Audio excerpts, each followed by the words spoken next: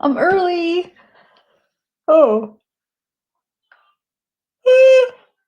Oh, what a good thing. A nice. Ooh, that was a long. A good yawn. I don't know if anybody's even here. I think I'm sitting here talking to myself. Um, it's weird because it stays at 0, and then when it jumps to views, it like it jumps up. So it's like you think it'd be able to count like 1, 2, 3, 4 as people join it. It can't do that. It, it does it in jumps. Hold on, let me see what the next jump is. Yeah, it doubled. It's just weird how that does it, but I guess technology is not perfect. Anyway, guys, we are gonna go over I got the call logs.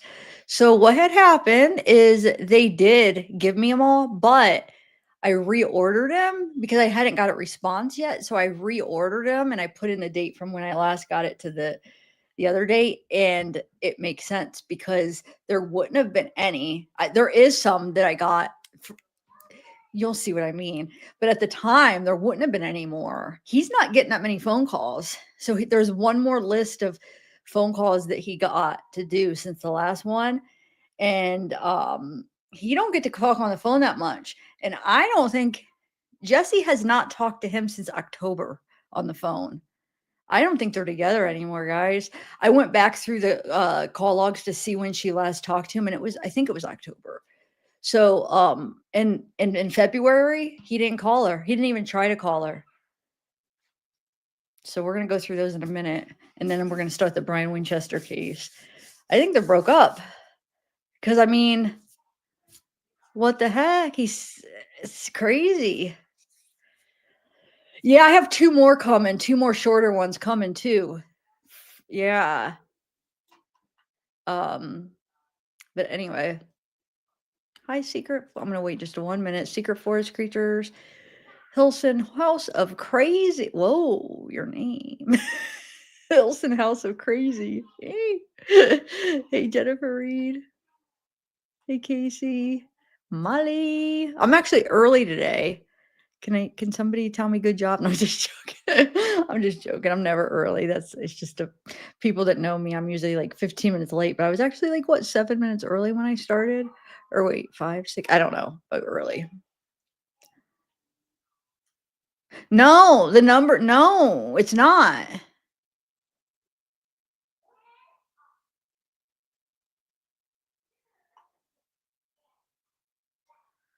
Because the other one is Jesse had a new number.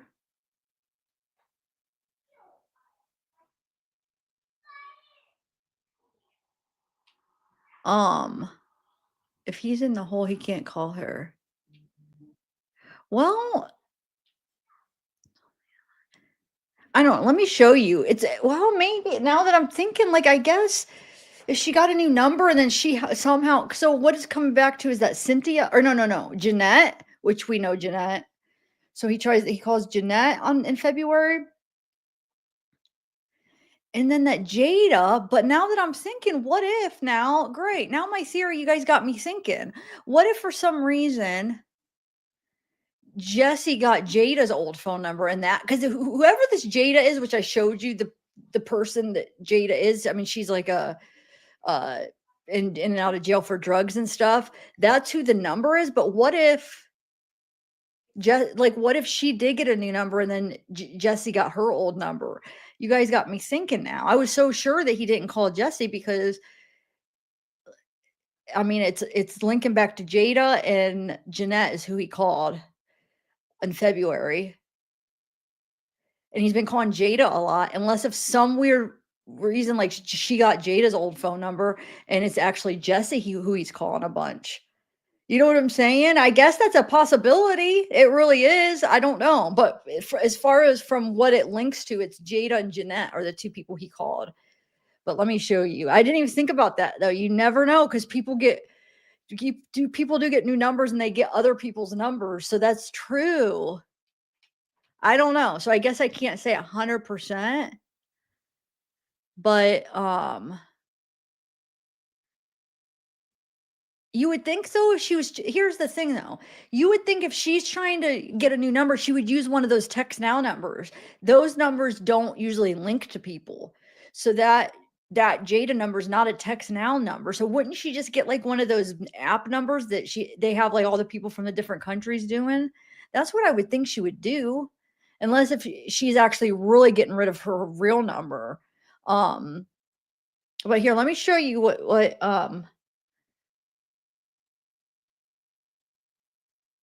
but don't you think well, yeah, Kathy, but don't you think it would be, one of those text now numbers? You know what I'm saying?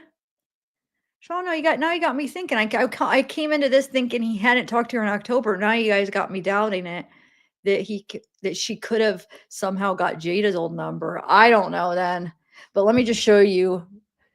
So it could be either or. I would have thought she would have just done what he tells everybody else to do because, like you could get a ton of text now numbers. And I mean, I think you just have to usually, if it was when I did it for like free Uber stuff back in Colorado when I was using and broke and stuff. I used to like get new numbers because it would have to link back to get like Uber. You get like a free ride. This is when I'd use Uber for like rides and stuff to work or but what you have to just have an email. So but you know how you could make a million Google email addresses. You know what I'm saying? They're free and Yahoo, I think too. And then you just set up email, link it to the new text now number. So I don't know. You guys got me wondering, but let me just show you here and then you guys could decide what you think. Because unfortunately, we don't have like transcripts. They won't release calls. So we can't actually hear who he's like talking to. You know what I'm saying? All we know is the number and who that number's linked to at the time, if that makes sense. So if for some reason Jada had just lost her phone and then Jesse got a new phone number, a Florida number, and then she got her old number, it is a possibility. But she's from Florida, the Jada. Remember I went over her the last Wade live. She's like in and out of jail for like drugs and stuff too. So I thought it made sense that maybe he was talking to her, maybe trying to get her to get drugs or sell drugs or who knows. But I guess the other possibility is that Jesse could have it.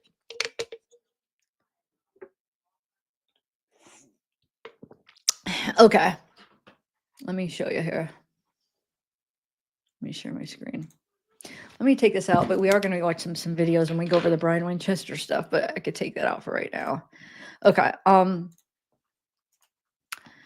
Let me share my screen and then what I was going to do is go over all of them, but I'll just show you the newest ones I got here. Instead of showing you the call log with all the redacted numbers, I'm just going to show you I put it into like a Word to show who's what. It's easier to follow. But here's the new one right here. Hold on.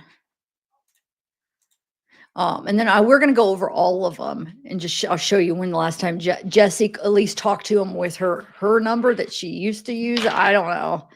But as far as, I'm using the wrong one. Hold on. Let me make this bigger. Okay.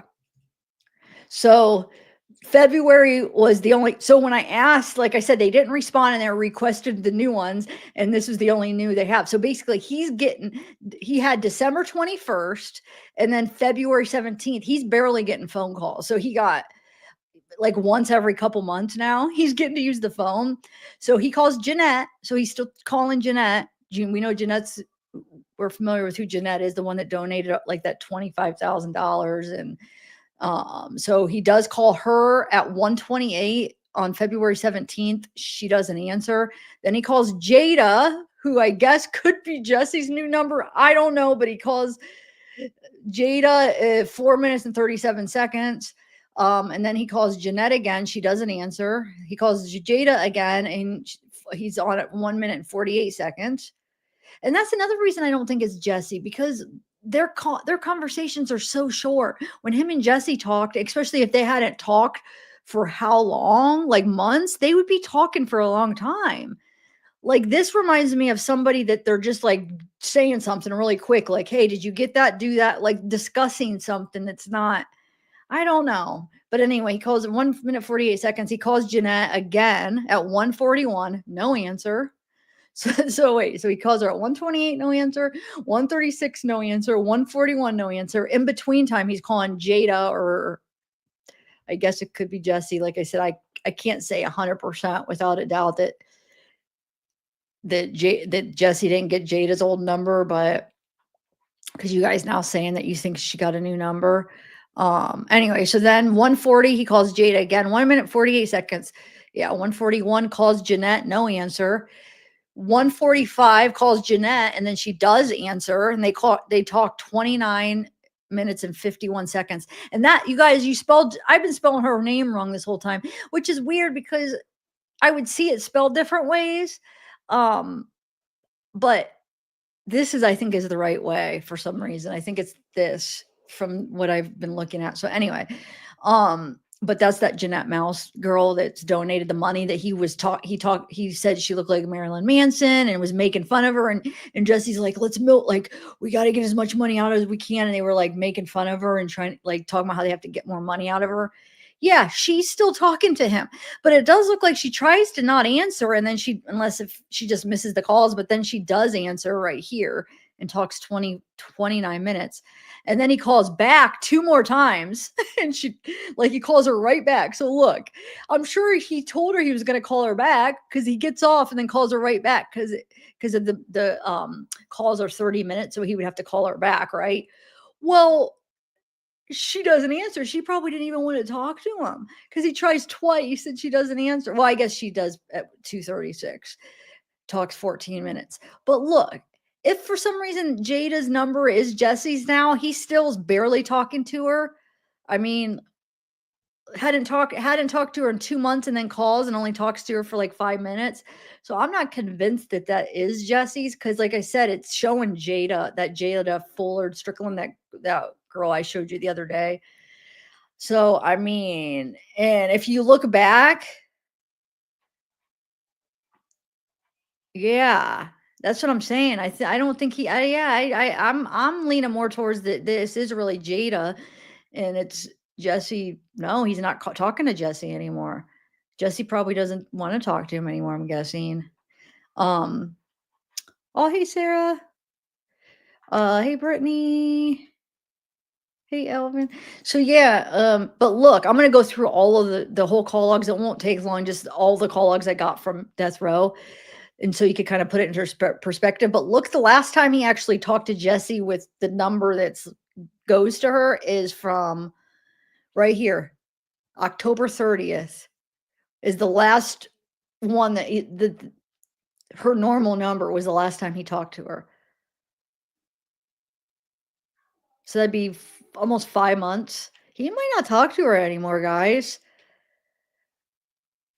So yeah, so he don't have many people to call. Most people aren't answering half the time, and then it's almost like they feel bad at answer. So Jeanette and Jada, and on December 31st, Jada the whole time. He does talk to her, I guess. December 21st, he does. I mean, that's the only person he calls, and they do talk. I mean, they talk what? An hour, that's 48 seconds. Here, let me do it so it doesn't. There, 48 seconds.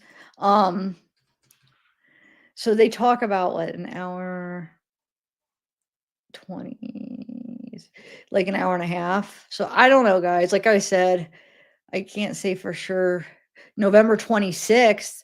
So this is his call in November. He only calls Jada and Cynthia.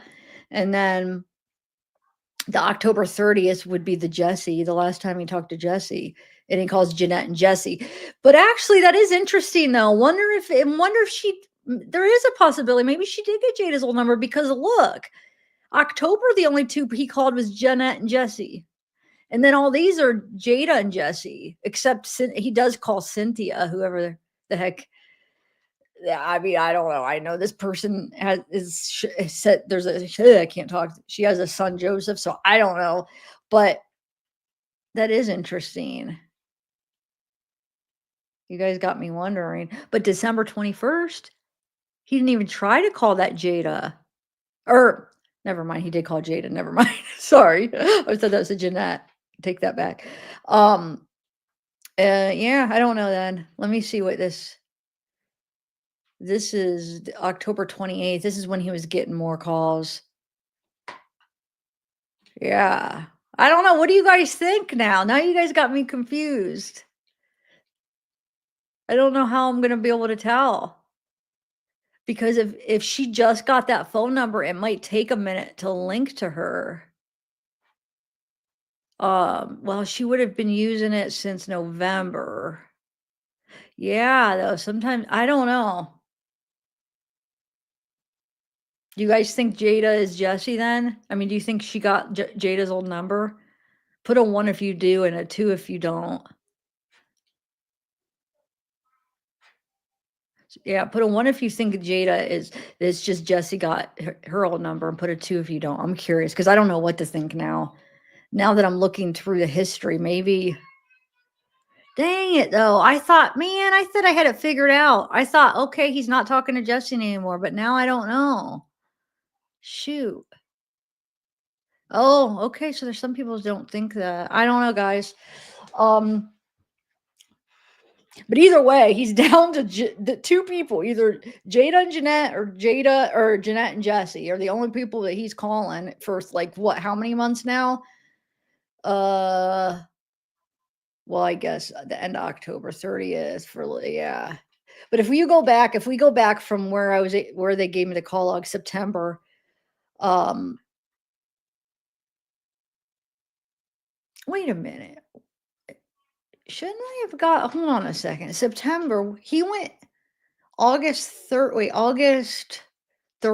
Or when did he go into death row now? It was August 30th, right? So I guess that makes sense. I mean, hold on, let me see something. We're going to go to that in a minute, but let me see. This is the first one I got. I'm going to see. Yeah, I guess September 10th was the last one I got. So if you go back to the history, we have September 10th, he talked to Jesse for a couple minutes, then Kelly for a couple minutes, or Kelly for like 8 minutes. And that was a one and only time that Kelly registered, that Kelly, that's supposedly striking people or whatever. That was the only time she registered that he had called her in death row. And then Jesse, 30 minutes, no answer, and that number was not available. Then Jesse, then he called Jared, no answer. Roger and Shelly, no answer. Another unavailable. Jesse, he ended up talking to her for an hour, basically here. So that was September 10th. Then we got September 16th. He talked to Jesse for like, what, 7 minutes. Courtney from TikTok, he called her at 10:07 p.m. She didn't answer. Then he called her at 10:09. She did answer. And they talked for 18, like almost 19 minutes. And then these are all Jesse. So sometimes she doesn't answer. Look. So he talks to her for what? It's like 33 minutes basically. And then he calls her back, gets off at 11:04, calls her back at 11:07. She doesn't answer. Calls her back at 11:08. She doesn't answer. So sometimes Jesse doesn't answer. And then September 30th, Jesse twice talks to her about 35 minutes. Then he calls that Madison. No answer. And then he calls her back. She does answer. They talk 10 minutes. Then he calls her. You could tell it's funny because, I guess, because I'm saying he probably says, hey, I'm going to call you back. And then they don't answer. But then she does answer after a couple minutes. They talk a minute 36 for some reason, and then calls back, hangs up and calls back, and then talks 23:49 to this Madison. And October 7th, he calls that Kara, talks 5 minutes, and then calls her 2 more times, doesn't answer. Then calls Jesse, she doesn't answer. Calls Kara 4 more times, Kara doesn't answer. And then calls this number that had too many numbers, which somebody recommended. Maybe that was maybe somebody from a different country. I don't know, but yeah, the numbers they had, it was a bunch of numbers. There was way too many numbers for a phone number, so I don't know. Um, this is Jesse, 30 minutes. Kara, no answer. Jesse, another 30 minutes. Kara, no answer. It's funny, back and forth.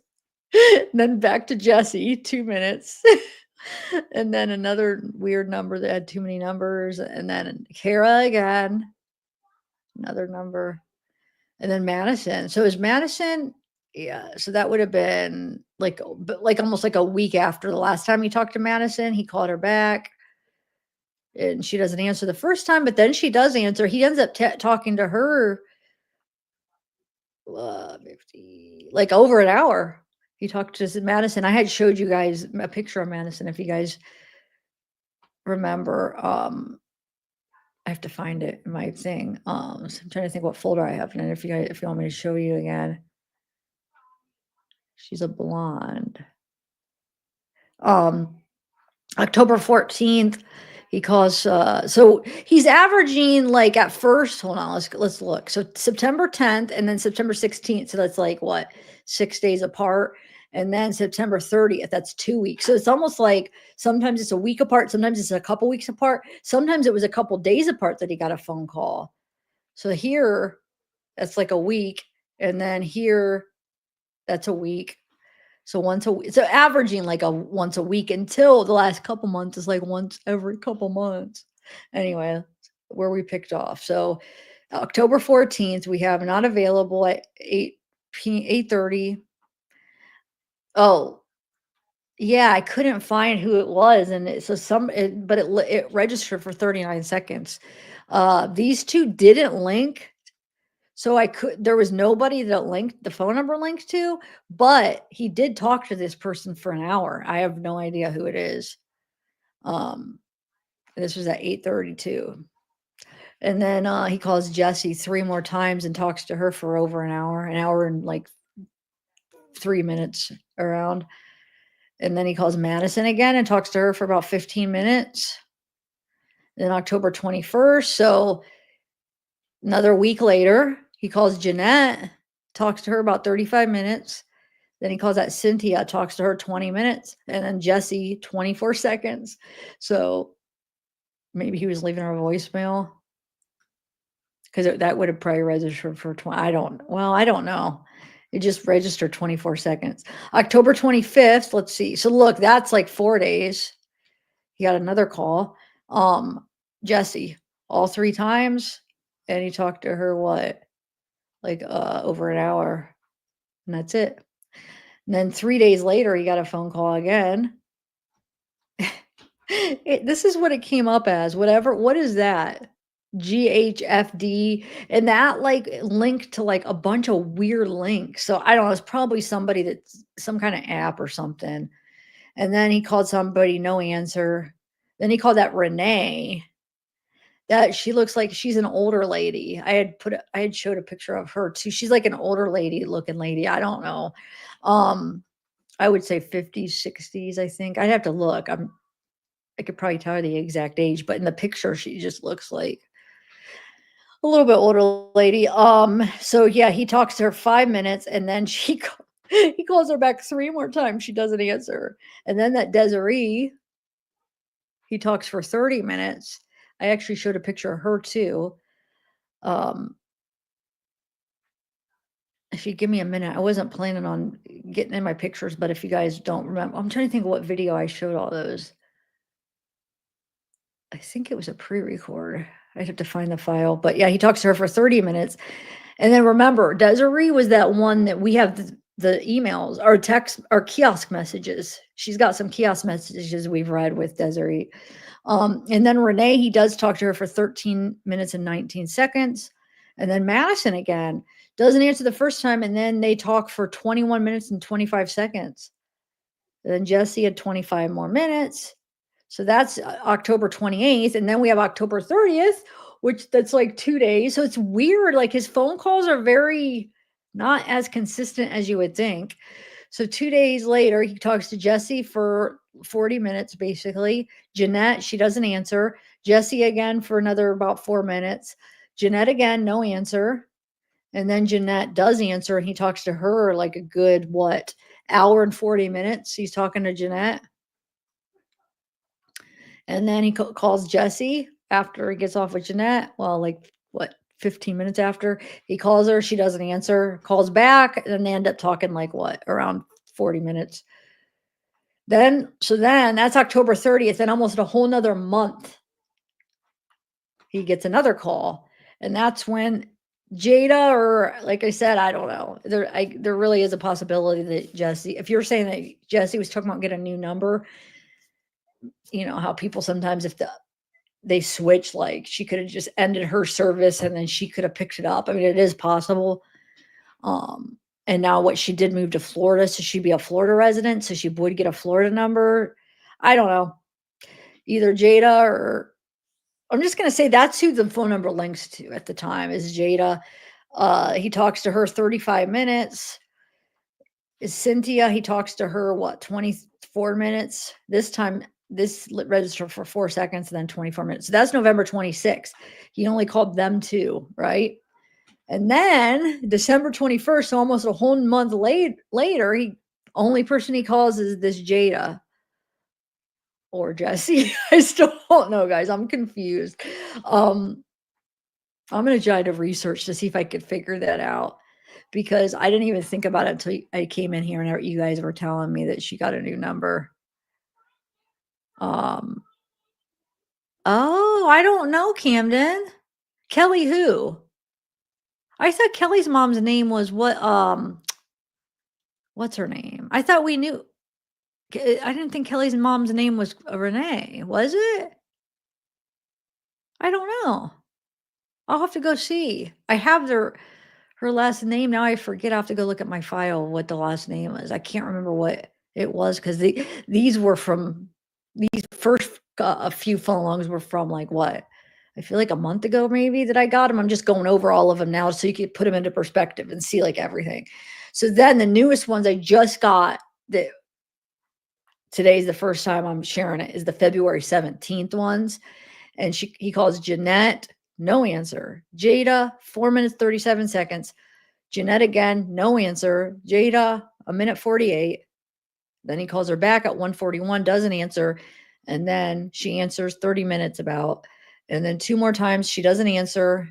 And then she picks up at 12:21. They talk 15 minutes. So that's that. He's not getting many calls at all, guys. That was what? December? Like about 2 months.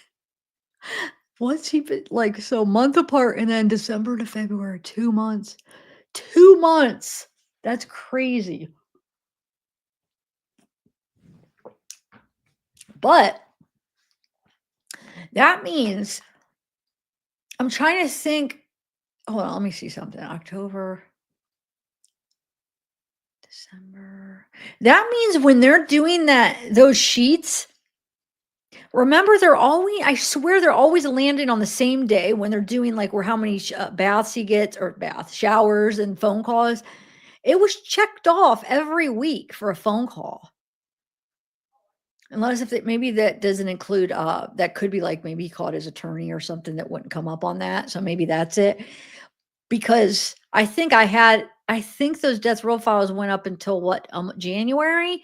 And I guess at first he was getting it every week, but then from October to November, it wasn't. And then November to December, it wasn't. So wonder if they were lying, or if it was just like a professional call. Because it's definitely not like every week the same day, like how they were checking them off. I guess they could do whatever they want in jail or in prison, right? On death row. I mean, they have, like, the person's stuck. They can't sit there and really figure out what's what. I mean, in reality. But so if you guys remember, the Jada that, hold on. Why is that doing that when I do that? I'll show you. Hold on one second. Let me get I'll show you the Jada. Wait, who's this? Oh, that's her. But hold on. I have the ones. Why is that different then? Hold on a second. I have her. But like I said, if somebody else, if somehow Jesse got her phone number, I mean, I don't want to say for sure because I don't know. You just never freaking know. Here's the most recent picture of her mugshots. That Jada, and then she's got like, I mean, like like substance abuse, and so yeah, she's in and out of jail a lot too. So that's who the phone number links to that he's been calling, but I can't say with 100% certainty that somebody else didn't get her phone number. I know I keep repeating it, but I think there are people that are coming in new, and I just want to make sure they hear me say that because, and I had already went over her like her charges already, so I'm not going to do that again. But if you guys want to check it out, it's on my last live where I went over the call logs, because I want to get started with the Brian case. But yeah, that's. Oh, I'm gonna try to look into it now that see if I could figure out, because like I said, guys, I didn't even think about that until you guys made me think that. I was just like, nope, he's not talking, and it makes sense. Like, it doesn't surprise me that he's not. Wait, why did that go over there? Huh, that was weird. It doesn't surprise me that if Jesse isn't talking to him anymore, like that doesn't surprise me. Like she's watching all this stuff online. She sees what he is. I mean, it wouldn't be that weird if she doesn't. But yeah, okay. Are you guys ready to learn? Are you guys ready to go over some Brian, this other case? It's so interesting. I hope you guys stick with me. I know a lot of you guys are really hooked on the Wade case, which is fine. You know, obviously I am too. But I am doing other cases. So I mean, this links because Brian has involvement with this. But I want to start getting into that. But I'm going to give like another little summary if those of you that are new about the Brian Winchester case. So Brian Winchester, he's the one that approached Wade in jail, and basically he paid him $20,000 to like, I'm gonna take that down for right now, to basically have Wade find witnesses. So he met him in jail in like 2016, and he knew Wade was getting out soon. I think it was like end of 2016, 2017. Wade was getting out, I think the beginning of 2017. They said Brian, like Wade, it says it in the documents that like one of the few people that Brian talked to was Wade. Like he didn't talk to many people, but he talked to Wade. He basically, he knew Wade was getting out, and he wanted help with this kidnapping case that he's involved with, which we'll get into in this murder case too, really. But he had immunity for the murder case, so he wanted help with the kidnapping case. So he asked Wade to find some witnesses, which we'll go over the details when we get to that part. Again, I'll reread it once we get to that part in the documents. But he wanted to pay him to find a bunch of witnesses for different reasons to testify. Gave him $20,000. His cousin met him with an envelope, $20,000. Wade, in the list of what he has to do, Wade gets it. Says, this is Wade, sorry, says he doesn't want to do it and tried to return the money. I've called bull crap on that. I bet you he didn't try to return the money. I think he probably just said that to the cops. $20,000. A drug addict and a person like Wade, he wouldn't have, I don't think he would have returned it, but he said he tried to go back and return it, and they're like, nope, you can't return it. It's too late. You got to do it. So Wade said he ended up just spending the money when he went to Texas with his fiance. They spent it all, and he didn't do any of the stuff. But then he gets rearrested, gets arrested again, and then meets up with Brian. Brian's still in jail, talks to Brian. Wade said Brian's under the impression that everything's taken care of, that Wade did it. That Wade got everything taken care of. So Wade said something like, he said, okay, well, when I go to trial and if I'm getting found not guilty, you'll get $50,000. when I get out, I'll have $50,000 for you. But he never told him he didn't do it. I don't know if it ever, I'm sure Brian found out, but he just spent the money. But anyway, so let me go over a quick little timeline of this murder kidnapping case. It's so interesting, guys. I've been watching like different parts of the trial. It really is an interesting case. So hopefully you guys will be interested. I think it is. And like, oh yeah, so I have a bunch of his writings. So we're gonna watch, I'll do a mix up. We're gonna watch some of his testimony today. I'm gonna play some of that, and then I'm gonna play his ex-wife's phone call with his other ex-wife, basically. Well, you'll see what I'll show you here. Hold on. I did a little where's it at? So what I did was I wrote out a little timeline so I could go back to it here. So I have a little timeline here. But I want to show you some pictures, then I could. All right. Actually, let me move this over here. Okay. So I couldn't find any old pictures of Kathy, Brian's old wife, one of his ex-wives. I cannot find pictures of her. So there is, because she testified in Denise's trial. So this is her like in 2018, but I can't find like older pictures, but this is Kathy and Brian. Okay. This is Brian Winchester and Kathy Thomas. They were married, high school sweethearts, got married, right? In high school, like out of high school, they were high school sweethearts. Okay. And then you have, there's Denise, and then you have Mike and Denise, high school sweethearts. Okay. All four friends, like good friends, hang out after they, graduated and went to college and stuff. They used to hang out, all four of them, right? So hold on, let me get my timeline out here. So these two are married, these two are married. So in 1997, Brian claims that Brian and Denise's affair started. So Brian's claiming that it started in 1997, which would be 3 years before the murder. So right here, here's I have all of them. Let me just actually take this down. And this. Okay. Or wait, wrong one. Let me put this. Where did that one? This one right here. Okay. So this is Denise, now more current from her trial. So Denise and Brian had an affair in he's claiming it's 1997 it started. Okay. She's claiming that's a lie, of course. This is her and Brian's wedding. So in 2000, though, December 16th, 2000, it was supposed to be a stage. So they're co-conspirators. So they planned a murder of Mike. So Brian's saying, because they started this affair 3 years ago, 3 years prior, and they planned it where they were supposed to actually kill let me bring up, where's Kathy's? Right here. Okay. So they're supposed to supposedly the original plan was to kill Mike and kill Kathy. And then these two would be together. And he had a $1.75 million life insurance that they got too. Well, that Denise got.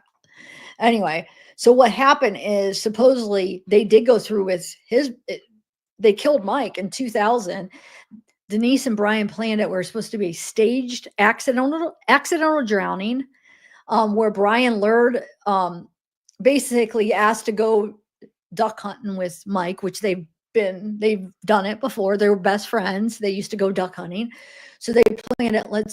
We'll go duck hunting, and we'll act like it was accidental drowning, because he says there was one time they were duck hunting and Mike fell in, and if Brian wouldn't have saved him, he would have died. So he's like, that's perfect. We'll just look like the accidental drowning. And basically they planned it. The only two people that knew that Brian was going on that hunting trip was Denise.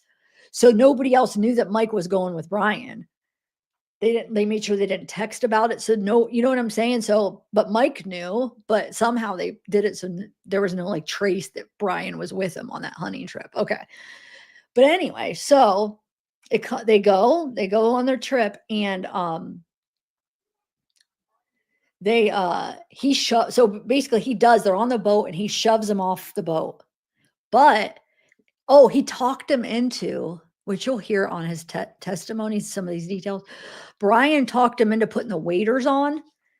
He's like, normally you wait to put them on until you're ready to go in, but like he's like, we're good, we won't have time, so put them on. So he talked him into like putting them on early, so then if he pushes them in, he would drown.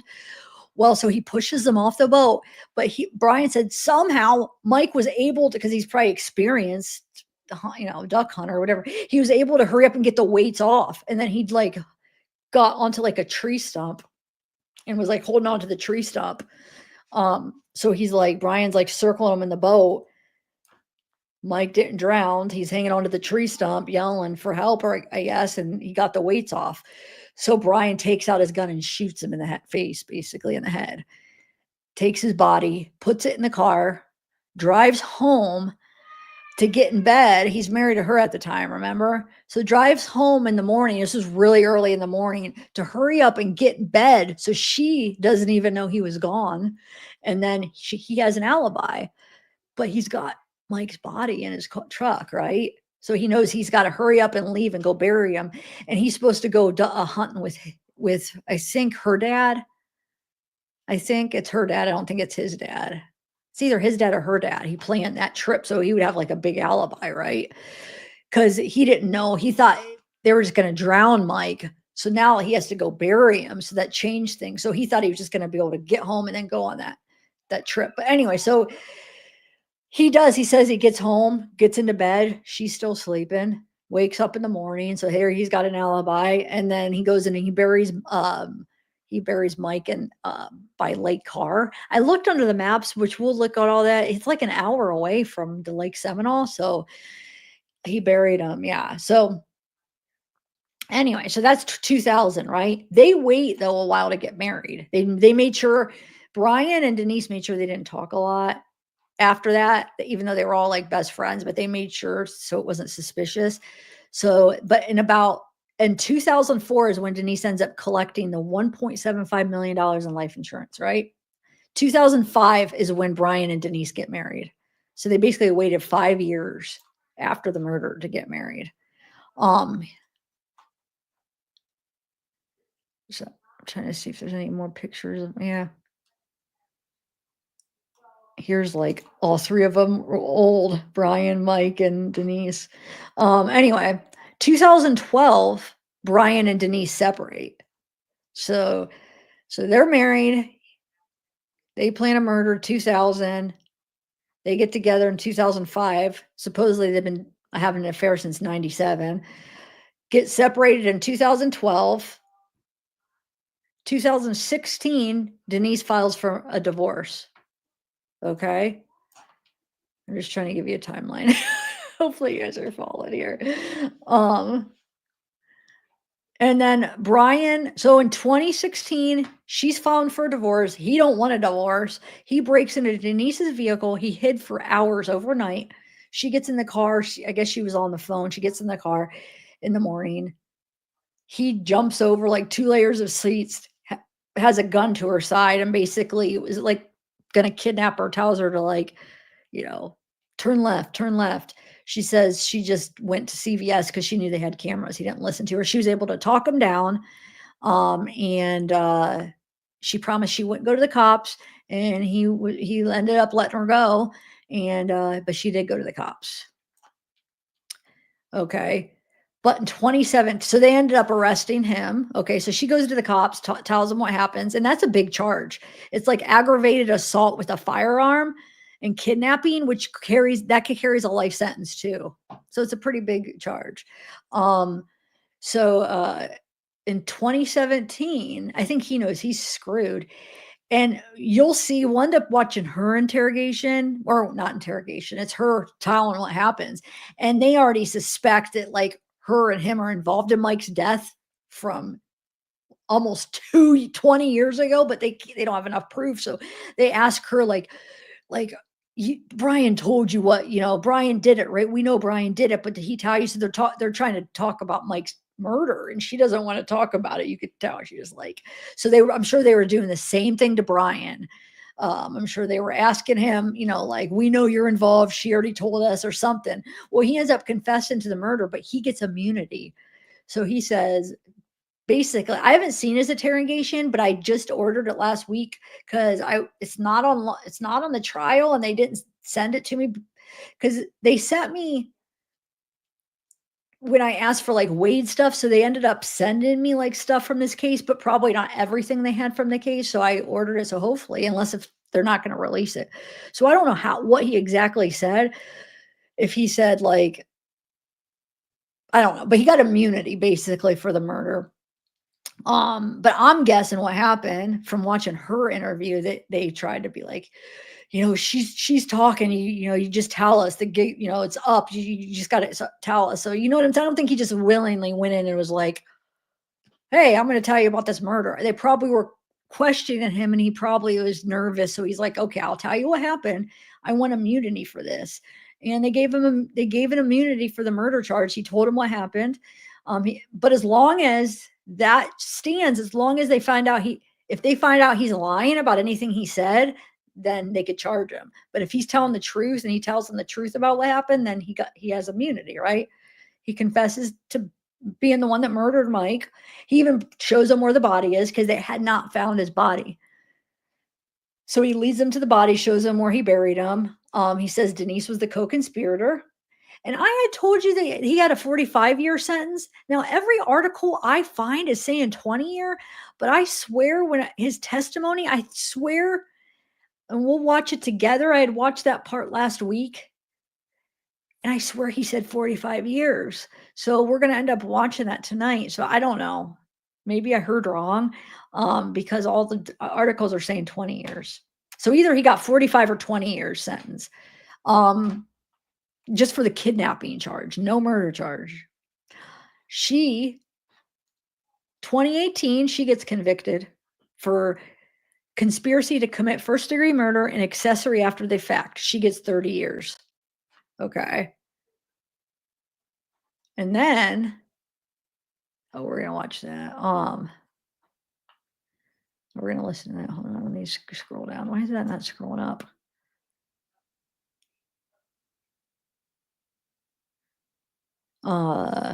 And then supposedly, I gave her a harsh ultimatum to stop pushing. So supposedly, Mike's mom testified, and I haven't watched that yet. I don't know if that's because the whole. I don't think the whole trial is out there, but I had seen this in the article. It says she testified and said the defendant, which is Denise, gave her a harsh ultimatum. She told her to stop pushing for an investigation, or you'll never see Mike's daughter, which would have been her granddaughter. Because here's another thing. Mike and her have a daughter together, and her daughter, I think, was only like 1 when they freaking planned to kill. So she basically planned to kill her daughter's freaking dad. And then Brian and Kathy have a son, which actually they did send me it's like a short interview with their son, which is I don't understand why. I mean, they're basically asking about the gun. I guess their son found a gun and was worried because he was talking about unaliving himself, and he told his mom, but I don't know. So we'll watch that too. But yeah, so that's basically a summary of it. So here's some, and then hold on, yeah, like I said, I have a bunch of his writings, which are interesting, and some videos like the testimony, and then I have one of his when they first arrested Brian. It's really quick because he doesn't talk. Obviously, he ends up talking, but I have that short one that we'll watch. I don't have the one where he must confess, but I try to order it, so we'll see if they'll send it to me. Here's Denise and Mike. So basically, he's the one that got murdered. There's their daughter. Them two. I'll just show you a couple pictures. Here's Brian. He's the one that murdered him. There's Denise and Mike again.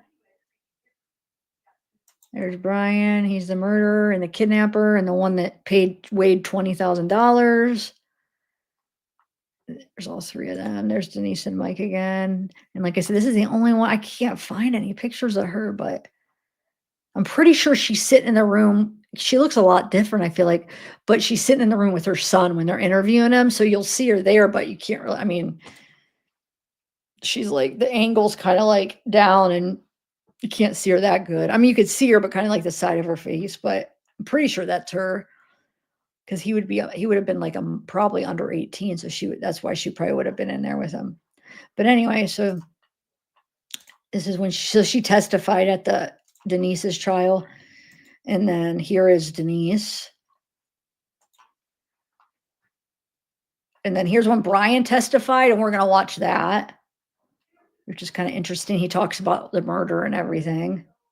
Oh, and another part of the deal was that they can't bring up the whole Wade stuff, that they're not allowed to bring up him paying Wade or talking to Wade. That was a part of his deal too. So, okay. So there, you guys should have a kind of a good idea now. Now we can watch some stuff. So, actually, let me start off with just reading the quick little incident report, and then we'll watch something. We'll kind of go back and forth from watching him and then reading his writings. Cause there's so many of his writings that I didn't get to read them all, but just kind of like skimming through them. They seem really interesting.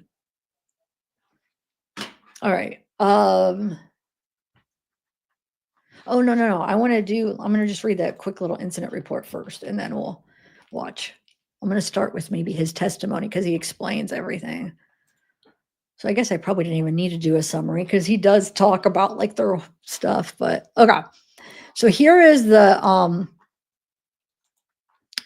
charge right here. It's assault or kidnapping, inflict bodily harm or terrorize victim or other person, aggravated battery with firearm or deadly device, domestic violence.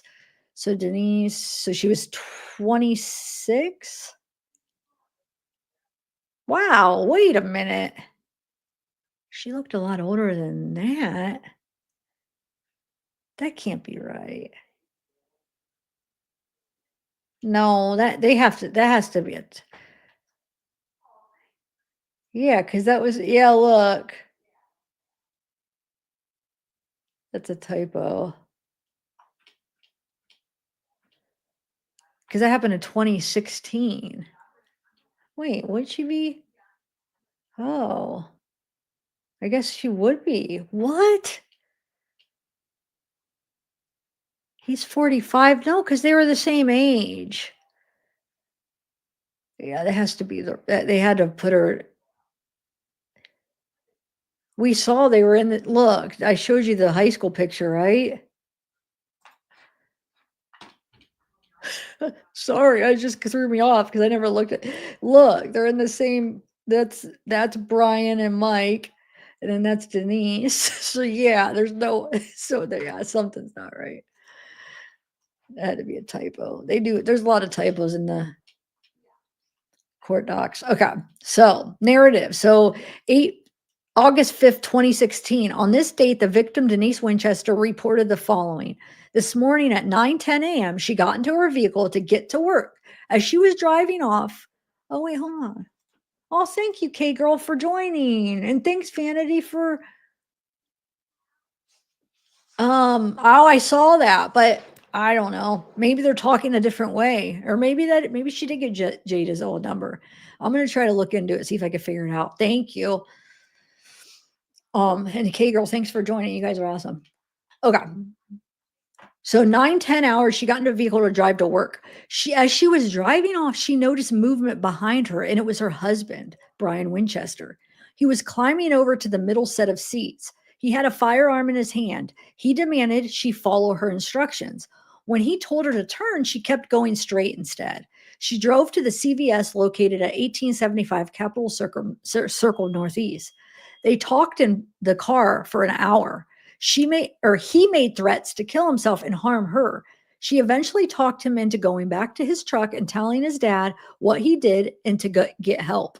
She told him she would meet him after work and talk. She drove him back to his truck, which was parked in the greenway across the street from her neighborhood. As he was getting out of the vehicle, he grabbed a book bag, two bleach bottles, some sheets, and another object she couldn't see what it was. He placed all the objects in the bed of his truck. I contacted the Violent Crimes Unit, and Detective Salvo was sent down to talk to Mrs. Winchester. Detective Salvo took over the case. Detective Salvo did the interview with Miss Winchester. I have limited information. He says that that bottle with liquid was water. She's saying it was bleach. Um, and she's saying there was like some kind of tarp too, but he's saying it was just a sheet. So basically, she was thinking, and they convinced her too, you'll see on her interview, that like he was gonna probably kill her, which he might have had planned, like you had a plan to maybe kill her, have him bleach and sheet and tarp and a gun. I don't know. I mean, he killed Mike, and if she was divorcing him, and maybe he was just not gonna have it. Like, hey, if you divorce me, I'm gonna kill you. Um, so he gives Marcus, his dad, to receive his truck. Let me read a couple more and then we'll watch. Says, please release my client's truck to his father, Marcus. He is at your location to get the car. Thanks, Tim Jansen. And then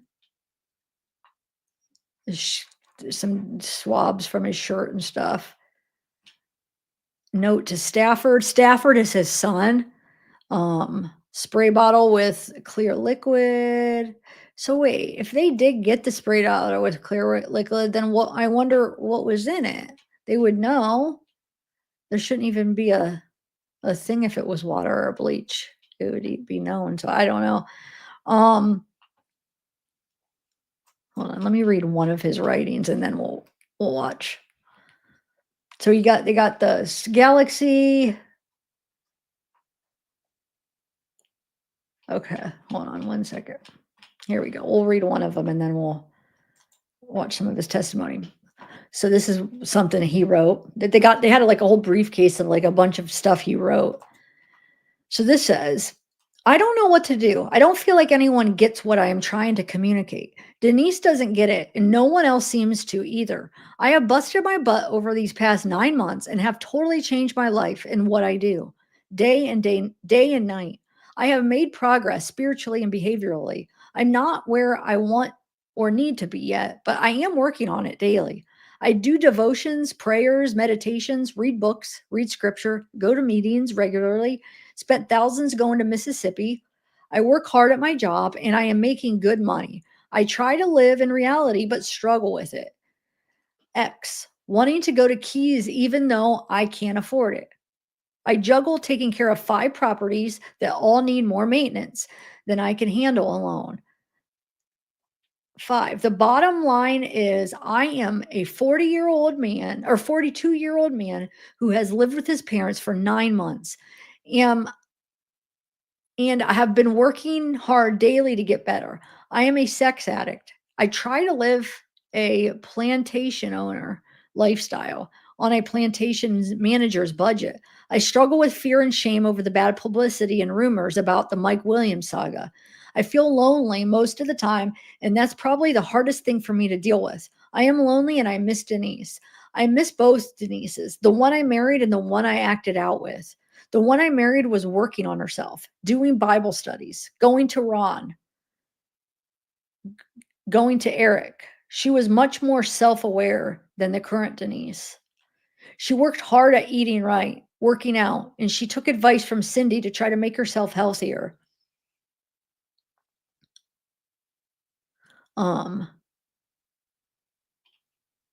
she did she did Beth more studies, did prison ministry, and talked about the prisoners like she could relate to them on the same level.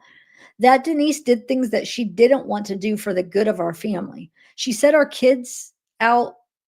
She had our kids out at the Duck Cove and Miller Landing, dragging limbs and working hard.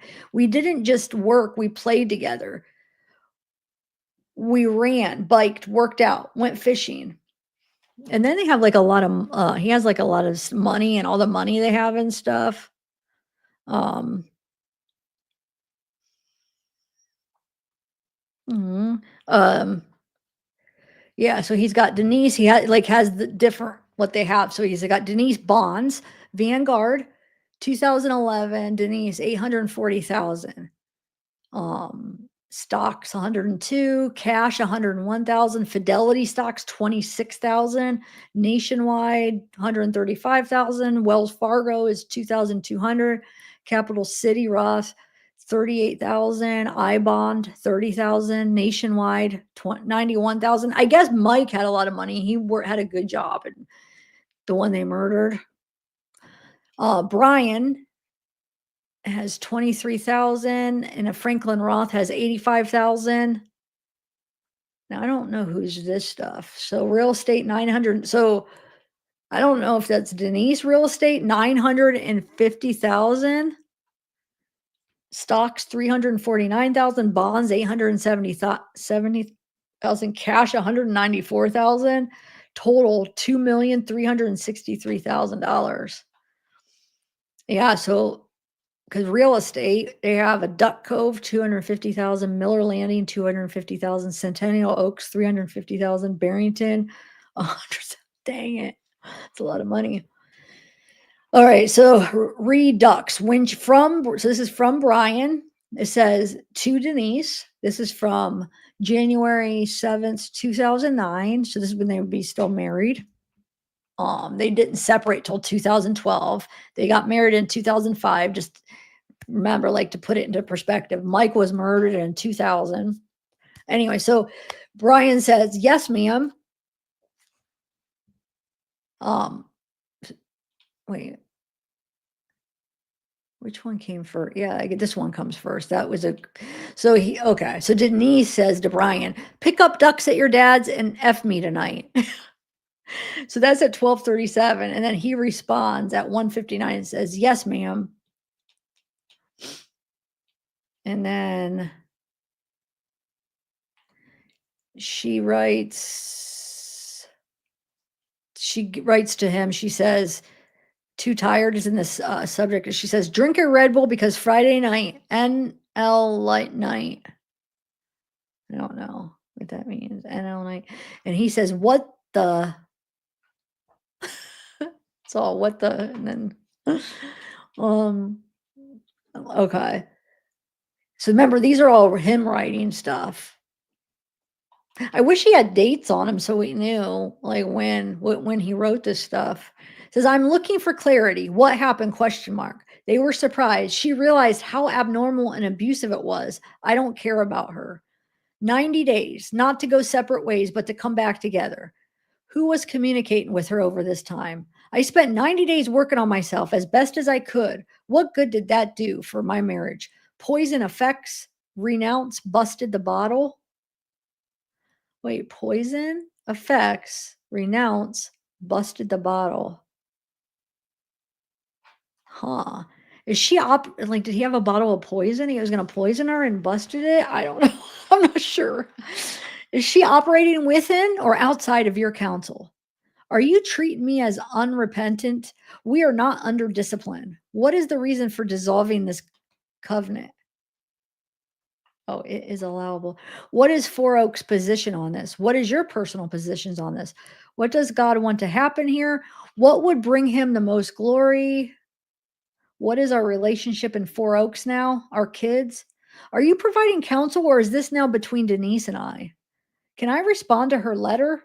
The timing is odd. Do you know Zode's position or advice? This is typically a 3 to 5 year process, starting with work separately, which has just begun. There has been no new revelations. What now? She feels like she can never trust me, even if I act like Jesus. She feels like I did not care for her, or why would I lead her down that road?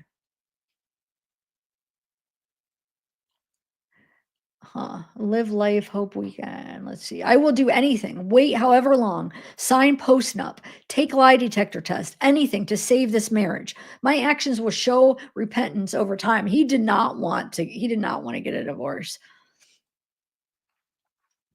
Nancy, is there some financial reasoning to divorce versus long separation? Incident with dancer is grounds. Josh Pornia immortality. Clarify exactly what actions or frequency. Was it actions or frequency that are the reason she has grounds? What matters? Things during our marriage or any time. This looks like,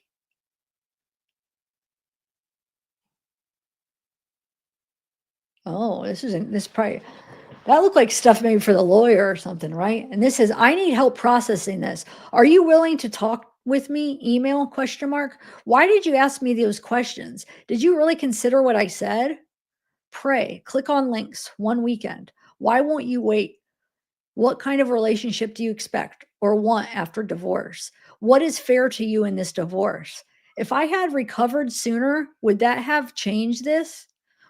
We will become strangers. I understand you saying I don't know you because you don't know me either today. You know the old me. You are wrong about me. I can get better and be better than before because now I know what is wrong and was wrong and how to deal with it and get better. Who knows? Question mark. You know what that's about? I'm guarantee you who knows about what her and him and her did. That's what I'm guessing. What do you want to tell kids? Or maybe he is talking about the divorce. No, no, because they were separated for so long. I don't know. Oh, yeah, watermark. Thank you. I'm just gonna finish reading this page, and then we're gonna start watching his testimony. I just wanted to read a little bit of it. Oh, no, I don't want to. Thank you, though, for reminding me about a watermark. Urgh.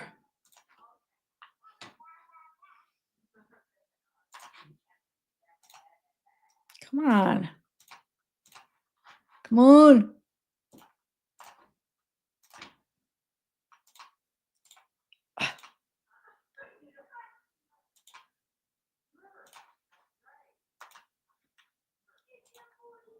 Thank you, guys. You guys are always on it because I forget.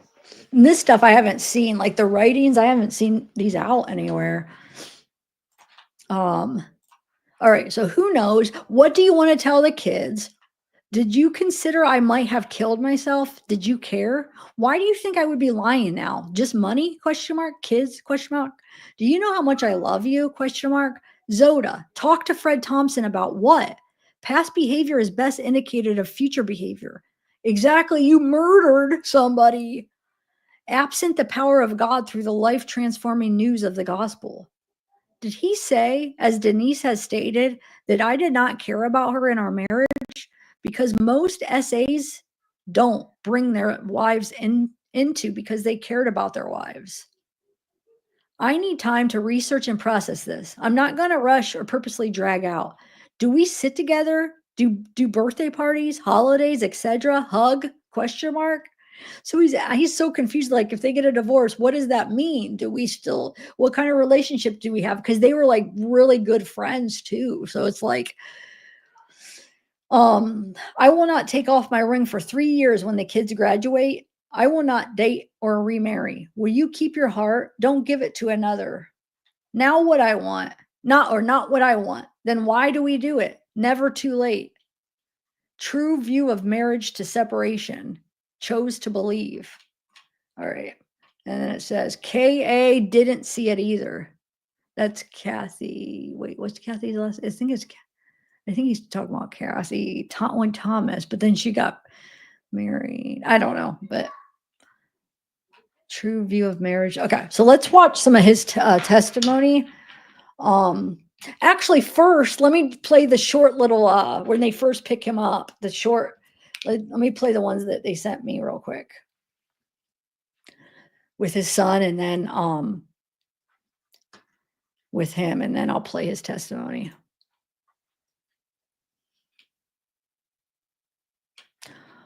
Actually, hold on. I want to play this first too. I forgot. I played this on my last live, but I wanted to play this for this too. Hold on.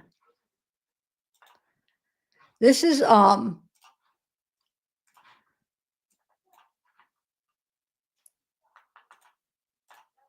this is it's going to show a little clip of Denise and Mike when they first had their baby. Like, I think they said about a year before she has him murdered. It's crazy. This Tallahassee woman will try again to get out on bond. That request filed just days after her arrest in her husband's murder. Denise Williams' arrest coming 18 years after her husband vanished. Mike Williams disappeared while duck hunting in December 2000 and was later declared dead. We discovered video of the couple in much happier times in our WCTV archives. This footage from 1999 as Denise and Mike Williams welcomed a new baby, their daughter born on the eve of Mother's Day 19 years ago this week.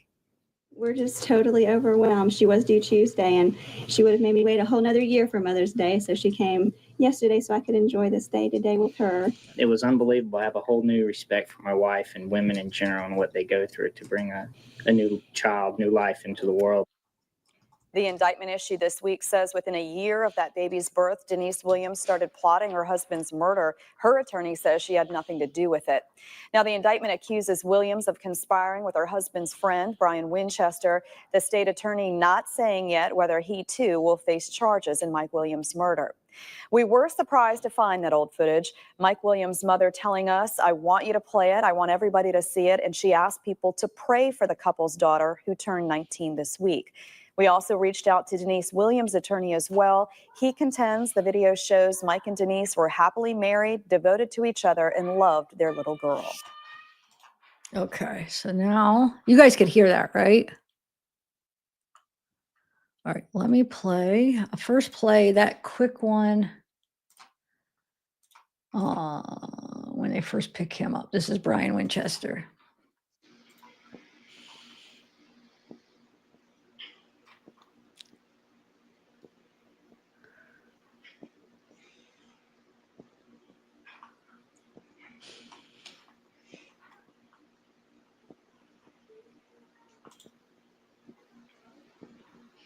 Here, let me speed it up for right now until somebody comes in. Just to see if he does anything weird. I have it double. No, he's just sitting pretty still. I have it sped up and 2 times. He's sitting really still. Normally you can kind of see a little bit of breathing or movement. All right.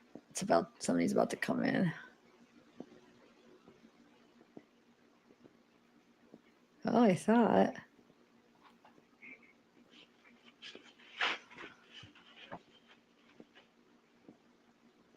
Thinking about that and then knowing that he murdered somebody, he's gotten away with it for how long? That has to be hanging over your head, always paranoid that today could be the day, you know? Well, You want anything? That'd be great. all right, let me do it on regular now. They're about to come in. All right.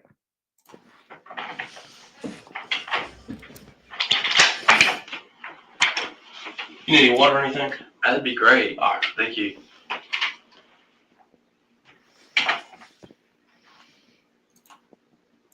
I'm just going to fast forward it. All right. Okay, hold on. There we go. Thank you. You're welcome. I'm Paul. You're Brian, right? Yes, sir. Brian Winchester. Right. You know why you're up here? No, sir. Okay. Got a report about some stuff that happened today. Just want to talk to you about what happened today. You're under, we just need to read your rights and everything before I talk to you, okay? Okay. All right. You have the right to remain silent. Anything you say can't be against you in a court of law. You have the right to talk to a lawyer at this time and have a lawyer present with you during questioning. If you don't afford to hire a lawyer, we'll be appointed to represent you for any questions you wish. You decide at any time to exercise these rights and answer your question or make any statement. You understand those rights? I do. Okay.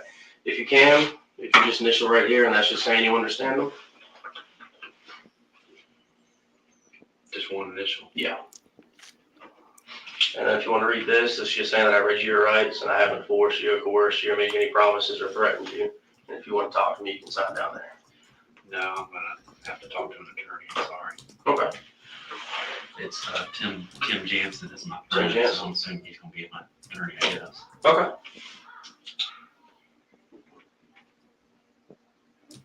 Do you want to call him now? Do you have a phone? They took my phone. Okay. All right. Well, I'll be right back then.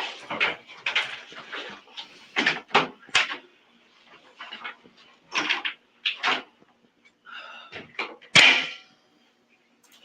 Okay. You want to just call him first and we'll get your phone up here?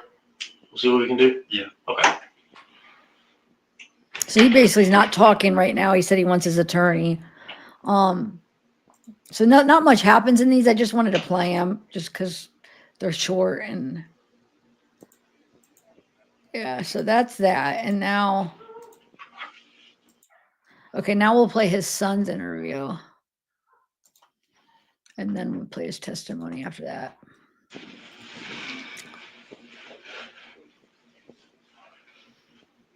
I'm guessing that Don't wait, hurt let me that see. much. No, I'll just shut Because up. I saw him and I said that I was going to come by. I don't forget it. What do you have for lunch? I haven't done since like 8th grade. Why did you choose a corn dog? That's all that was left. Because my class got out and I stopped and talked to Mr. Norman for a minute. I saw Miss Hasten. She came to bring Brooks his lunch.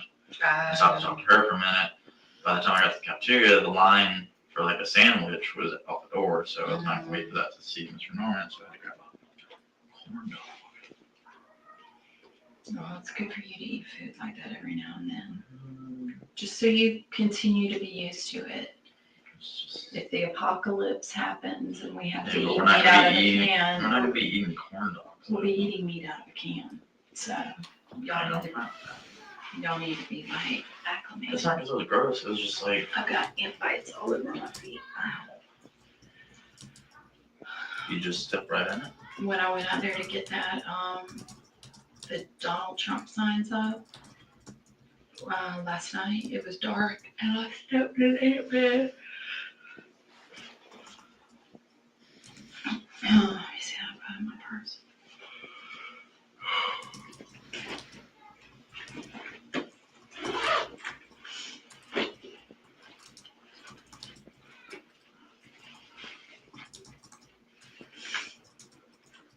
Did you like taking your lunch this week? Mm-hmm. Do you need a bag to keep it in? You The don't want like a cold bag? brown bag is perfect. But I mean, I could take one of those green bags. That'll be nice.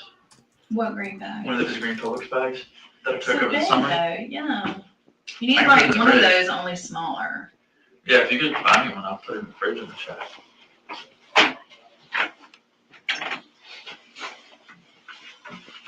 All right, man.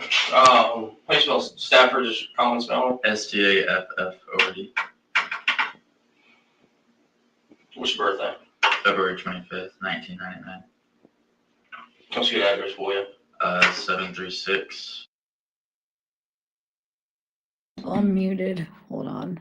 I forgot about that. Here. Hold on a second. Hide it somewhere, but Whose bedroom was it in? I'm assuming his bedroom. It was in where, okay, so in our,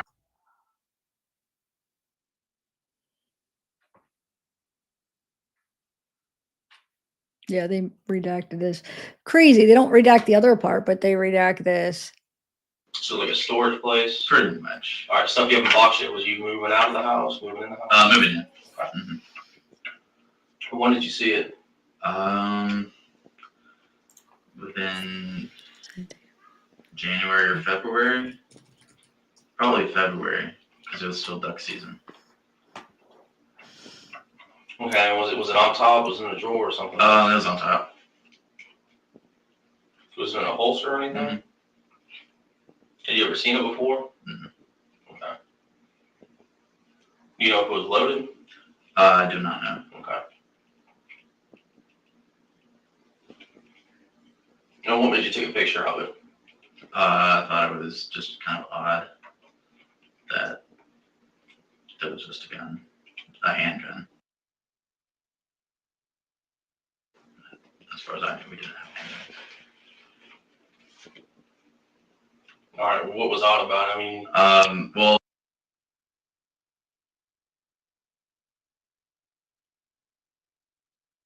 Oh, sorry, I've got muted. So basically, if anybody's confused, so Brian is his dad, and he found a gun, a gun in his dad's room, and just thought it was odd that he did, a handgun, because they go hunt and stuff, but like a handgun, he's never seen him have one, and he was concerned because he also had, I guess, talking about unaliving himself and stuff. So, well, a few weeks or so, maybe a month or two before that, I knew my dad was pretty emotional, and he had said at his office that he had thought about harming himself. And so whenever I saw it, I figured that might be why he had it. Okay. What did you do with the picture after you took it? I just left it on my phone, and then I showed it to my mom 2 weeks after that or so.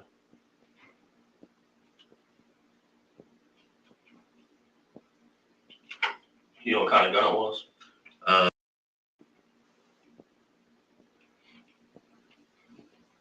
Had you seen it since? Mm. Did you ask your dad about it? No. Okay. So does he know that you found it? Other than, I assume he knows now, but I don't think so. Okay. Do you know where he got it?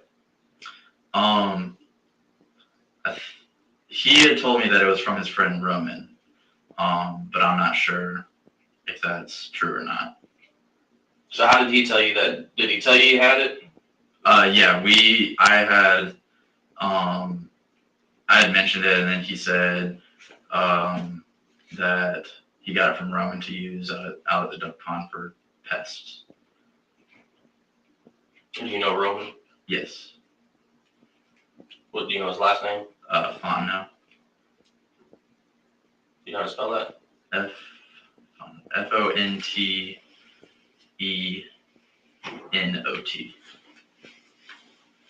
Okay. Are they good friends?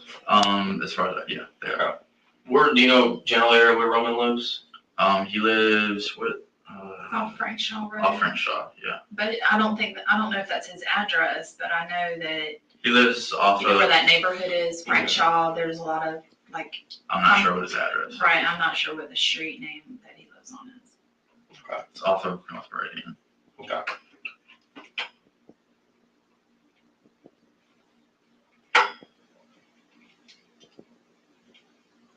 All right. So you didn't see the gun after that? You don't know where he kept it? No. Okay. Did he ever talk about it besides the time when you asked him about it? No. Have you seen anything else in the house that seemed concerning or anything? Or? Not of that nature. Okay. Did you ask him about it when you were made aware of it? About the gun? Mm-hmm. Well, what happened was Stafford had mentioned to me that he had seen it. I kind of remember the in between, and Stafford had mentioned to me that his dad had mentioned that he kind of, I don't think he specifically spelled out that he was going to harm himself, but had made some comments about harming himself.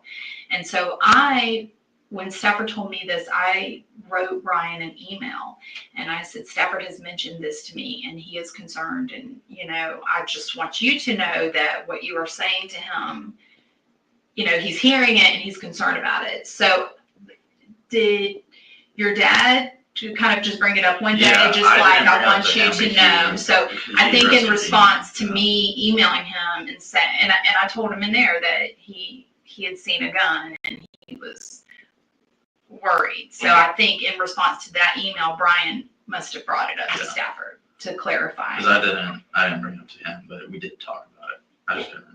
You may not have even known that I emailed him and told him what you told me. Okay. Have you found anything else in the house? Just anything on computers or anything laying around when you're unpacking or anything like that? No. Anything else he said to you that you overheard besides him kind of making comments about wanting to hurt himself? Okay. So you were moving in, and this is Middle Landing? Yes. Okay. You're moving in then. Where were you living before that? With my grandparents. Okay. So were you just moving in, or was your dad also moving in? We were both moving in. Okay. Where did so he was at the grandparents too? Yeah, we were both living with our grandparents. both my grandparents, his parents. And how long you lived there? That was about a year and a half.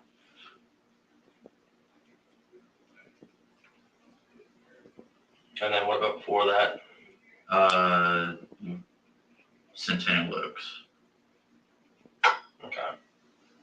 When Brian and Denise separated, they moved into Marcus and Patricia, his parents' house. And we have 50-50 custody. So Stafford, moved from Denise's house to his grandparents' house with Brian. And then was it maybe August of last year? Was it right before your junior year started, or right about the beginning of the school year when y'all moved into Miller Landing? Or was it more like winter? It was before the school year started. Okay, so maybe the end of last summer, right about a year ago, they moved out, it may have been when she filed for divorce actually. And I think she filed for divorce sometime in August.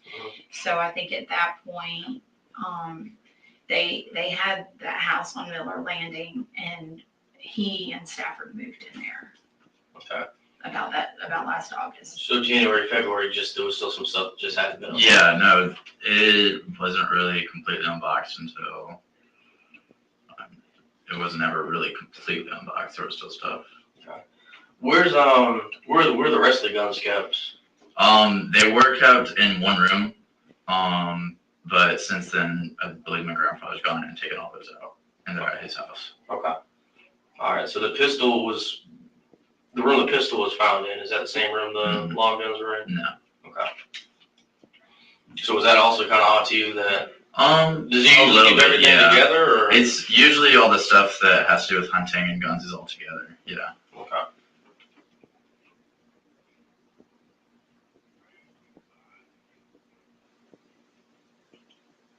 How long do you think that gun was there? And don't guess, that may be a strange question, but is it something you think you put down and would you have seen it before? Had you been in that room before the time? I've been in that room before, yeah, but I've never seen it. So is it something that would have been obvious to you, or? If it had been sitting out like it was, yeah, because I noticed it as soon as I walked in. Okay. And what did you do with it after you left the room? I just left it there. Did you see it there again? Maybe once, but I'm not sure. I never really looked at it again or looked for it. Okay. You guys don't have a phone number for Roman, do you? I don't either. I'm friends with his wife on Facebook, but I know that he has a business here in town. What is he? He has a daycare, yeah. Business, but I'm not sure the name of it. We can probably. Yeah, I think you should be able to find him pretty easily. Yeah. Can you think of anything else I didn't ask that might help us out with everything that's been going on?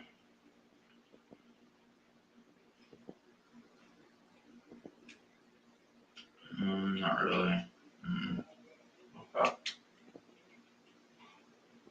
Anything else you've heard or anything from him, events leading up to?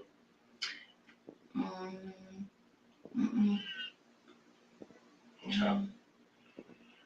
All right. I think that's about all I have for you. Give me just 1 sec. I'll be right back and we'll get you out of here. Okay.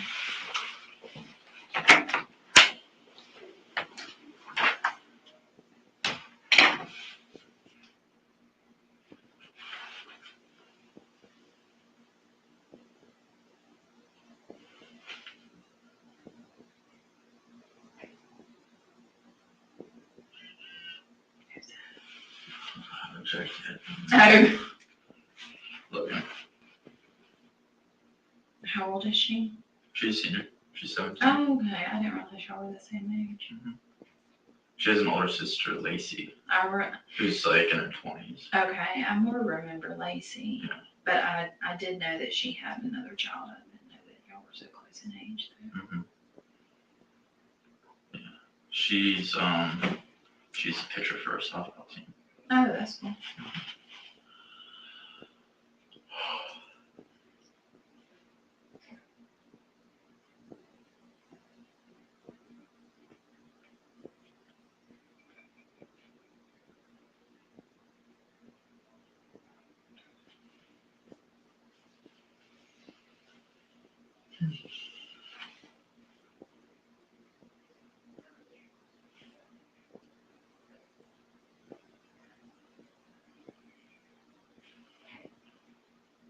That string must be stretching out. Yeah, it's like elastic. Yeah, but like it was made, and then that's how those beads always are. Like they fit the string, but then as you start wearing them, they stretch out, and then there's like more space in between them. Oh, yeah, I see. Because the string stretches Mm-hmm. from when it was made.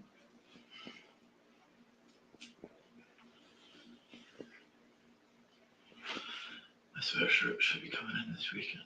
Hmm. I think. If not, then early next week. Did you order it off Amazon? From Vans. Oh, from Vans. I just freaking took the time to write a really long comment to respond to that, and it got rejected.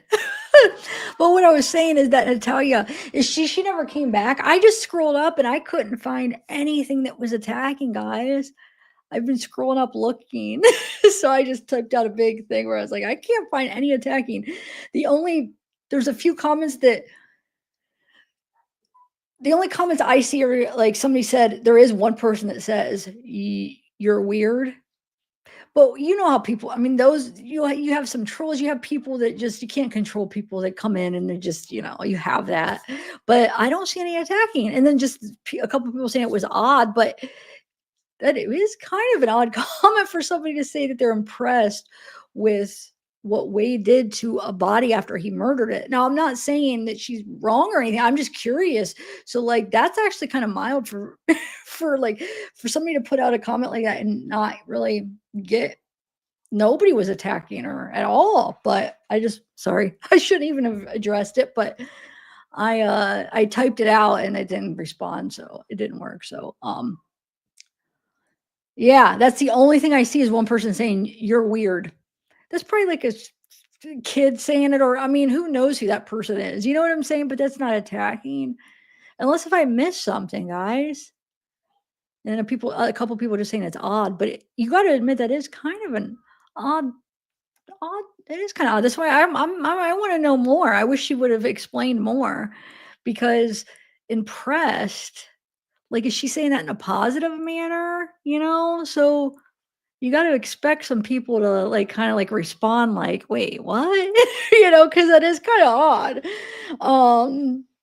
Not that she's odd. It's just, it is an odd thing to say and then just leave and not explain it. It's like, elaborate a little bit. But no, I don't see any attacking, guys, unless if they maybe the person removed comments. I mean, because, not mods. I mean, like, a person could comment and then they could remove their own comment. I don't know. I haven't seen any. I really went up and looked just to make sure, like, is there attacking? Nothing. That was the only one, and that's not attacking at all. That's just like somebody being, I don't know, like, it almost reminds me of like somebody that's like young, that's like, yeah, and you're weird. Like, it's like such an innocent thing. But, anyway, okay. I just wanted to address that. Sorry.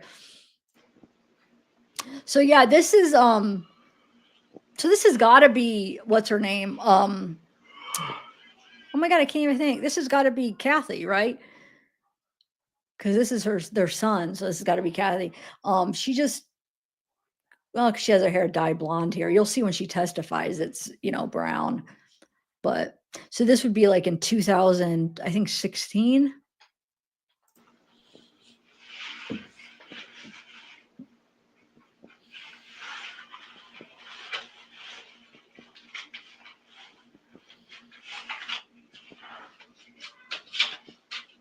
Yeah, this morning I looked at that note that you wrote, and I pulled out my schedule to see what time you should pick me up.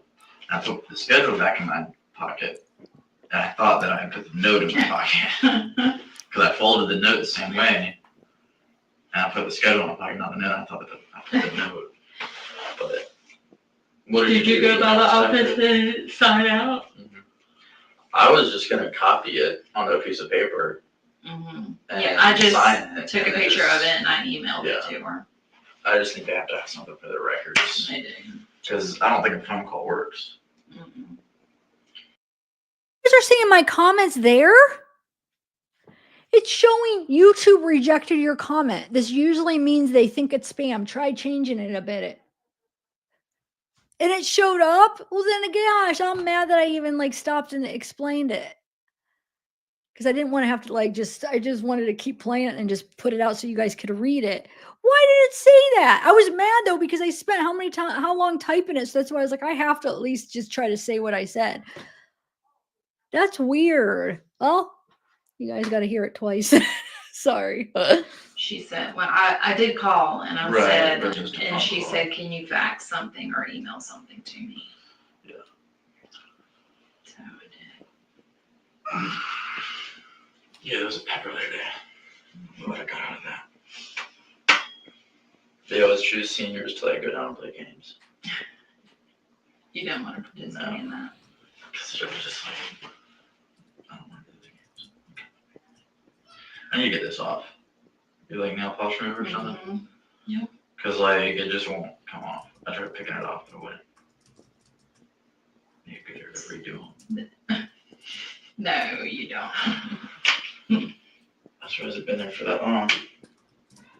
Yeah, it's been All right, you guys, we'll get to Only the. like 2 months. Sorry. that white side looks like toenail fungus. This? Yeah. Wow. I've gotten used to it. CJ only pierced 1 ear. Oh, he On did. his left, yeah. What does he have in it? Like a black stud.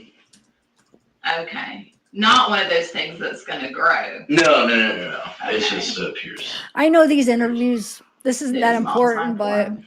I have no idea. I Oh, don't you know. don't know. I almost want to I stop guess it here. probably his dad. Because I don't. Okay, so I just wanted to play those. They're really short. Okay, so let's listen to the testimony now. So yeah, so that now we're gonna listen to Brian's testimony now, which would be, his dad and his ex, where he was married to first, and his high school sweetheart. And actually, so she was still friends with Denise. So they freaking get together. He basically, well, I guess it comes out that Brian says Kathy was having an affair, on him too. But anyway, they were all like best friends. Kathy, so they end up getting married. So Kathy is married to Brian. They get in a divorce, and Brian ends up marrying Denise, which is, her good friend too. But it comes out though that it's kind of like he said, she said, one side says one thing, one side says the other. Like, I think Brian and Denise are saying that they all three hooked up, like Kathy hooked up with Brian and Denise. They all three together hooked up. I think she does kind of admit it on the stand because she kind of says she was so drunk. There's pictures and she doesn't really remember what happened. So I don't know if it was a one-time thing, but all right. So let's watch Brian's first. So we're going to watch Brian's testimony. This is it's in Denise's trial for the murder of her husband. He testifies. Okay. All right. Hold on. Watch that first. How many have already seen it? Hopefully you guys, a lot of you guys haven't seen it yet, or if you have, you still want to watch it. All right, here we go.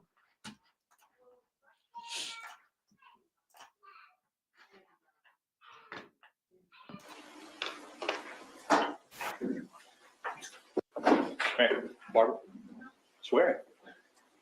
Do you solemnly Raise your right hand, please, sir. do you solemnly swear or affirm that the testimony you give in this case will be the truth, whole truth, and nothing but the truth? Yes, sir. Have a seat, please, sir.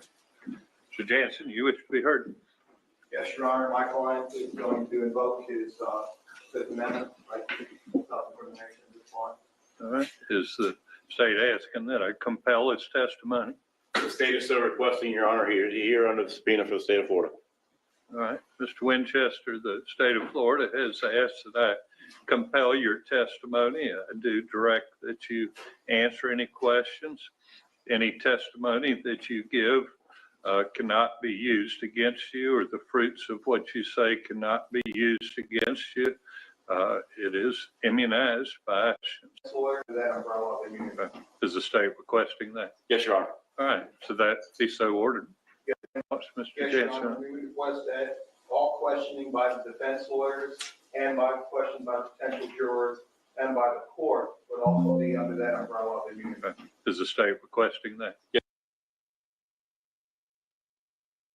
Any testimony that you give cannot be used against you, or the fruits of what you say cannot be used against you. It is immunized by the state's request. Therefore, I would direct that you answer the questions.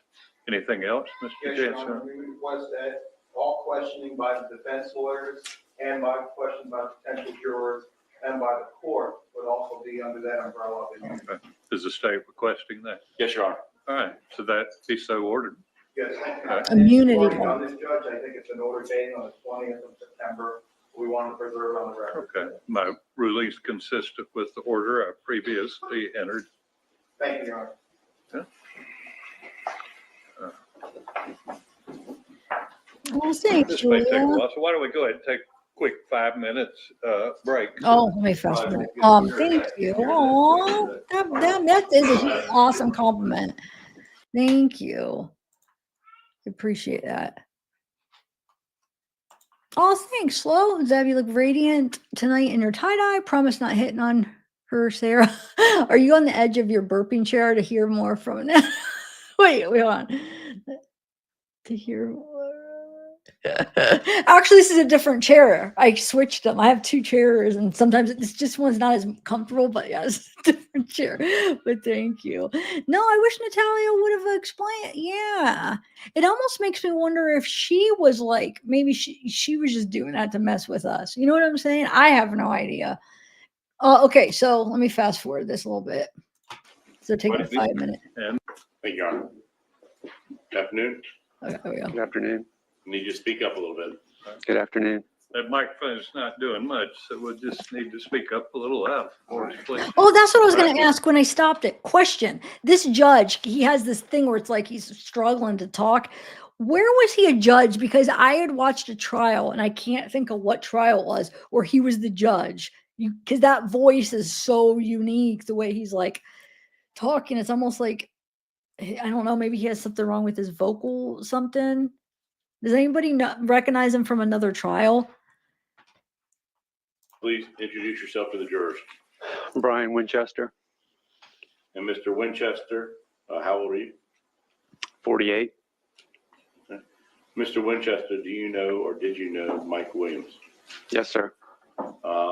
Prior to 2000, how did you know Mike Williams?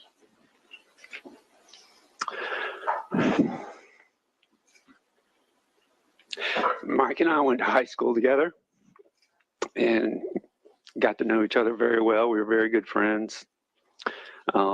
We continue to be friends all through college and all through our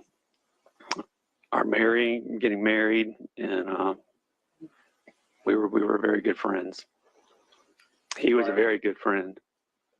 Prior to 2000, were you married? Yes, sir. And who were you married to? Kathy. And how long had you known Kathy prior to 2000? From high school. Would you, Mike, and her all go to high school and college together? The four of us all went to high school together. Yes, sir. Who's the fourth? Denise. And what was Denise's relationship to Mike? Denise and Mike were high school sweethearts. My wife, Kathy, and I were high school sweethearts. We all dated in high school and off and on through college, and then ended up all getting married. And it's my understanding both that you and Kathy had a child, Yes, sir. little boy, Yes, sir. and that Mike and Denise had a little girl. Yes, sir. Were they roughly the same age? Yes, sir.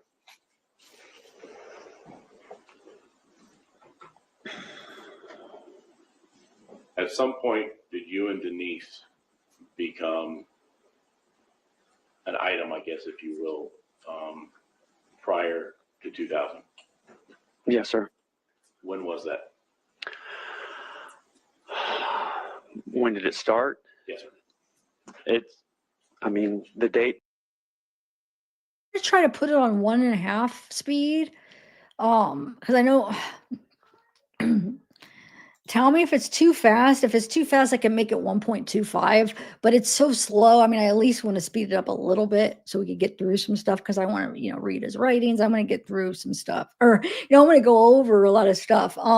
So since it's like a slow thing, so I'm going to try 1.5. Let me know. Okay. If it's too much. That we used was October 13th, 1997. But there was a lot that led up to that point, a lot of background. Let's talk about what led up to that point. As I said, she married her high school sweetheart. I married my high school sweetheart. And at first things were really good, I think, with all of us. But I was not a great husband.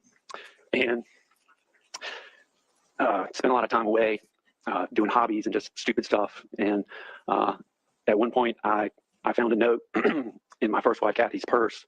And basically, I came to realize that she had been cheating on me or was cheating on me with another friend from high school named Gavin. And it crushed me. And after that happened, I began to look outside of my marriage. I guess I had a lot of motivations, but it led me to eventually end up with Denise. We all started going out a lot. We all being my wife and I, Kathy and Denise and Mike, we started going out to bars and concerts and drinking and doing a lot of things that we didn't really do while we were all in college when probably it's more appropriate to do those sorts of things. But we started going out. A lot of drinking, and I remember one night in particular. There were several nights that we did this, but one night in particular, we started talking about sex a lot. The four of us, and I I was friends with Denise in middle school and high school, but I was never attracted to her until that point. And so after we started talking about sexual things and things that married couples shouldn't be talking about with each other, I think that's when the spark kind of started between the two of us. So let's go to October 13th, 1997. You said that's the date that you used as an anniversary or something? Yes, sir. We were going out, like I said, going out a lot. And one night in particular, we were going to Floyd's. And so Denise and I, we pulled up on Tennessee Street. And Denise and I jumped out of the car and left Mike and Kathy to go park the car and went down to the entrance of Floyd's. And that was the first place that we kissed each other and made out. And we had our night out, and then after we all went home to our separate houses. Let me stop you right there. You and Denise made out that night, but Mike and Kathy were present? They were in the car. They were parking the car. It was while they were gone parking the car. And Who so was there that night? just the four of us. Was Lindsay Lockhart there? Not that night. Angel Stafford? Not that night. Not that night was just the four of us. And so later that night, after Kathy and I went home and Mike and Denise went home, she and I got on the phone together, and we basically spent the whole night talking to each other on the phone. And it was just like, I don't know, we connected like nobody else. I mean, we just really connected, and we had a lot of sexual talk and had phone sex and that sort of thing. And we agreed and then met up the next day. I think we just met during her lunch break at work. And that's kind of what just started the whole ball rolling with her and I. Was this a one-time occurrence or is it ongoing? Was what one time? You and her having sexual relations? Oh no, that's just what started it. I mean, then it snowballed really fast. We started meeting in hotels. We started meeting during the workday. We started meeting whenever we had the opportunity. If Mike was at work, Mike worked a lot. He really was a workaholic, quite frankly. She was not happy with that. So we started meeting very regularly and having sex very regularly. Eventually we started going on trips together. There was times when she and Mike would go on trips and I would go and meet with her. Like if he had a conference in Panama City, I went over, and while he was in the conference, Denise and I went to Destin together. We took trips to New York, South Beach. We spent a lot of time together. What about Orlando? Is that one place you went as well? Orlando, I remember going to Orlando with Kathy. I don't remember if Denise and I went to Orlando, just the two of us, or not. Probably. We went lots of places. Panama City. During that time period, you mentioned you go to hotels. Yes, sir. You meet up during the day. Yes, sir. Were you ever at your house? Yes, sir. What about her house? We would primarily go to her house, and it was primarily during the workday. We would meet at Home Depot parking lot or meet behind Kaiser College, leave a vehicle and go to her house or go to my house. Sometimes not go to either one of our houses, depending on how long she could be away from work. But Where was her house located at? her house was off Meridian on Starmount, 256 Starmount, I believe. Did you ever park at a Grace Lutheran Church as one of the locations of Dr. Charles? There was a church in the woods off of Meridian, and I would park at that church, and there was a drainage ditch that ran from the church through the woods into her neighborhood, and I would walk down the drainage ditch, and then there was only a short distance I would have to walk from the drainage ditch down Starmount to get to her house to kind of be undercover, I guess. But there was a church on Meridian, on Miccosukee. I don't know why we parked at churches a lot, but I guess empty parking lots, but there was a church off of Miccosukee Road that I would leave my car at occasionally after they moved to Miccosukee Road to Mediette as well. Okay, when was that? Well, I mean, it wasn't, when did they move there? I don't remember exactly. I would say about a year and a half prior to Mike's death, if I had to guess. We asked questions earlier about Lindsay Lockhart. Who is that? Lindsay Ketchum. Yes. Yes, sir. Formerly Miss Ketchum. Right. She was primarily a friend of Mike's that Mike worked for the Ketchums, and Lindsay's the Ketchum's daughter. What about Angela Stafford? Angela worked with the Ketchums as well and was good friends with Mike and us, but primarily with Mike because she worked with Mike.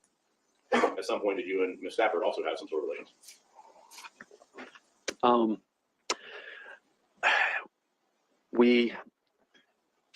When you say relationship, yes, sir. I believe it was my birthday. It was either my birthday or Angela's birthday on one occasion. And we wanted to go out. The three of us, Denise and I and Angela, wanted to go out. And for some reason, Denise couldn't go out. I don't know if she couldn't get a babysitter or what happened, but she said, no, you go on. And I was like, no, you don't want me to go out with her without you. And she's like, no, it'll be fine. And so Angela and I went out and had a lot to drink and ended up back at my house in Clarn Lakes and ended up in bed together. And it was dark. And all of a sudden, the light came on in my bedroom. And I looked up and Denise was standing there. And she said something like, she said something sarcastic and said, I'm sorry or something, and ran out. And I didn't want Angela to know it was Denise. I think she did know, but I didn't want her to know. And so I lied to Angela and told her that that I thought it was my wife, my ex-wife at that point, Kathy. So this is after Mike's death? Yes, sir. But is it before you and Denise had announced that y'all were dating each other? Correct. We were hiding it at that point. Let's talk about life insurance policies. What is it that you did back for a living back in 2000? Part of my job was to sell life insurance. Did you sell life insurance policy to Mike Williams? Yes, sir. I sold him 2 different policies. I sold him one policy early on. Early on when we talked? He may have even, well, no, we wouldn't have been in college. It would have been right after we graduated from college. So which is what? 93, 94, somewhere in there. Pretty early on, because I think at first he had his mother as a beneficiary, and that was a $250,000 policy. And that was before he was married to Denise. Eventually, after they got married, he changed the beneficiary on that policy to Denise. And then, you want to talk about all that I know about his policies, whether I sold them or not? Or let's talk about the $1 million policy. Okay. So that was the first policy that I sold him. And then after, was it after Ainsley was born? I believe it was after Ainsley was born. Yeah, it was after Ainsley was born. He and I talked about increasing his coverage. And whose idea was it? To increase it. What was a mutual idea? I mean, it was a combination of Denise and I talking about him having more coverage, and he and I talking about him having more coverage. I mean, there was a lot of conversations behind the scenes as to getting that new policy. In all honesty, having a larger policy of $1 million on a man who's married, kids, making income isn't necessarily abnormal. It's not. It wasn't extravagant based on the income that he was making. But nonetheless, there was conversations, and he elected to have $1 million policy. Right? Right. He wasn't real. I think to him it was a lot of money. I think he even had conversations with Mr. Ketchum about it. But he eventually decided, and I think with Denise's encouragement, decided to go ahead and get that extra $1 million policy. And when was that? When did he get the policy? Yes.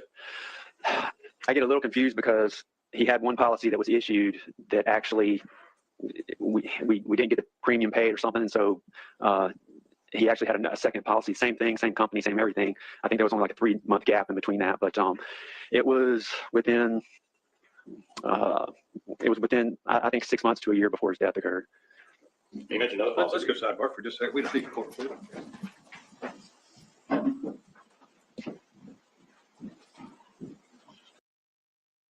Go ahead. Take yours. At some point, were you aware of him having another policy in the neighborhood of $500,000? Yes, sir. He had another policy with a different company that he bought from a different person. I don't remember when I first became aware of it, but I know I became aware of it when I would have been talking with him about the $1 million policy. And his thoughts or intentions were that he was going to drop that $500,000 policy and replace it with the $1 million policy. Well, let's fast forward to the year 2000. At some point, were there thoughts of how you and Denise could be together? Yes, sir. How did that get initiated? I think it even started prior to that. As I've thought about this and had plenty of time alone to think about it, one thing that I have remembered is the prior year, Mike and I were on a hunting trip together, and it was at a lake that was dry, and we had to walk across the mud, and there were places in the mud where I don't know how to describe it, but basically you could fall through the mud and there was nothing underneath. It was basically, I guess people would call it like quicksand. And Mike fell into one of those mud holes at one time. It was just he and I out there, and I helped him out of it. And he had dropped his gun in there as well, and he ended up going back in it after his gun. Anyways, I remember telling Denise about that and how if I hadn't been there or if I hadn't helped him out, that it's very likely he would have disappeared and nobody would have known what happened to him. But that's just something that I had remembered in the past few months and thinking about this. But I think it was gradual that we, the more we were together, the more we wanted to be together. And the more we griped about Kathy and Mike, the more we wanted to be together. It just kind of, it just got worse and worse. I mean, it just snowballed. We just, I don't even know how to describe it. But so yes, we eventually started talking about options and ways that we could be together. And Denise, because of the way she was raised, because of her pride, I guess I can't say all the reasons, but she did not want to get divorced, and stated that she would not get divorced, but she still had a desire for us to be together, which narrowed the options even further, I guess. Who narrowed those options? I'm sorry? Who narrowed those options? It was all of our conversations and planning and everything. I would say is very mutual. I'm not going to sit here and say that Denise planned everything and I was just a dumb guy who went along with what she wanted to do. I mean, I instigated a lot of it. I helped come up with ideas. I planned a lot of things. But overall, it was very mutual. I mean, we wanted to be together, and we weren't going to let anything stop that. So over the year prior to Mike's death, we discussed several options and alternatives of ways that we could be together. What was one option? One of the options, Mike worked a lot at night up at his office, and one of the options was that we could make it look as if there was a burglary of some sort up at his office, and that he got shot in some type of robbery or something up at his office. Denise didn't like that idea. I didn't like that idea, and Denise didn't like that idea, but primarily because there would be an investigation if something like that occurred. So another idea, we all used to go out on boats a lot, and Mike had a boat, and another option was that the four of us would go out on a boat out to the Gulf. Before you being who? Me and Kathy and Denise and Mike, and we go out in a boat on the Gulf, and basically that Kathy and Mike would be pushed overboard, and that Denise and I would find a buoy way offshore that we could hold on to and either let the boat sink or let the boat take off on its own or whatever and make it look like we had an accident on the water, and that Denise and I had survived the accident. Obviously, that's not didn't happen. Correct. At some point, did the discussion turn to strictly Mike being the one that dies? I had no desire whatsoever for anything to happen to Kathy. Instead, just get a divorce. I mean, I know like she got that almost $2 million life insurance. So that could be a little bit of a motive too, but I mean, get a divorce and then don't you get like, no, not life insurance, but you would get, cause I mean, I know it's not always fair, but you know what I'm saying? If you're, what is it, 10 years you're married to somebody, don't you get like so much of, I don't know how much she would have got, but I mean, I just don't understand people. Instead of divorcing, like Chris Watts too, like instead of just divorcing them, you got to kill. People are weird. I didn't really emphasize that with Denise. because it was not good for me to express affection or, care about what happened to Kathy with Denise. But silently to myself, I was never going to allow anything to happen to my son's mom. So another scenario that we came up with was Mike and I going on a hunting trip together, and there being an accident where both he and I ended up in the water, and he drowned and I did not. Denise liked this idea because I don't know how to word it exactly, but she felt better, I guess, about herself, or we could feel better about ourselves if there was a chance that he could make it out of it. I think there was even talk about, well, it'll be up to God what happens and not us. It won't be a murder. It'll be, an accident. It's kind of screwed up thinking, but that was a scenario that she could live with, I guess. Would it be fair to say that having the attention of being a widow was far better in her mind than being a divorcee? Yes, sir. Better to be a rich widow than a poor divorcee. And her biggest concern with the divorce was she didn't want to share custody of Ansley with Mike. She was not going to have Ansley going back and forth to 2 different houses. She wasn't going to give that up. The drowning scenario, did you take any further steps to make that happen?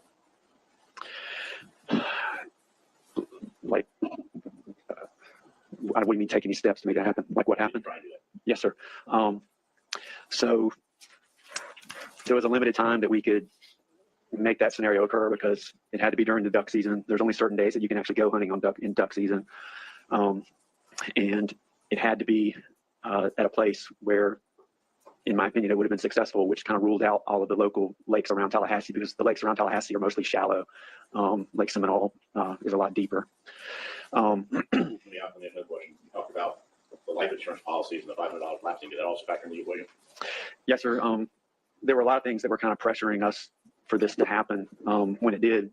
One was Mike had intended for that policy, the $500,000 policy, to lapse. He was not intending to continue it. And so behind his back, Denise paid one more. I can't remember if it was quarterly or semi-annual premium, but we kept it going one more premium period. And we knew we weren't going to be able to keep it going perpetually, that he would eventually see this money, hey, it's going out of the checking account for that policy that I didn't want anymore. So there was that. He was becoming a couple of things. He was getting angrier and angrier about the fact that she wasn't having sex with him. He and I took a trip in November out to Arkansas together. So we spent 20 hours in the car together, and I heard a lot about how unhappy he was, with Denise, and he was not happy with not having sex. Of course, I didn't want him having sex with her.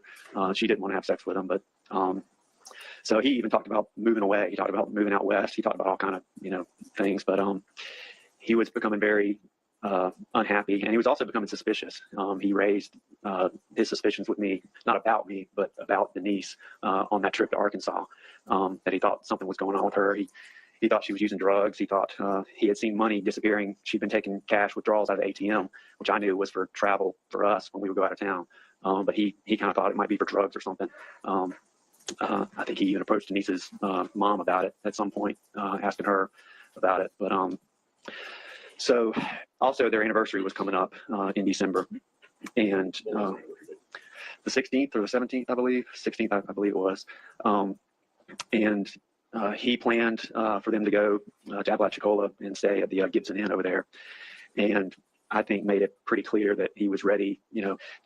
Denise didn't have sex with him while she was pregnant and after Ansley was born, to my knowledge at all, unless she lied to me about it, which she could have. But, based on what Mike said, he kind of confirmed that. And we checked up on each other a lot. Denise would check up to see if I was having sex with Kathy, and I would check up on her to see if she was having sex with Mike, because we consider ourselves a couple together. Anyway, so I think Mike made it pretty clear that this anniversary trip, it was going to be expected that this was, going to be their starting over date, that it had been long enough since Ansley had been born that it was time for them to start having sex again. I think he was kind of putting some pressure on Denise about that, and she did not want to go on that trip, did not want that trip to happen. So was the plan made? I'll take steps to kill Mike? Yes, sir. So, we decided that was the plan that we were going to go with. Well, let me ask you a question. You earlier talked about time of the essence because of duck season. Why is it important for the duck season aspect of this? Well, because that was the plan, was he and I to be on a duck hunting trip together and to go to Lake Seminole. So duck season only lasted from Thanksgiving until the end of January. It may have even been shorter back in those days, but there was a short time frame that the season was in. And then within that season, you know, we couldn't necessarily go every single day. You had to, in some places you can only hunt on Wednesdays and on the weekends, Saturday, Sundays. So we knew our window of opportunity was closing basically. So it was decided that that was the plan we were going to go with. And there were several things involved. Denise really didn't have to do a whole lot other than come up with an alibi for herself and make sure that Mike went. I had to do, you know, more obviously. But it was decided that Mike and I would go on this trip. I had to, you know, I wanted to make sure he was going to show up. So, you know, there was a week prior that this was planned and then that it didn't occur before the actual time that it did occur. Let's talk about that. A week prior supposed to occur? Yes, sir. So a week prior, we had it set up that this was going to be the date that the trip was going to occur. So Mike and I planned to go, you know, on the trip.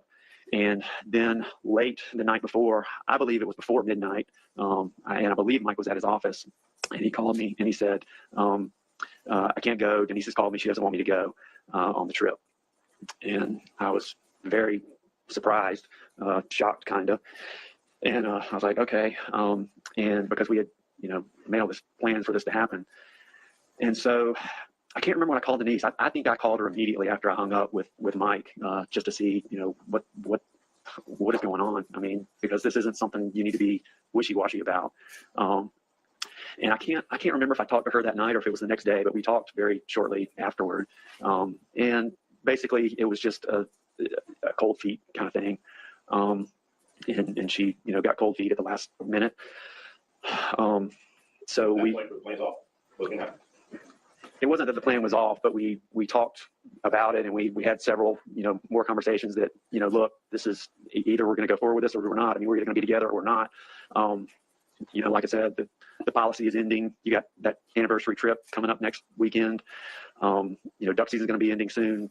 Do you want this to happen or not? You know, I don't want to set these plans up if this isn't something, you know, this isn't something you need to be wishy-washy about, I guess, basically. So at some point during the next week, it was decided again that, yes, this is what we were going to do.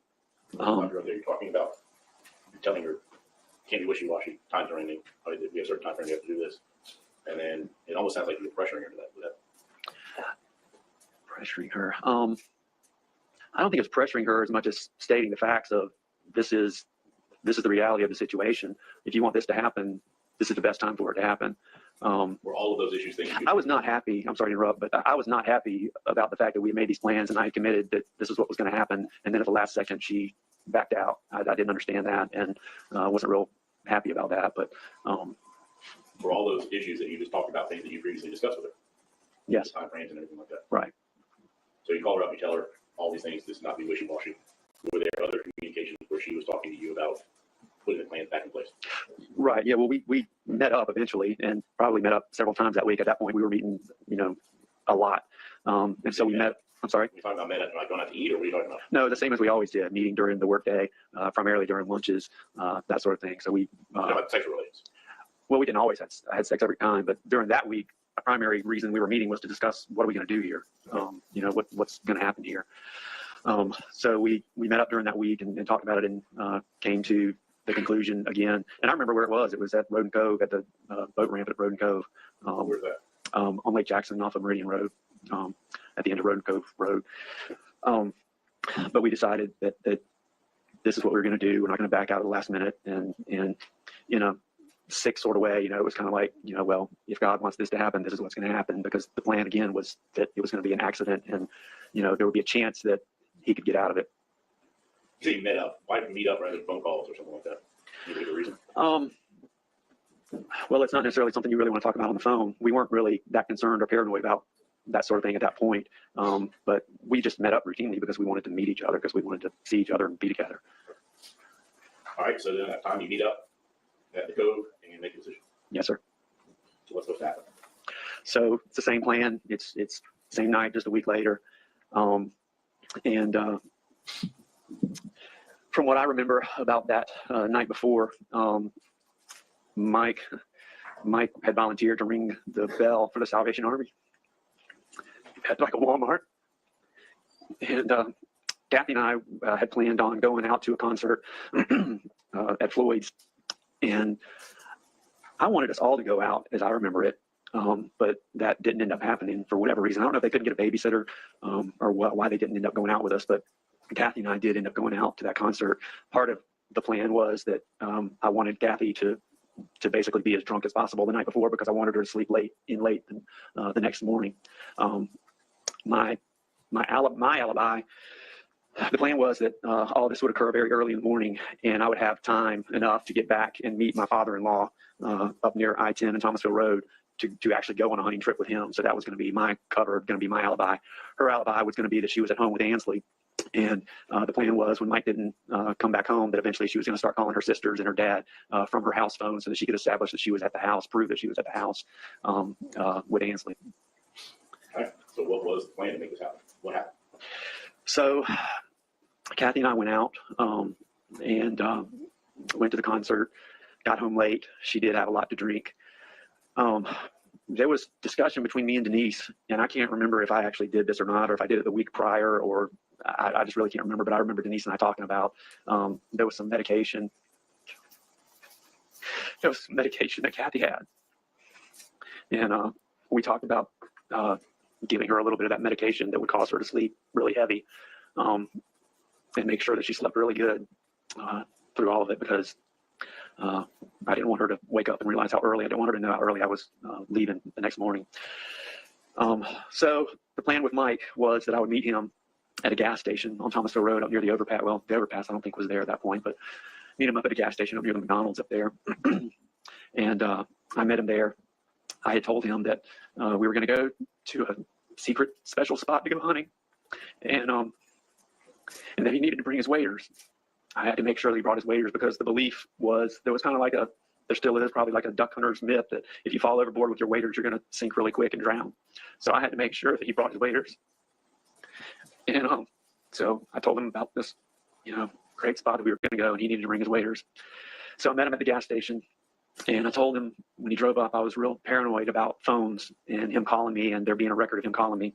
So I told him that my battery was dead on my phone, that there was no reason for him to call me as we were driving over to the lake, because normally we would have called and talked to each other on the phone, or even ridden together. I don't even remember how or why I told him that I needed to use my vehicle instead of just going in his, but somehow I came up with some reason to do that. Right there real quick. You said that you called him and tried to get him to make sure he was going to get the waders.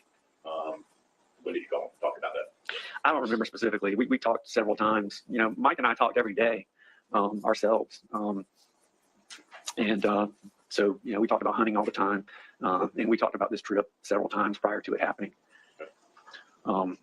So I followed him over to the lake. He had his boat behind his Bronco, and I followed him in my white Suburban, Lake Seminole, which is about 50 minutes away.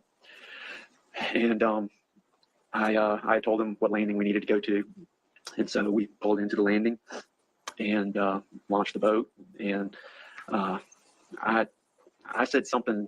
I had to make sure that he had the waders on. So I said something about we're running low on time, or we're going to be really pushed. And why is it so important for the waders to be on?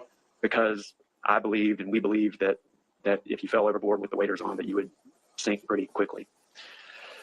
So I told him something like, we're running late. We need to go ahead and put our waders on, here and now before we get in and go. And so we both did that. And because I knew where we were going hunting, I was in the back of the boat driving, and he was in the front.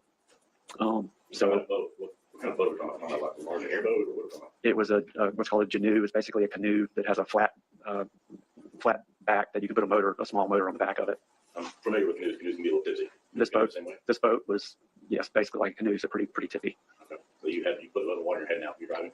Yes, sir. I was driving, and I know I was very concerned about the time.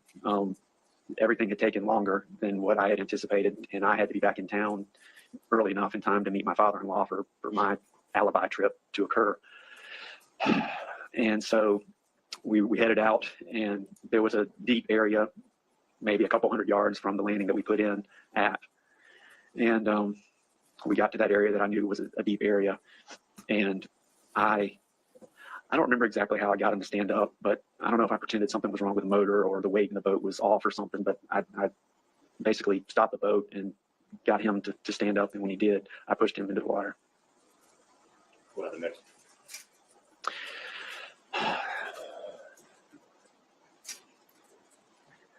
So he was in the water, and he was like struggling, and the motor of the boat was still running, and I pulled off just a little bit to get kind of away from him so that he couldn't reach back into the boat. And I didn't know it at the time. I didn't know if he was trying to swim, or I didn't know what was going on, but what I came to find out, or eventually realized, was he was taking the waders and the jacket off. And he got those off, and I think I forgot to tell you about this part before, but I remember now that that area of the lake had a lot of snags, a lot of dead trees that come up out of the water, and there's a lot of stumps that come up out of the water. And he swam over one of those stumps and held on to it. And he was panicking, and I was panicking, and none of this was like going how I thought it was going to go. And I didn't know what to do. But he started to yell. And I didn't know how to get out of that situation. And so I had my gun in the boat. And so I loaded my gun, and I made 1 or 2 circles around, and I ended up circling closer towards him, and he was in the water. And as I passed by, I shot him. Where did you shoot? In the head.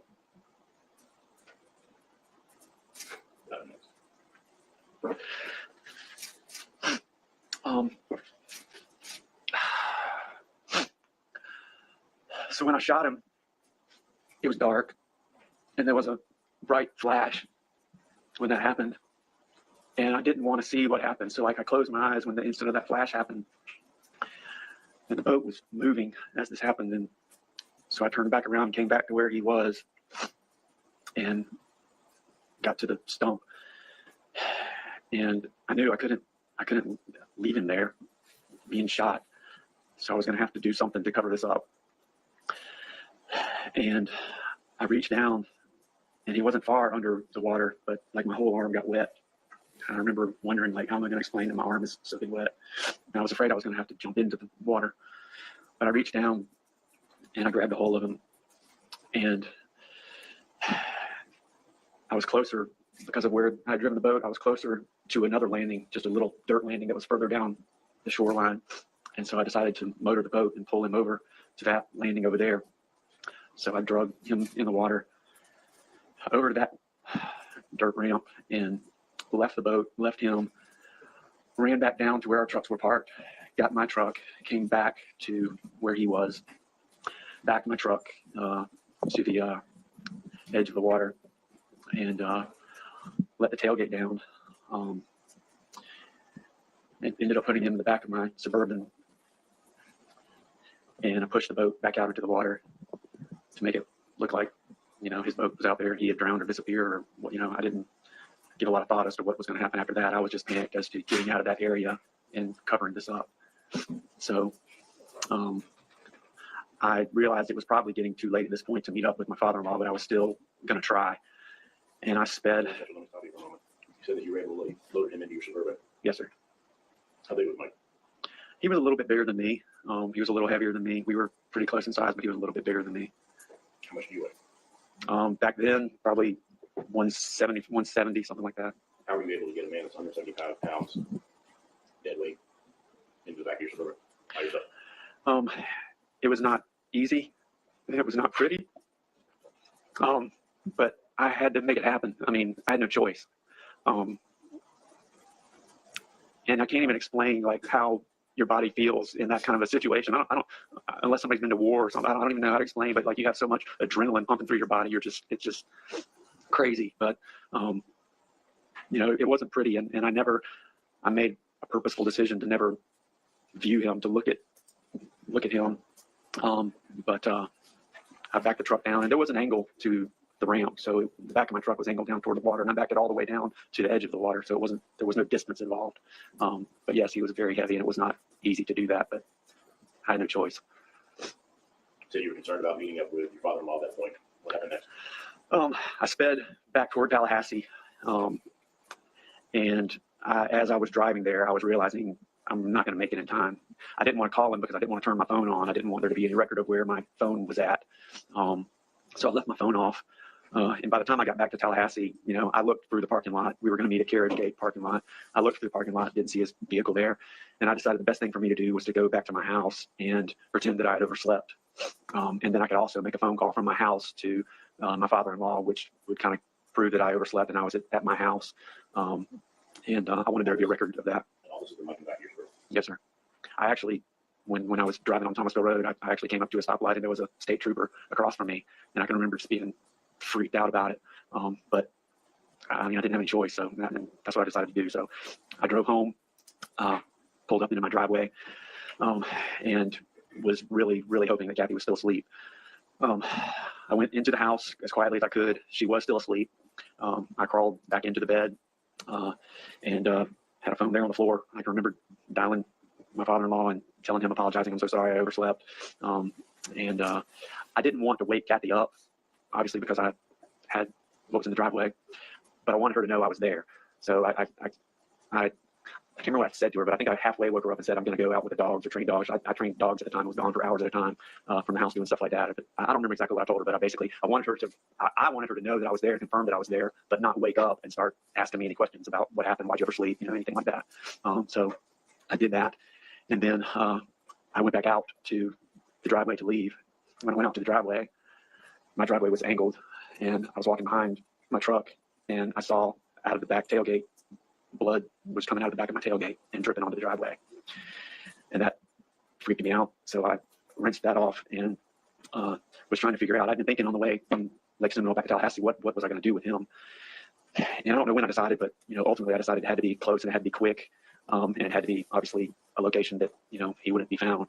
And I decided on an isolated dirt road boat ramp down at Carr Lake, but I had no tools. And at that point, Carr Lake was very low. Parts of it were dry. And like the other lakes, there were areas in the lake that had puddles of water or mud. And my thinking was, if I got him there, I could take him out to one of those water holes or mud holes and put him in one of those. And that would be a safe place that he wouldn't be found. But I had nothing to do this with. So I had to go to a store. And I'm 90% sure the store that I ended up at was Walmart.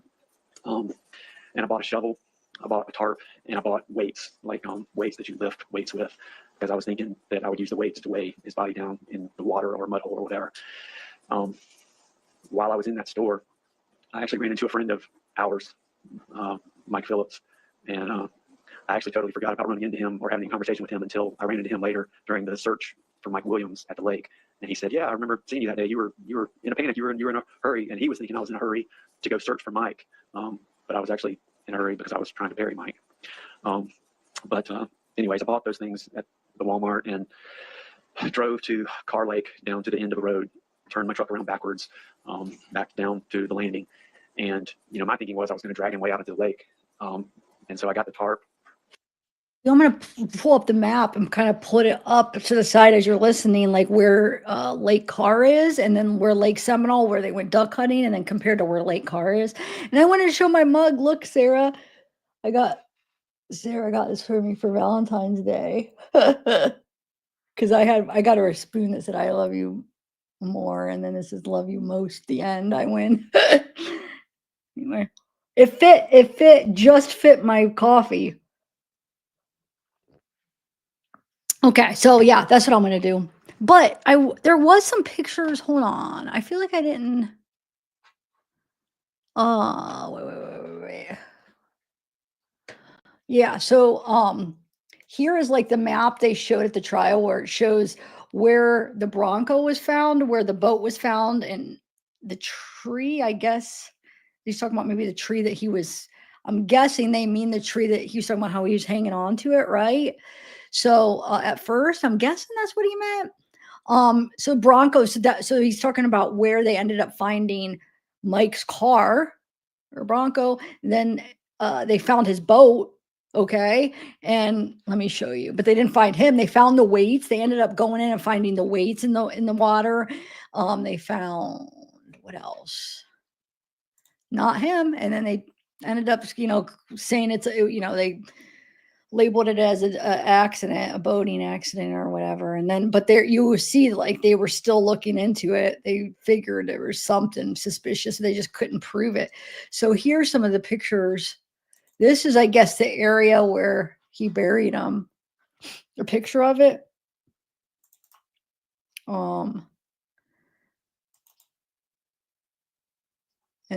because it was two different spots. Where he pushed him in was different than where he buried him. So that's Mike right there. A couple of more pictures. His yearbook, it says, let's see what it says. Dear Mike, however you find a way to do it, I hope you bring closure to your mother, family, and friends who supported you all this time. Love you. Or wait, that's not a yearbook. That's his wedding picture. What is this? Oh, this is probably from his. First I thought that was a yearbook. Like, you signed the yearbook. No, this is from probably his, his whatever they had. I don't know what they had for his death. We won't forget you. Because I know like everybody, some people do it different. Like Catholics always do, which I'm not a big fan of that, but like they're known to do like like open casket a lot of the times for a funeral, and then they have like the what do they call it before you go? But I feel like some people just do it different. Let's see. Thanks for the ride. All right. I just wanted to show you the picture of the area, though. I can't read half this stuff. Praying we find you soon. Oh, praying we find you soon. We won't forget you. And then it's just crazy. So 17 years. 17 years they got away with it because it was 2017 when he confessed. When Brian confessed. So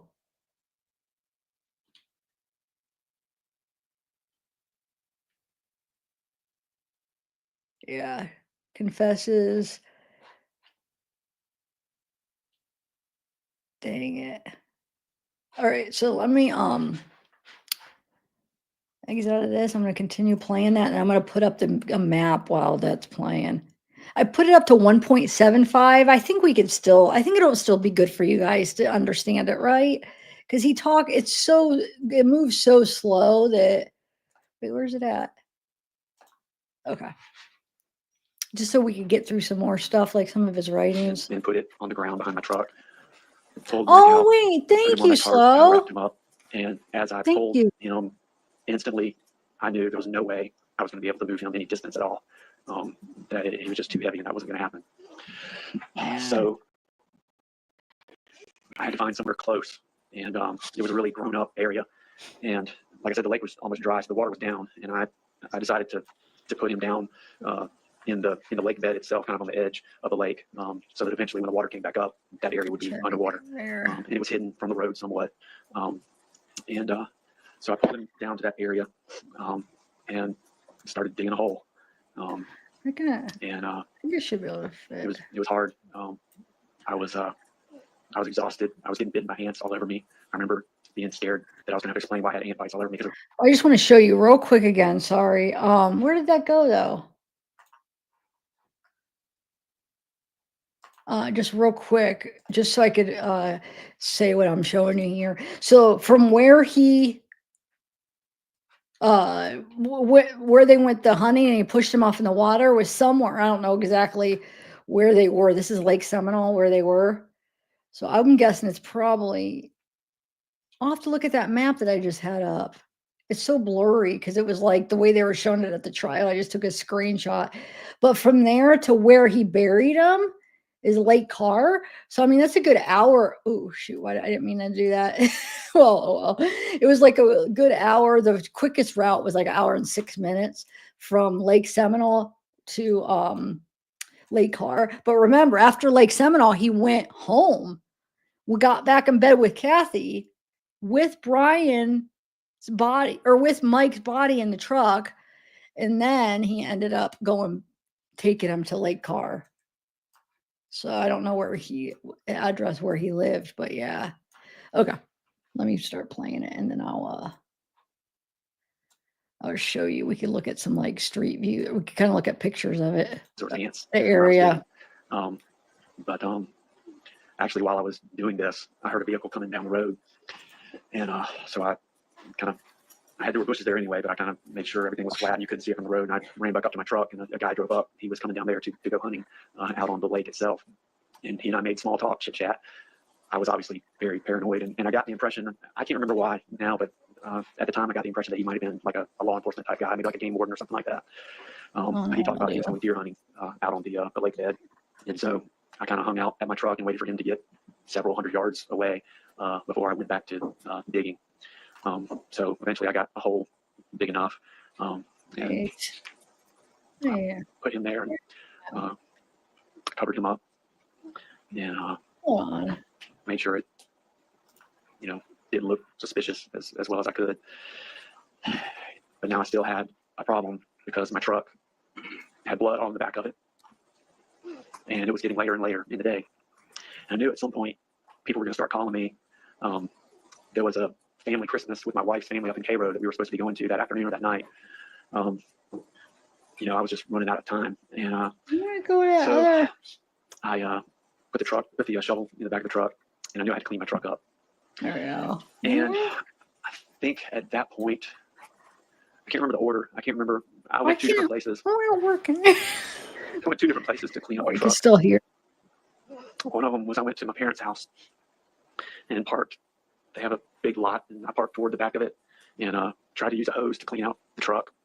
And I think I went there first because it was closer to where I was, but it wasn't working very well. And I realized I needed to have like a pressure washer. And so I left there and drove around trying to find a car wash that had a pressure washer, and there were none on my side of town. So I ended up at Tharp Street in Old Bainbridge. There was a car wash there that had pressure washers, and I cleaned out the back as best as I could there. And after that, Let's stop for a second. yes, sir. I heard in my car, like, at some point you, for lack of a better term, go about your business, go to Cairo, meet Kathy and everybody. Right after I cleaned up. I'm sorry. Did you go to Cairo, meet Kathy and family? Yes. At some point, you contacted about Mike being gone missing. Right. My recollection is that my dad called me and said Mike's missing. Whenever that happened, what did you do? And when was that? I remember it being on the drive home from being up at Cairo for the Christmas party. So was this the same Saturday? Yes, sir. Okay, in the evening hours? Yes, sir. Okay. What'd you do? When my dad called, I kind of said, well, that's Mike, because Mike was known to be late and kind of irresponsible at times, going out on hunting or fishing trips or whatever. I said, I'll get back there and we'll, go look for him.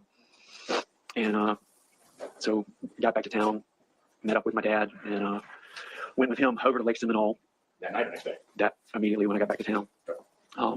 There were a few people over there with boats, mainly friends and family.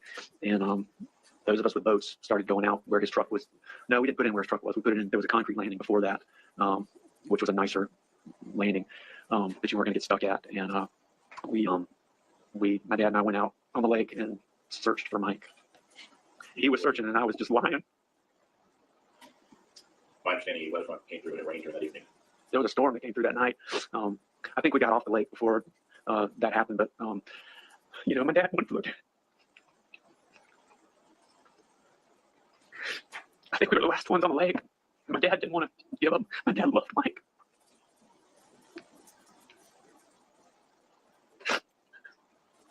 That'd be a good time. Why don't we take 10 minutes?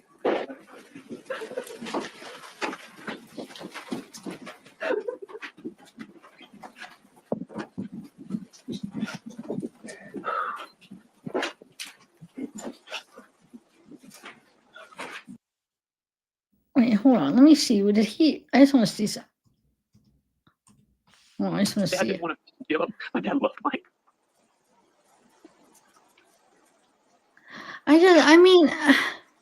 That'd be good. Want to check them out?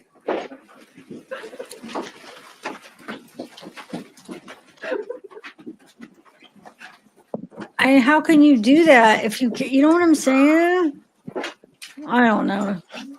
People don't make any sense.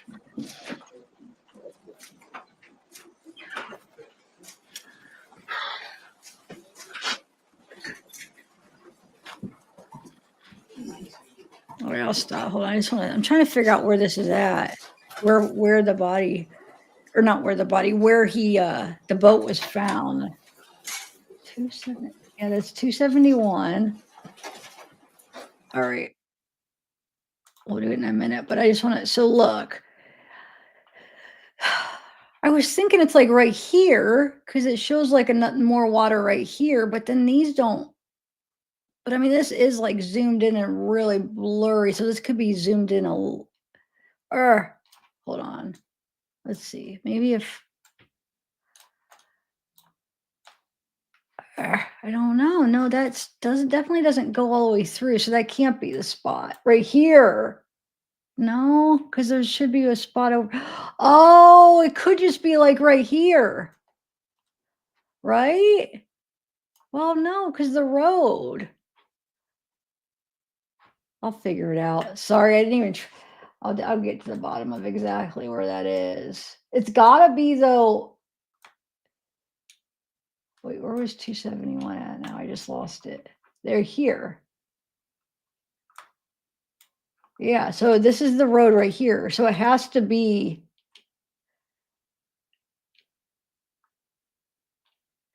Yeah, it's crazy. I wish that would zoom out a little bit so we could kind of see. Because I was thinking like right around here.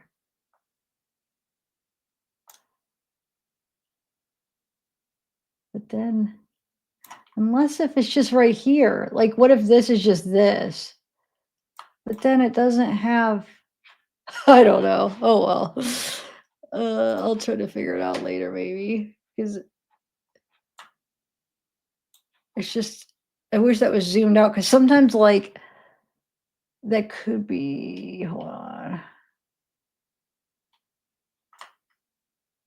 It has to be somewhere down here because of 271.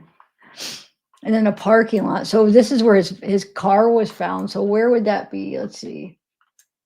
Yeah, it could be like, well, is there a road right here? Yeah, there's a road. Right? Let's see if it was just, and then boat found. I mean, it was itchy. Maybe right here. Maybe it was more like filled in right like here. So it could just be, could have looked different depending on where the water was, you know? Right? So it could be something like there. Duck hunting. It could be one of those little ones, you think?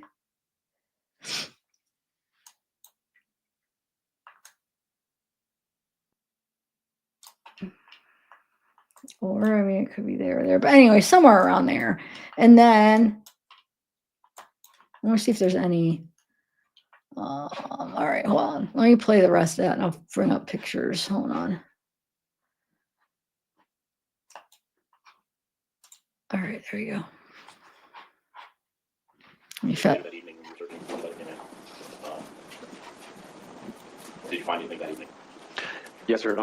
I didn't really, I mean, I knew where Mike's boat was, and I didn't really want to be the one that found it. I would rather somebody else had found it, but my dad was just real determined, and, you know, he took us to a spot. I knew he was going to be there, but he took us to a spot, and sure enough, there was Mike's boat, so we found his boat. I think we just left it. We didn't touch it. We left it where it was and went back in and told whoever the law enforcement people were there at the time. But shortly thereafter, a pretty bad storm, rainstorm, I think cold front came through that night. And did you go back to the lake the next day? I'm sure I did. The next 2 months were kind of a blur for me, but yes, I spent lots of time at the lake during the search.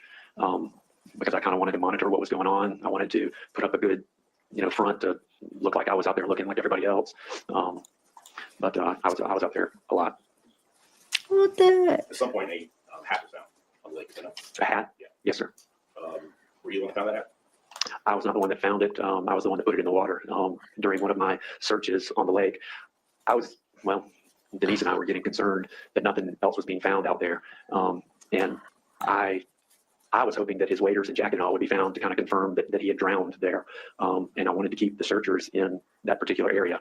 Okay. So I took a hat that was similar to a hat that Mike used, which was real distinctive. It had a weird looking bill on it and stuff. And when I was out there with another friend of mine, I threw it in the water in that area because I wanted to keep the people in that area because I wanted the waders and the jacket to be found to confirm that that's where Mike was and where he went into the water. What was that hat that you found? It was. And you were asked to identify? Yes, sir. You told law enforcement it was Mike? Yes, sir. You brought up a point about you and Denise and concerns. All right, we're talking at that point. Mm-hmm. Following Mike's murder on the 16th, what communication did you have with Denise? I can't remember the first time that we talked. We had prearranged that obviously our communication needed to be minimal, both by phone and in person. Obviously, we weren't going to be meeting up in parking lots and having sex and doing all that was normal for us to be doing. So we had decided that it's just too close to me. Push back a little bit, a little louder now. It feels like I'm at a concert. But so we had decided ahead of time that we really needed to minimize our contact. I got a lot of information about Denise and what was going on with Denise through Kathy, who was going over to her house and seeing her and talking to her. Denise kind of sequestered herself up in her bedroom and didn't want to be around a lot of people during that time, which was smart of her to do. And so I got a lot of information from Kathy, but eventually, she and I talked, and there never was a conversation that was like, well, did it all go according to plan? Or, first of all, I didn't want to talk about that because that was not the plan. What happened with Mike was not the plan that Denise and I come up with. And I stop right there. I want to make it clear the plan didn't play out the way you wanted to, but it certainly was it the plan that you and Denise had discussed to actually happen. The plan was for his death to occur, but it was not for it to occur in the way that it did. I mean, the plan was for him to fall in the water and for him to have a chance to survive it. But obviously that's not what happened. And I didn't want to tell Denise that. So we never had a conversation that was like, did it all go according to plan? But it was quite obvious from the circumstances that Mike was gone. And, she assumed that what we talked about, the plan that we had made, she assumed that that was what had happened. It wasn't until years later that I tried to and somewhat told her that that's not what ended up happening. Right. So at some point you and her started talking again, like, when was that? The first time, I'd be guessing. I mean, I would say a few days before we talked. I'm sure the first time we talked was just on the phone. It was a little while before I saw her in person because I remember being kind of nervous. And I just knew it would be weird to see her because of what we had done. I just knew it would be weird to see her after that, kind of to face each other after that. But as the search went on and long term as things got back to normal, we just kind of settled back into the same routines. But the next thing, obviously, that we had to deal with was the fact that his body wasn't being found. And so the concern between she and I then became, well, if his body's not found, what's going to happen with the life insurance? Okay. There's a conversation you're having with her? Yes. Okay. And what is she saying? What's your concern? Well, that if his body's not found, what's going to happen? Is she going to get the money or not? Did you and or her take any steps to facilitate that? To facilitate her getting the money? Yeah. I was not in a hurry to push that issue. I felt like we needed to kind of lay low on that and not appear to be, the eager widow ready to cash in on her life insurance. Also, she was getting, at that time, insurance companies were paying a ridiculous amount. I think 8% they were required to pay on death benefit proceeds. So she was earning 8% as long as the money sat there, which you couldn't get that outside, in a bank or anything like that. So I knew the longer it drug out, the better it was going to be. We talked about that. Again, it was actually my dad, because he was concerned about Denise, and he wanted her to get her money so she could pay her bills.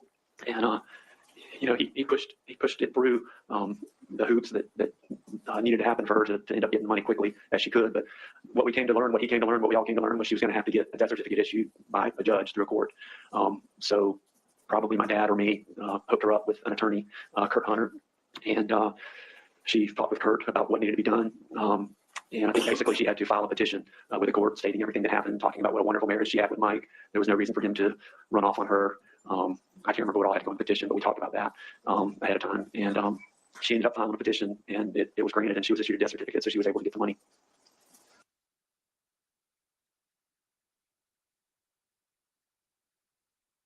Wow, it just stopped. What the heck? With Mike? Yes. No. Wait, hold on. Almost just froze. About what happened specifically with Mike? So Lake Carter's where he buried him. I just wanted to, if you guys, take a look at the cases. right here. Interview people. Did y'all have any conversations about that? Well, this was years later, and a lot transpired in between Mike's death and law enforcement getting involved. I think it was 3 years later, maybe. But the first thing that happened with me was I just got a call from a deputy. I don't remember if it was a Jackson County sheriff officer or an investigator with FDLE, but I got a call from somebody and they wanted to talk to me about Mike Williams and the case, and I agreed and went into FDLE on Riggins Road there and interviewed with 2 gentlemen there. And it became quite clear to me during that interview that they were suspicious of what happened. And not only that, they were suspicious of me and Denise. And I think even after I left that interview, I called her immediately and was freaking out, that this was going on. And right there, you mentioned that there were a lot of things that happened prior to that. And this is approximately 2003, 2004, something like that? Yes, sir. Right. So prior to that occurring, had you and Denise talked about a possibility of what you would do if law enforcement started investigating this? Yeah, I mean, we basically weren't going to say anything. We had the word that we put on it was we had an agreement that she would never say anything about me and I would never say anything about her, because we knew, or we felt like, that as long as neither one of us talked, that nobody would ever, find out what happened. So we called it our agreement, basically, and we were probably pretty arrogantly confident in that agreement, I guess. Did you and her take any steps to ensure the fact that wiretaps or having a conversation with her code words, code signals, things like that? We didn't get that way until after law enforcement started looking into things. The other thing that made us really paranoid was Denise. At first, Denise was allowing Cheryl, Mike's mom, to see Ansley and taking Ansley, Mike and Denise's daughter Ansley, out to Grandma Cheryl's house. And on one of those trips out to Cheryl's house, Denise found a notebook that Cheryl had, and she had written her suspicions about Denise and me and what had happened with Mike. And when Cheryl was in another room or something, Denise read that and came back and told me what she had read and really freaked out about it. And at that point, didn't want any contact with Cheryl, really. But between that and law enforcement getting involved, we became very paranoid about being monitored. So we agreed and talked about we weren't going to talk about anything on the phones anymore. And we were worried about our cars being bugged, our houses being bugged. We had hand signals that we would use if we needed to talk about something related to Mike or law enforcement. One of them was a C for Cheryl, and then the other one was this, like jail bars. So when we did that, we knew that one or the other of us had something to talk about, and we would usually go. There is a park next to Denise's house. Along Mississippi Road, we would go out to that park and go way out in a field on a bench, and we would leave our cars in the vehicle. We would leave our phones in the vehicle, make sure we didn't have a phone on us. We were very concerned that we were being watched or monitored by law enforcement. Now, backing up again, prior to the interview, you're still married in 2000 to Kathy, and you started your relations back with Denise. At some point, did your marriage with Kathy start falling apart? Yes, sir.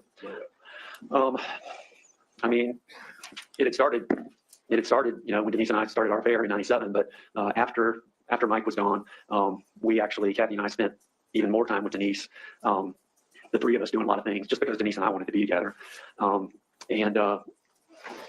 yeah, things just got worse and worse. I mean, Kathy, told me later, that after Mike was gone, it was like there was no reason for me and Denise to be apart from each other. She made comments like that, but I think she was suspicious.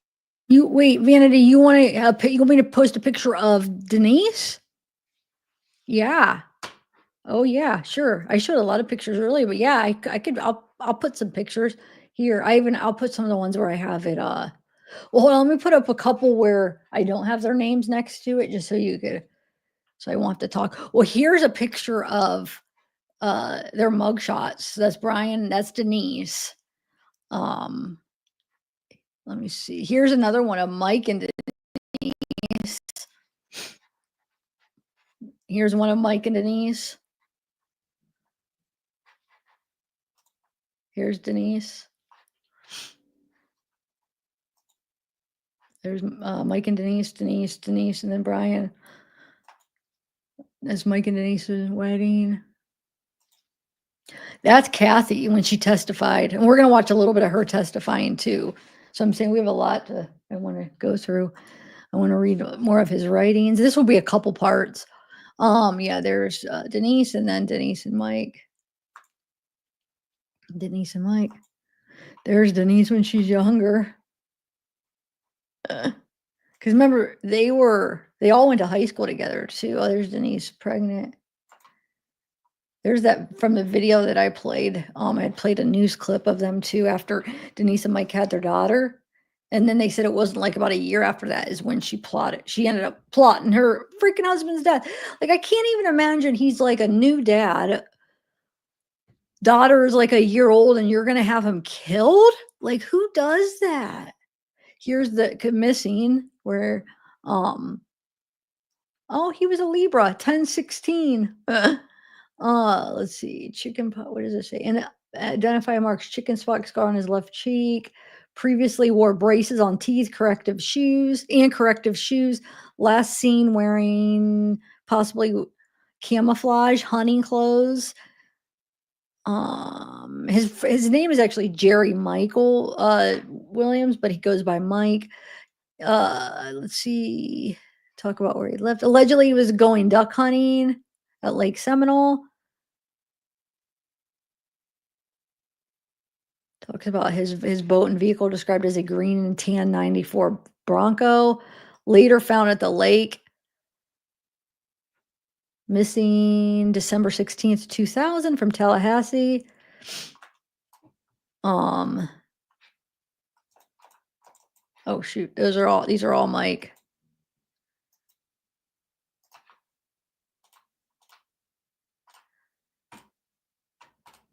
There's Brian. Okay. Where's that one? I think, wait, where'd it go? Here's a picture of the his car, his Bronco, where they found it at the lake. Here's a picture of his boat. I forgot I had all these pictures. Yeah, there's the boat. Shoot, sorry, I should have showed that before. I was planning on going through all these pictures and I didn't make it through all of them. Here's like the boat ramp. There's probably the area, I'm guessing. And then here's her at the trial. Okay, said here's their high school, Brian and Mike.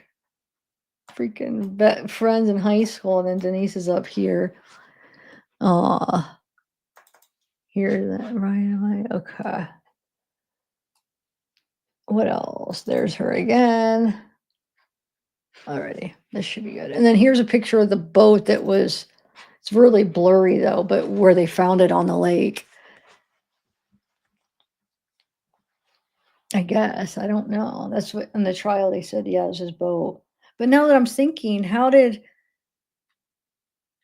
that doesn't look like that looks like it's still like in the water. Oh, never mind. That's right. He made it look like an accident. So he probably just pushed it back in. Okay. So let me start it again or finish this. You guys, and then I have a thing I want to watch. I want to play the recording of Denise and Kathy talking on the phone. Where she did it, they'll explain, what she was trying to do. But yeah, that's kind of interesting. Suspicious of us, all along. But I never admitted to Kathy that Denise and I were having an affair, obviously. And that was just kind of basically the next step in the plan, but it couldn't be right off because that would look bad. So Kathy and I ended up staying together. I think our divorce wasn't finalized until 2004, I believe. At some point, did you and Kathy separate prior to divorce? Yes, sir. At some point, was there a situation where you backtracked essentially and made a pledge to try to get back with Kathy and not do it? Yes, sir. What was that up? There was a lot that led up to that. As you said, we were separated. So Kathy and I were separated. I had a house to myself. There was the incident that we talked about earlier with Angela Stafford, where Denise walked in on Angela and I in my bedroom. After that happened, Denise was furious, and she, we had a briefcase full of mementos, cards, notes, letters, pictures, videos, all sorts of things. She left my house and went to her house and burned it all. She was very angry with me. I didn't know it at the time, but she actually was having sex with a guy that she worked with at work. And I think when she caught me with, I'm sorry, yes, sir. And so when she caught me with Angela, I think she decided at that point, well, I'm going to drop Brian and pursue a relationship with Mr. Bunker. And so things just basically went to hell with me and Denise. And long story short, I just realized what a disaster my life was at that point. And Denise and I we hadn't broken up. She had basically dumped me for Chuck. And I found myself at church one day on July 4th, heard a sermon about freedom. I felt like I was a slave to all that I had been living for, in my relationship with Denise, and I had I guess you would call it a spiritual awakening or conversion, however you want to term it. Eventually, the relationship with Denise and Mr. Bunker went haywire and south. They had their legal issues with each other. Let's stop there real quick, because you're on Mr. Bunker. Was there an incident between you and Mr. Bunker? That happened prior to me going to church that day, but yes, sir. The way that I found out about Denise and Chuck was she left town with him, went up to Atlanta on a trip together, and I found out from one of her sisters that they were in Atlanta, and I was not happy. I was angry, and I wanted to confront her, because we had been through a lot, done a lot for each other. I mean, I gave up half of my son's life to be with her, killed her husband, and we've done a lot to be together, and then for her to turn around and go sleep with Chuck didn't make me happy. So I found out they were in Buckhead in Atlanta, and I drove up there to confront her. I didn't really care about him so much, but I ended up sitting in a lobby in a hotel, and they came strolling by together, and I confronted them, and we ended up going outside and having a long argument, conversation out next to the street in Buckhead. I wanted Chuck gone. I didn't want to deal with Chuck. So my main focus was, you need to get rid of Chuck. She got rid of him, got him to leave us alone. And she and I spent the night together in the hotel.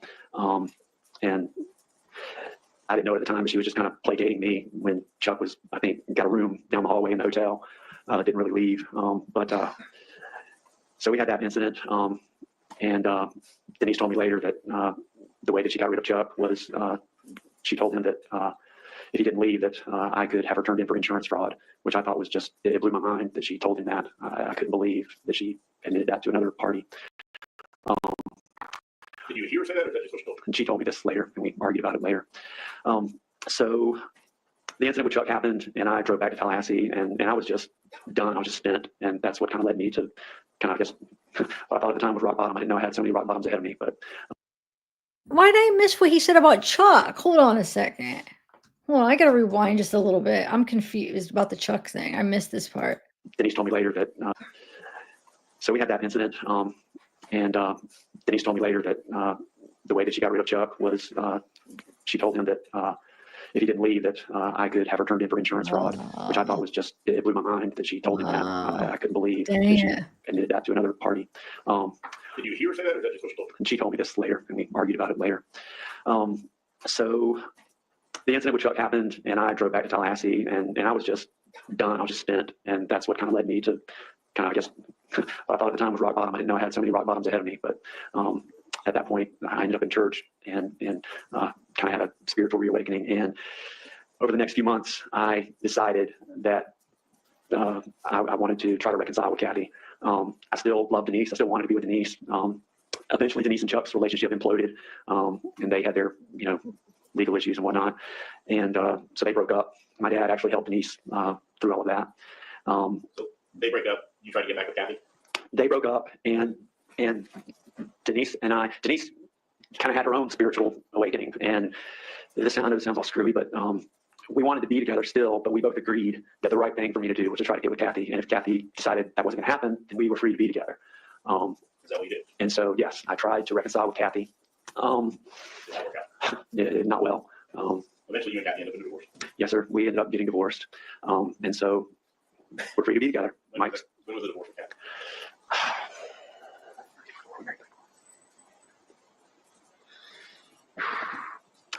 This is terrible, but I don't remember when it was finalized. We had a long separation. I don't remember when the divorce itself was finalized. At some point, did you and Denise start becoming public with your dating? Yes, sir. After the divorce was finalized and we decided enough time had passed from Mike's death, we decided it was okay for us to gradually start dating. And we talked about it with a lot of people. There were some people that took it well. There were some people like her family and her dad who took it horribly. But we did start dating. Eventually, you got married. And then we got married in 2005. We were still concerned about the law enforcement side of it, but as time passed and nothing happened, we became less and less concerned about it. You say that you're still concerned that you all have communications between each other on what we do at law enforcement interview? Right. Things would come up in the media. We would see things online or in the news. Cheryl, never gave up, kept pushing things. And so from time to time, that issue would be raised. And I always wanted to talk about things a lot more than Denise. Denise did not like to talk about anything related to that usually. but we would typically not talk in the house. We would typically talk, out at Lake Ella or a public place or wherever where we felt like we weren't being monitored, even at that point. And did y'all have an agreement, the agreement not to talk to law enforcement? Yes, I mean, we promised each other that neither one of us would ever say anything because we knew the only way that we felt like the only way they would get anything would be if one of us talked. And I mean, I was concerned about Denise if she ever got under that pressure, whether she would hold up to it or not. Kathy actually warned me. I think the first time I heard Kathy talk about it, she said, Kathy was trying to get me to talk, but basically she said, you can't trust Denise and she'll throw you under the bus the first chance she gets. Would it be fair to say that you made assurances to her, that being Denise, that you had not told anybody else about this particular case? Yes, sir. And she made assurances to you that she had not told anybody else? The only person I knew of was Mr. Bunker, but she didn't say that Mike was murdered or anything like that. She just supposedly, right. Now, 2016, you were there was the kidnapping. Oh, I missed that. See that? I missed what they said. Shoot. What did they, hold on. Let me just, there's some parts that I just. But basically she said, you can't trust Denise and she'll throw you under the bus the first chance she gets. Would it be fair to say that you made assurances to her, that being Denise, that you had not told anybody else about this particular case? Yes, sir. And she made assurances to you that she had not told anybody else? The only person I knew of was Mr. Bunker, but she didn't say that Mike was murdered or anything like that. She just supposedly, right. So I thought they were talking about Kathy. And I was like, wait, that doesn't make sense. Okay. Oh, cool. We're almost done. See how much difference it makes to turning this like on fast speed. And I mean, you guys were able to hear, follow it just fine, right? Now, 2016, you were there was the kidnapping and arrest. Yes, sir. And following that, you confessed to the murder of Mike, right? Yes, sir. You led law enforcement to his remains. Yes, sir. The conversations with Denise leading up to the murder, did they occur in Indiana County for the most part? Yes, sir. The conversations with Denise following the murder, where the agreement was never talk to law enforcement, did that occur in Indiana County? Yes, sir. Whenever she set up her alibi to stay at home and make phone calls, did that occur in Indiana County? Yes, sir. Talk a lot about Denise Winchester, or Williams, formerly Winchester. You see her in court today? Yes, sir. Can you please point her in any article with her? An article of clothing, the pink sweater. I never the question was not. You can step up. Start. We had talked with I talked with the attorneys earlier, and Okay, let's read a few more of his writings now. Itchy. I know I usually listen on 2 times. I do double when it's just myself, but I've tried to do that on videos and people said it was too fast. That's why I always kind of start off slow. But yeah, I do double too, like on trials and stuff. If I'm just like trying to hear something, if it's just something more like that I just want to hear, which is like trials. The Johnny Depp one before I started live streaming it. Oh, I put that on double when he testified and it still was slow because you know how slow he talks. So go test me. Go to Johnny Depp's trial where he testified and put it on double speed and it'll just flow like a normal speed because he does so slow. It's cute. It's funny. Okay. So now that's not his cross. We're not going to watch his cross, at least not today. Maybe we'll watch it on a different part. We probably will watch maybe on part 2 or part 3. But that's the beginning part. And wait, did they bring him back? Hold on a second. Hold on. I think that applied only if it was a 3rd-degree felony. It was I say 7.03. I think you need to look at it, be certain of it. Okay. Yeah. So let me take this. I mean, it would look like sometime 3rd. Okay. So let me remove this. Now let me put up the exit out of this. Okay.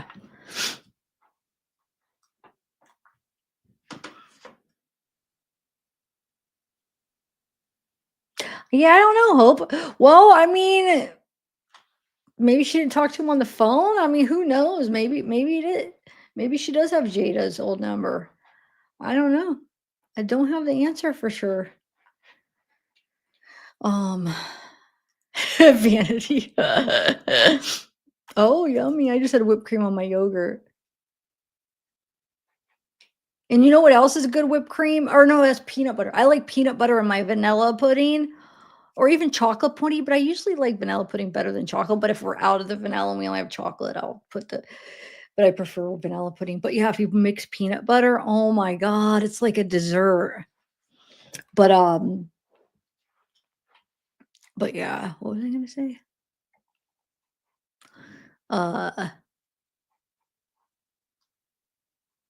Yeah. Oh yeah. I could eat cold. Oh my God. It's so good.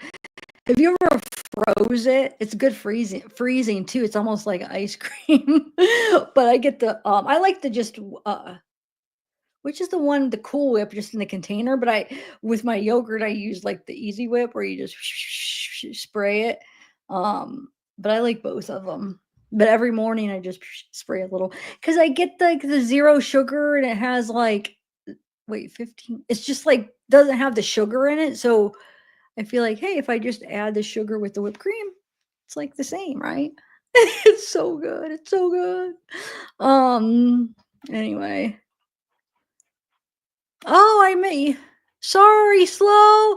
We voted in chat. You should get a tramp stamp with Sarah's name like the way. Oh, yeah. No, I don't even have any tattoos. Thank you, though, for a super chat. Oh, that's funny. Oh, my God.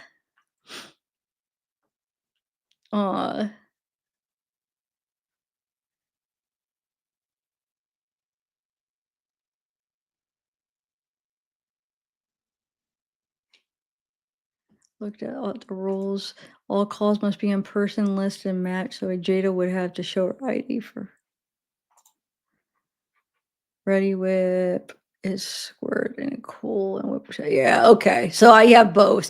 I like them both. The Ready Whip's a little bit more lighter and and the Cool Whip Cool Whip is like a little bit. But sometimes the Cool Whip I'll put in the freezer and then eat it. It's like almost like kind of an ice cream. So good. Oh my God, yes. So good. That's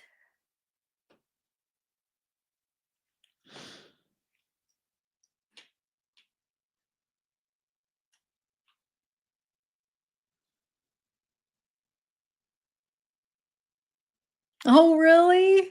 Aw. No, this is the same subject. We're just doing the case though. This is actually the same subject. I like to mix it up and not just have constant reading. If I have like videos and reading instead of just doing like all the videos first then reading, I like to mix it up, give my voice a break. So read a little bit, just finish Brian's testimony. Now I'm going to read a little bit of his writings, then we'll watch a little bit more. Okay, so let me read some more of his stuff here. Look, I have Bang cotton candy and then my coffee, but I got decaf because I was getting shaky from this. Yes, Buffy. Yeah. Think so, Tracy L, for the information. Okay. I love mangoes, the fruit, but I'm not a big mango flavored stuff. Like mango flavored like that. I'm not a big fan of the mango flavored ones for some reason, but I like the fruit mangoes. But you might like it. I like black cherry and the black raspberry on those. What do you think though? Do you like it? All right, so let's read. Oh.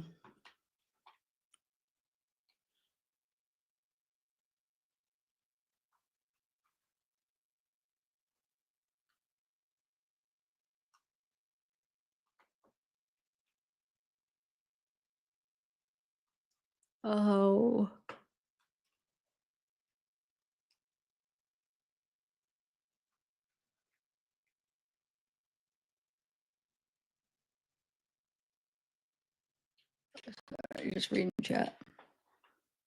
Yeah, try that, the black cherry for those drinks. I don't know why. I usually don't like cherry flavored stuff that much, but I like it for those drinks. I'm weird. I'm just going to shut up. I'm probably confusing you.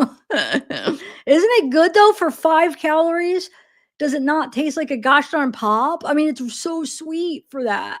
It's amazing. Yeah.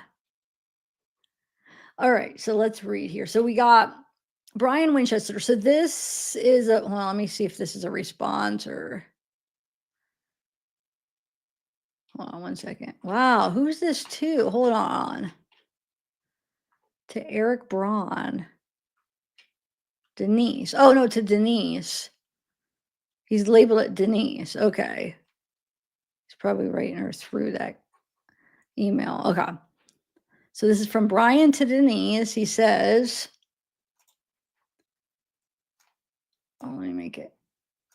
Oh gosh, I wish they don't have like a good in between. Hold on. So if I do it at like, look, it goes from 200 to 300. How stupid is that?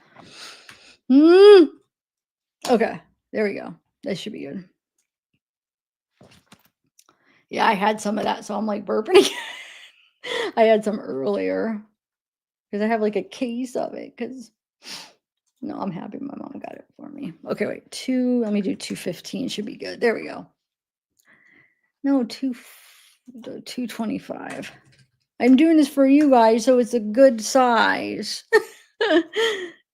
Okay, here we go. So this is from February 19th, 2014. So this would have been, if you put it into perspective, they separated it in 2012. She filed divorce in 2016. And then because of the filing, I think it had a lot to do with her filing for divorce, he did the armed kidnapping in 2016. So this would have been before the kidnapping and a couple years after they separated, but before the divorce. Okay. So he says, thank you, Denise. Thank you for the chance to write to you. I would think that you feel pressure by me and me questioning you're saying that you intend to divorce me feels controlling to you. What? And me, I would think that you feel pressured by me and me questioning you're saying that you intend to divorce me feels controlling to you. I have trained you to feel that way based on how I have attempted to control and manipulate you in our marriage. I truly understand your position of desiring a divorce based on how horribly I've treated you. My ongoing insistence on pointing the finger at you or anyone else besides myself over these past 2 years has confirmed that I position. Let me take a sip of water. Hold on.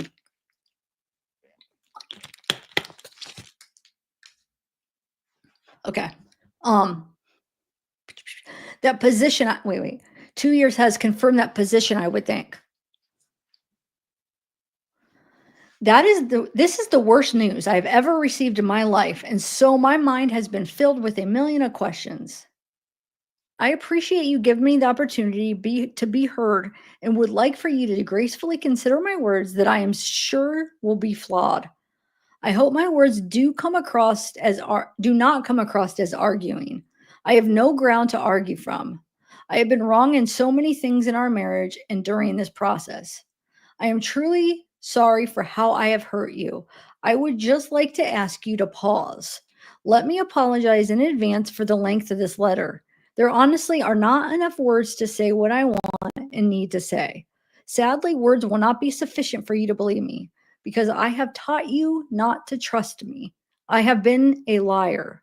I am hoping you will pause and give me time for actions to back all these words up. I cannot imagine how difficult this marriage and this process has been for you. I am amazed and grateful that you are still willing to be in my presence.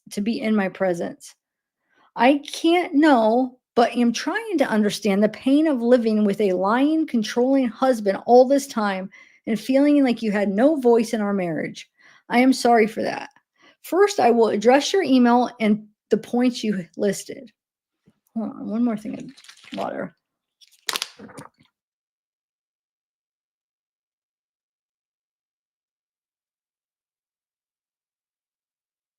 Yes, the grape. That's another one.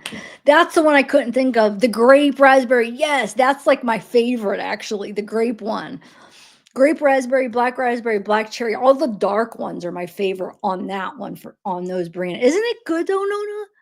Doesn't it? It would crave your pop craving, would it not? Help you if anybody's trying to lose weight or just because pop is so unhealthy. Oh my God. That syrup and okay, so 1, I believe your decision is based on many things that have been and are currently hurtful to you and your valid desire not to be hurt by me in the future. I am sure you could come up with 100 reasons to divorce me. They are too numerous to count. I believe that your realizations of how I have hurt you is high on that list. One thing that I have heard you say is that you do not think you could ever trust me again. That is completely understandable based on my past behavior. But as I tell clients at work, past performance does not guarantee future results. You nor I can predict the future, but I do not think you should live and make decisions in fear of it either. God knows and holds the future. My heart has been changing and will continue to change through God's grace. I am fully committed to changing my future. I was wrong. I do not think you are stuck in the past. I believe that the past has been terribly painful for you because of me, and it takes a lot of time to deal with that pain. I feel you may still be going through that process, and it may take a while. I hurt you over years. I can't imagine that you are going through to be over it in 3 months. Wait, I can't imagine that you are going to be over it in 3 months. I would think it would be a long process. I believe your decision is based on the past, only that because of the past, you have a legitimate fear or assumption that the past will repeat itself. Divorcing me keeps you from being hurt by me like that again. I almost want to skip this and read a couple of his other ones first. I'm going to come back to this because I don't know why I feel like I'm going to lose a lot of you with this one until hold on. I'm going to come back to, since this is so, unless if you want me to read this first. Okay, I'll come back to that. Okay. Wait, this is the one that, oh, that's the same one we just read.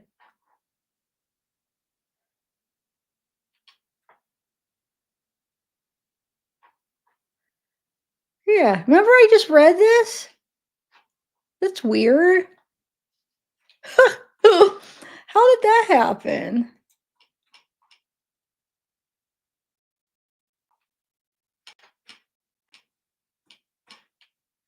Or did you want me to read that now? I don't know. I'm Delton. Maybe I should have.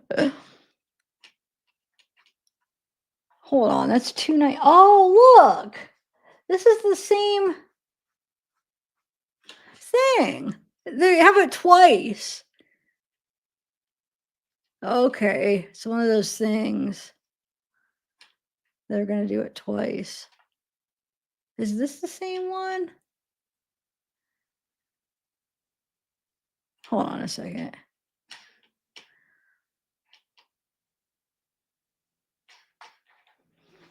You know what? Hold on. I might as well just read this. Screw it. Let me just finish it so I can just go in order. Because, I mean, it might end up making sense to go. I just didn't want to bore you guys if it's like too long. So she's afraid that the past is going to repeat it, I guess. I don't think this is irrational or crazy. It is understandable. Again, though, the future is not predictable. It will be based on choices that you make and I make. There will be good and bad consequences no matter what you decide. You will live with your choice and those consequences for the rest of your life. I know the harder choice would be not to divorce me. I honestly don't know if I had been treated as you have, that I could stay. You definitely have a bigger risk and burden. The bigger risk and burden. I intend to make choices to be able to look in the mirror and not hate myself. I do not want to feel the guilt of ongoing sin anymore.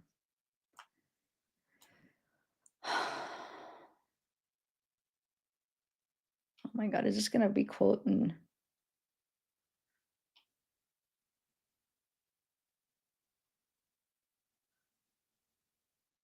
So that means after a year of recovery. I believe you have suffered through experiences that have hurt you emotionally and spiritually, that you may still be near the beginning of the process of recovering from those experiences. Recovery usually starts with an inventory of what has happened and to the reality of it. I'm guessing that began for you in Mississippi. And then they're going to quote the Carnes book, The Betrayal Bond. Nothing major. The first year, he says, that means that after a year of recovery, things will look extremely different. Doing anything that is not reversible may be premature. Also, the victim has much work to do on her own healing. Once that foundation is there, I'm not going to read quotes. Hold on. I personally do not believe there's any biblical grounds for divorce. I came to this personal conviction not recently, but many years ago. Oh, wait, this is, hold on. This isn't all. Hold on. I just skipped some good. See, I need to stop doing this. Victim has much work to do. Where is that? During the initial phases of recovery. Wait, where did that say? Okay, here we go. This has been true. So it says during the initial phases of recovery, monitoring your reactivity to others is very important. The focus should remain on you, not the abuser. This has been true for me in my recovery. My attitude and thoughts are much different now than 1 and 2 years ago. Remember how angry I was the first months and year? My thoughts were still affected by my addiction and still are now. Redemption and recovery is a process that unfortunately takes a long time. I thought Ron was crazy or greedy when he said 3 to 5 years. He was right. So no, I don't believe you should make the permanent decision to end our marriage at this time. 5 and 6, I personally believe do not believe there's any biblical grounds for divorce. I came to this personal conviction not recently, but many years ago when I did hours and hours of study and prayer about my divorce with Kathy. Remember, I did not want her back, but I tried my best to win her back because I believe God wanted me to. I understand you may not have the same conviction and that our church may not have that conviction. I am not God, although I act like it sometimes, so I will not speak for him. I do not agree with the modern interpretations of scripture that are used to give grounds for divorce. My conviction is similar to John Piper's view that the Bible does not allow for divorce, even in cases of adultery.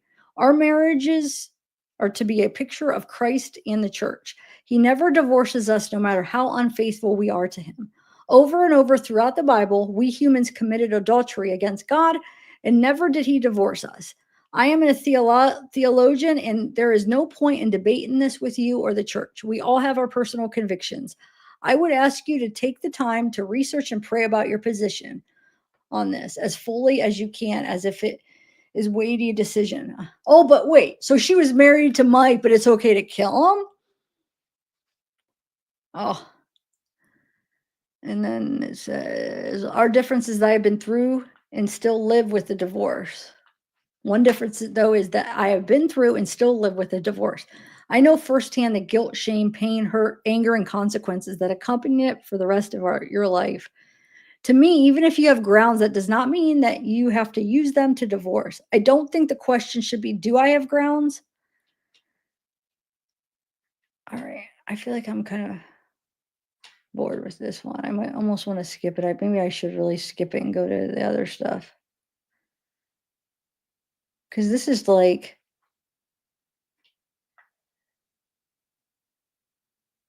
yeah, hold on, but let's see what this says. Things I love about you. Oh, I'm going to skip this. Hold on. This is the stuff I did read already, right? I guess we could read this.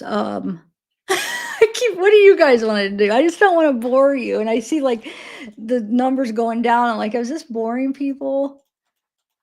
Oh, shoot. I can't get this off. There we go. Thank you. She's over here sounding like Glory Valley. Yeah. Who's okay with murder, Betsy? What? Oh, yeah, him. Yeah, right? Okay, this is what he loves about Denise. You are the most beautiful woman in the world to me. You have a heart for children and babies. You care and have concern for your grandparents. You love Ansley and want the best for her. You love Stafford and have been a great second mom to him and raised him like he was your own son. You are funny and have made me laugh more than anyone. You could be a professional makeup artist. You are good. You cook the best cake with the best icing in the world, puts the cake shop to shame. You enjoy baking and cooking for other people. I love to travel with you except for the luggage. You know how to fish better than a lot of men. You are like a model who can wear anything and make it work. You like Creed and Daughtry, even though you won't admit it. I love your white girl dance. You're the best kisser in the world.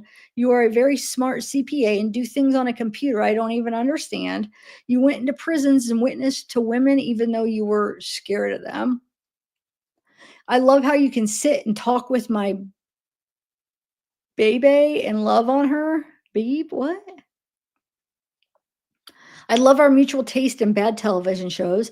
You have perfect, flawless skin, except for that once a year pimple that I love to because it makes you human. I love holding your hand. I love spooning you. I love you spooning me. I love your beautiful hair. You can play the piano well after all these years. You have the whitest, straightest teeth I have ever seen. You volunteer to work with Ansley in the nursery. You have a great talent for finding deals on everything online. You usually find the perfect cards for me on holidays, except the sympathy card for my birthday. I love your sarcastic comments that you whisper and only share with me. You have been my best friend. I love your random kicks in bed and the crazy arm waving while you sleep. I love the way you make lists and check off boxes. I love your height and your perfect height. You are the perfect height. I love when you put on heels and pretend you are taller than me and you think it's hilarious. I love how you get on to me for not using spell check. I love that you care about me. I love that you let Maddie come and live inside our house and you care about her. You show yours and my crazy family's love. You love fashion and have great taste in clothes. I love shopping with you. I love that you are not ashamed to shop at Goodwill. You have the cutest, worst sense of direction. You made sure our kids' lives were well documented in pictures and videos. I can't get this. Oh, there we go. Okay. And then this is, I swear I already read it. I think they put it double because, yeah, there's more I loves, right? Yeah, this is what I read. Okay. I love that you think you could beat me at wrestling. I love that how you call me Scott Steak when I open the door for you. I love that you would eat whatever birds or fish I cooked and pretended you like it. I love that you would sit over a cooler and help me clean scallops. I love that you like Monet and Impressionist art. I love that you bought our kids Jiffy Pop popcorn. I love that you bought our kids aprons to help you cook. I love you because you love me. I love that you care about people like Coach Shiflett and Gloria and Lisa Lavelle. I love how you got mad at those sharks for eating your tarpon. What is that? I love how happy you were teasing me for beating me at pool at the Gasparilla Inn. Wait, I love getting messages with you. I have liked you since we were kids at Parkway. You still kissed me and loved me with a tooth missing. The best times and memories of my life have been spent with you and raising our kids. I love you, Denise. I'm so sorry for all the ways I have hurt you, Denise. I can't imagine how you have felt with every disapproving look, every eye roll, every sigh, me having opinions on and a right way to do everything. I know I have a control issues and I have had to live with my mother and have realized where I got that from over the last 15 months. It's not fun to live with. I want to change that too. I hate all that has happened, but I believe I can benefit from having gone through this experience, whether you stay with me or not.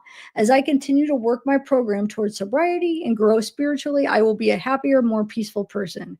That is what I have not had, except for those few years at the beginning of our marriage.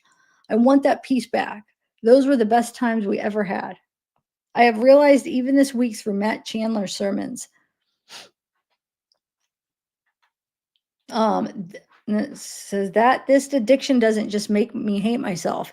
It is a sin against God who loved me so much he let his son be killed for me. That is the worst than any side effect it has on me. And just getting sober, becoming a better version of myself is not the answer. I will never be good enough, healthy enough, religious enough, rich enough, in shape enough, or sexually fulfilled enough to make me happy. Well, to make me happy, he says. This sermon series on recovery and redemption has been great for me during this time. I will do anything you ask or need to save this marriage. You said you think I want to be with you for money. Let's do whatever it takes to eliminate that fear. Draw up a legal agreement to freeze everything how it is now. I think it's a terrible idea that I have been advised against, but I am willing to take a lie detector test. I know you have taken inventory of our marriage and the cost to you have been great. I am seeing the reality with you of how abnormal and abusive it was at times. I understand your desire to end and never go back to that, and I agree. I am not asking for that relationship to be renewed. I am asking to rebuild from the ground a new relationship with Jesus back as the cornerstone. He is what made me worth marrying before, and I sadly slowly chiseled him out of my life. He didn't get angry and abandon me, though. He stood by and waited through these years of me rejecting him. He still loves me despite all I have done. How can I continue to live in sin when he loves me that much? I cannot and will not. Okay, so let's see. I asked you before we separated, and you wrote a note that you wanted a husband who loves you or who loves the Lord and more than not wants to serve him. That is what I want to be for myself and for you in Ansley and Stafford. I hope somewhere in your heart you will still want that and that you will wait to see if my actions are evidence of that. I know you want to divorce the Brian who has hurt you over the years. I understand that. I believe, though, that in your heart you would prefer to stay married to a Brian who's like the one you made your vows to. I believe you would like being with a Brian who loves and serves you and tried to put your needs above his. A Brian who is honest with you, who learns to love you the right ways. Through God, I can become that man. You will only know if you wait. I feel like I had scales on my eyes that made me see everything wrong, blinded me to the truth. All right, it's a bunch of crap because he's obviously, look, he ends up kidnapping her and then tries to hire Wade. I mean, it's all just not real. You know, it's all words because he doesn't know actions, it seems like. I mean, I don't know every detail of his life, but just like, hello. And then in 2 years, he kidnaps her with a gun and then, wow, then tries to hire Wade. Anyway.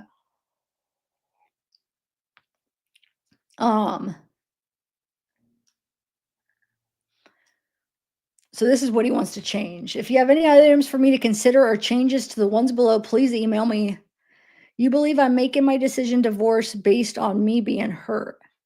Well, you believe I'm stuck in the past. You believe I'm making a decision divorce based on the past. What? Below I've listed your below I have listed your points as I understand them. I would like this week and upcoming weekend to be left alone so that I can consider these things below. Says you. So this is what she said, I guess. You believe I'm making a decision to divorce based on the past. You say that I am at the beginning of my recovery and that I should not make life-altering decisions at this time. You believe I do not have biblical basis for divorce. You believe God would not be okay with me getting a divorce and that God would be most glorified with us staying together. You say there's no such thing as a friendly divorce. You believe that others, SA, do not do the sexual things that you did to me in their marriages, because their wives would not allow it. I'm trying to a picture. Is this her list? Okay, she's saying that he's saying you say there's no such thing as a friendly divorce. So she's saying that. Right? You believe that the other, what's a SA stand for? That the other SA do not.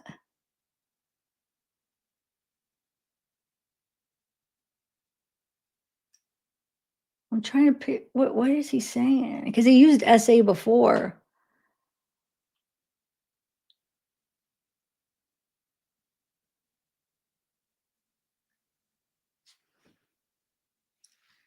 You say you have different perspective you say you have the different perspective of the sexual things I wrote about. You do not consider those things abusive because you believe that I liked it all.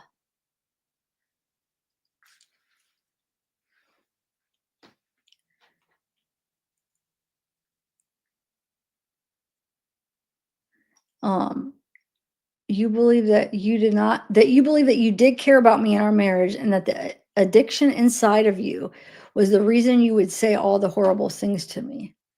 You are asking me to not file a divorce and wait 6 months to a year to see the differences in you.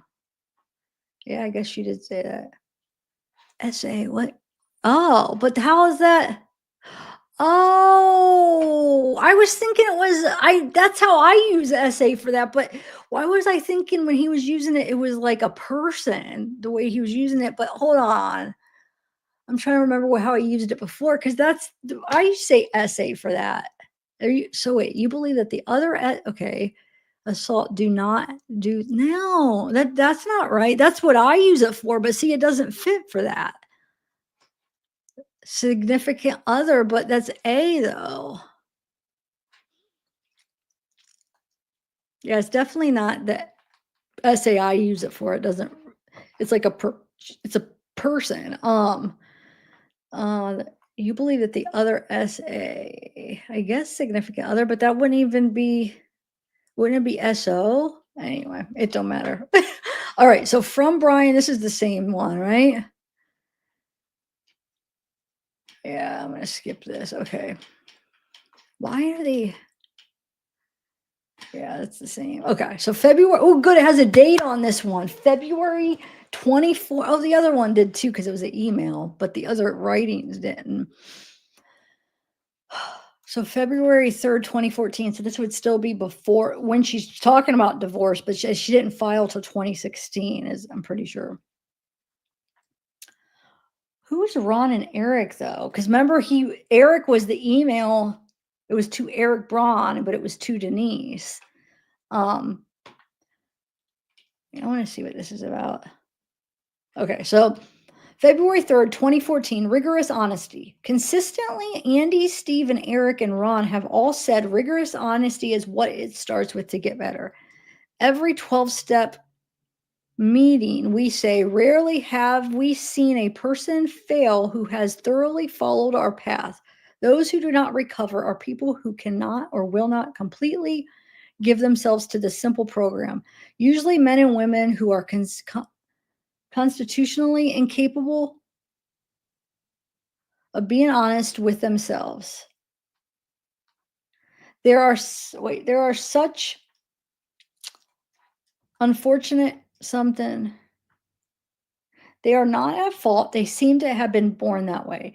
They are naturally incapable of grasping and developing a manner of living which demands rigorous honesty. Their chances are less than average if you have decided you want what we have and are willing to go and any lengths to get it, then you are ready to take certain steps. As some of these we backed, I don't know. We thought we could find an easier, softer way, but we could not. With all the earnestness at our command, and we beg of you to be fearless and thorough from the very start. Some of us have tried to hold on to our old ideas, and the result was something until we let go absolutely. Remember that we deal with sex addiction, evening, baffling, powerful. Without help, it is too much for us. God may you find him now. He half measures availed us nothing. We stood at the turning point. We asked his protective care. Okay, let's see.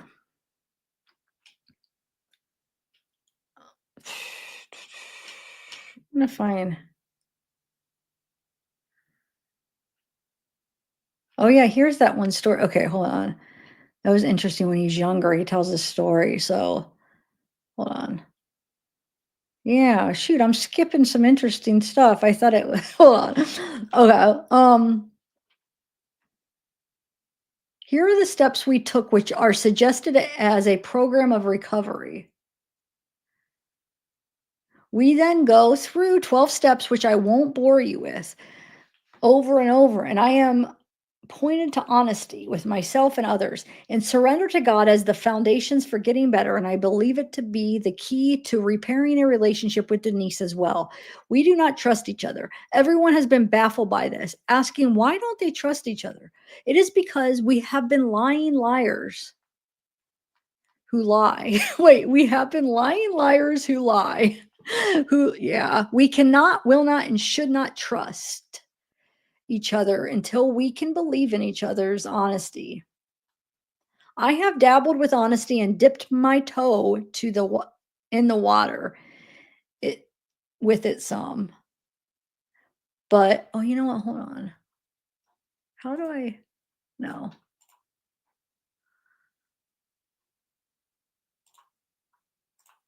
Oh, there it is. I wanted to, that's what I need to do. There we go. Okay. Where are you? I have dipped my toe in the water with it some, but have not surrendered to rigorous honesty. And that is why she does not trust me and why I have continued to struggle with my addictions. So here goes. So this is when I was around 10 years old. He has that crossed out for some reason. It says, I grew up in a very legalistic Southern Baptist home. I had two grandfathers that were alcoholics and were divorced from my grandmothers because of this and the abuse that accompanied it. Wait, he had two grandfathers. Okay, they were both alcoholics, divorced their grandmothers because of the abuse from that being alcoholics. Okay, it was rare we talked about it. There were horrible, dysfunctional things going on with our families, but my parents didn't talk to me about it.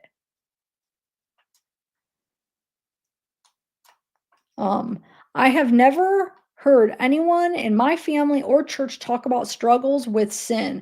It was always how they used to struggle. But now God delivered them, and as long as they obeyed Him, the Christian life was a happy life of just being good. Actually, it was all about being good, and everyone around me appeared to look good. And even though I knew that wasn't really true, in the third grade, a friend of mine told me that if you didn't turn in your schoolwork, that you still got good grades. We figured out that either the teacher really liked us or she wasn't grading our work. We did no work all year long and still got good grades. I learned that cheating was okay if you didn't get caught, and even teachers did it.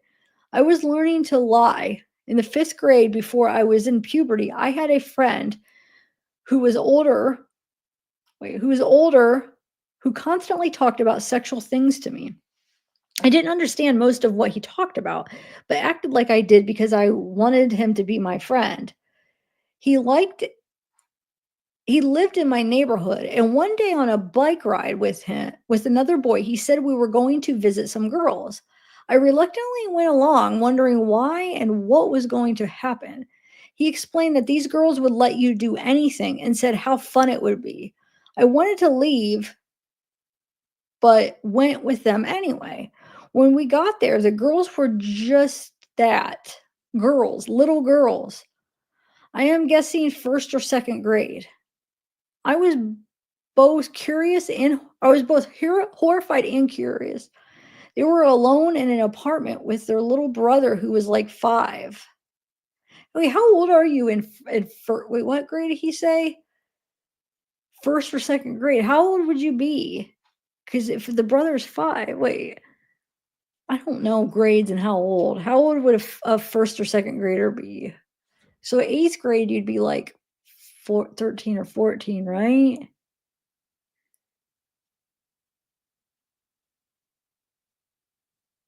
I don't know. Oh, 6 or 7. Okay.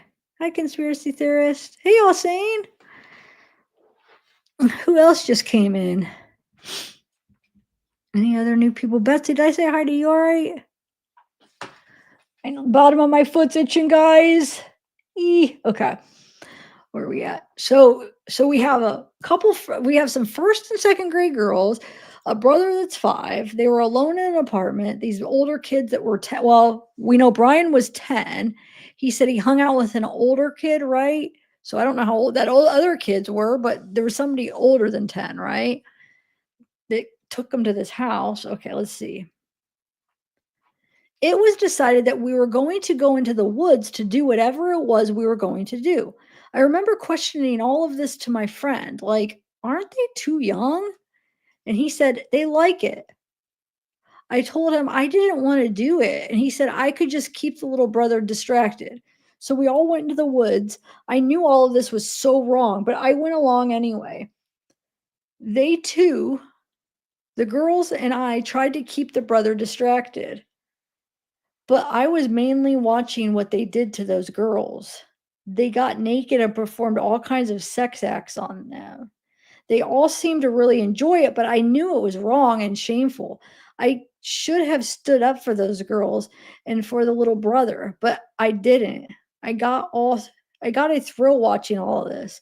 I learned that sex was dirty and shameful, and you needed to hide it from everyone. I never told anyone about all of that until recently. As I entered into puberty, I thought of that experience and eventually discovered masturbating. It made me feel great, and yet I knew it was wrong and needed to be hidden from everyone. I discovered, why is that going up by itself? Hold on. Where am I at? I discovered, I think that I'm not going to say that word because I'm not sure what's with friends. So he discovered some, videos with friends in my neighborhood, and I was hooked from the first magazine. Oh, it was magazines. Sorry. Probably like Playboy or something, right? Anyway, I was hooked from the first magazine I ever saw. I was obsessed with girls, yet terrified of them. But porn became my best friend. I spent most of my middle school years stealing or getting whatever magazines I could. And probably even shouldn't say, I don't know. No, I wish YouTube would just give us a gosh darn list of words that we can say, but they won't. So I don't know what we're allowed to say. I know some that we shouldn't, but like that one, I don't know. I have said it, but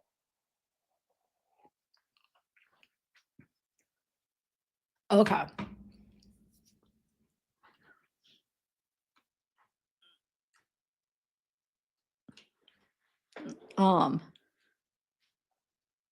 Where we at? I spent most of my middle school years stealing or getting whatever magazines I could and masturbating almost daily. It became routine and habitual, and I told no one. It had to be hidden. I felt guilt all along. Wanted to control it, but tried, failed, felt shame, and ended up doing it again to feel better. The few times I got caught I got into trouble and was punished, which taught me this needed to be hidden, never to be honest about it, because they cross out you are.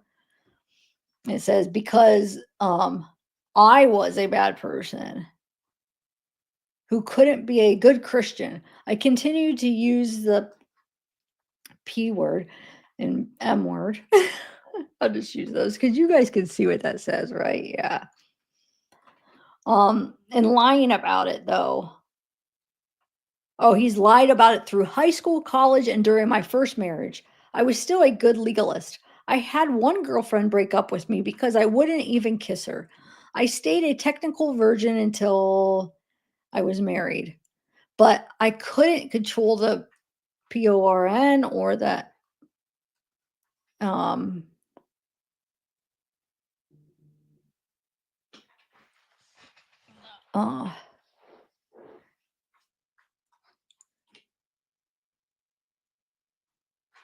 Let's see. And it didn't go away when I got married. It only made things worse because my wife didn't measure up to my standards. Whoa.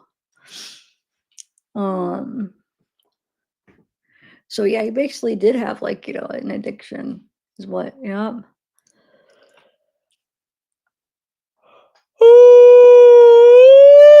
Sorry. Oh my God. I screamed.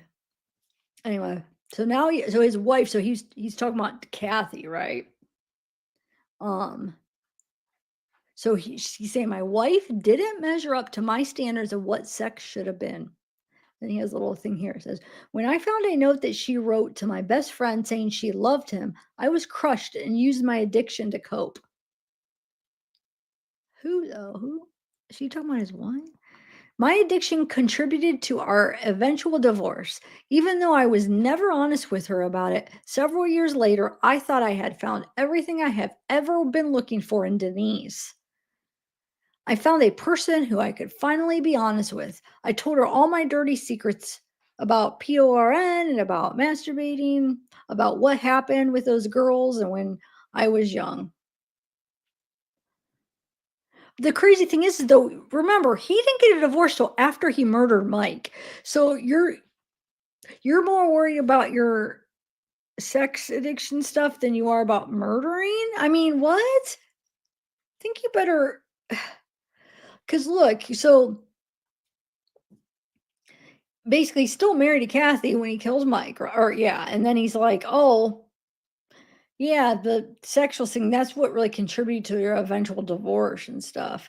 Don't you think? Well, I guess, hold on though, it probably all goes hand in hand.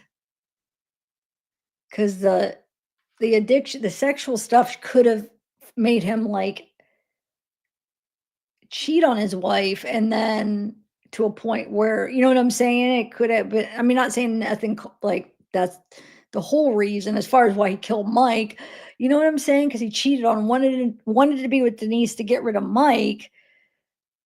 That could have been related to the sex addiction in a way too, huh? Anyway, where are we at? So he's saying basically he was able to tell Denise all that stuff, right? So what happened with these girls when I was young? She shared her secrets with me about the same things. My best friend in every way.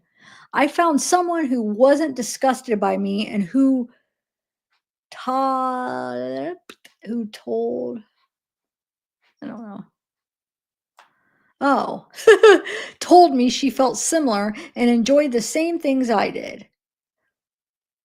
We bonded through these things.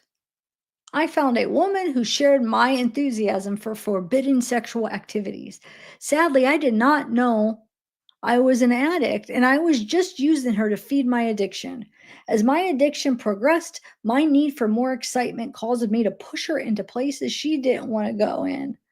And so I looked for and found other opportunities to get my high. I cheated on her, and she, in her satisfaction with me, cheated on me as well. We were both leading triple lives. Our fake Christian life for our families and friends, our life with each other, and the life of cheating on each other. We had a lot of plates spinning, and they came crashing down for me when I learned of her affair with Chuck, her coworker. I was crushed. I had never been so hurt before. I was determined to get her back or unalive myself. I got a gun, found out she was in Atlanta, and just started driving. I only knew she was in Buckhead. I didn't even know what hotel. I picked the one I thought she would be in and sat in the lobby. Shockingly, she came prancing by holding his hand. I confronted them and we ended up outside by the street. I only wanted him gone so I could talk to Denise. I can remember watching the cars and buses coming by and thinking of throwing myself in front of them to end the pain I felt. For some reason, God didn't let that happen. Denise and Chuck lied and said he would leave, and I spent the night with Denise. Wait. Denise and Chuck lied and said he would leave? How is that lie? I don't know. What do you mean they lied?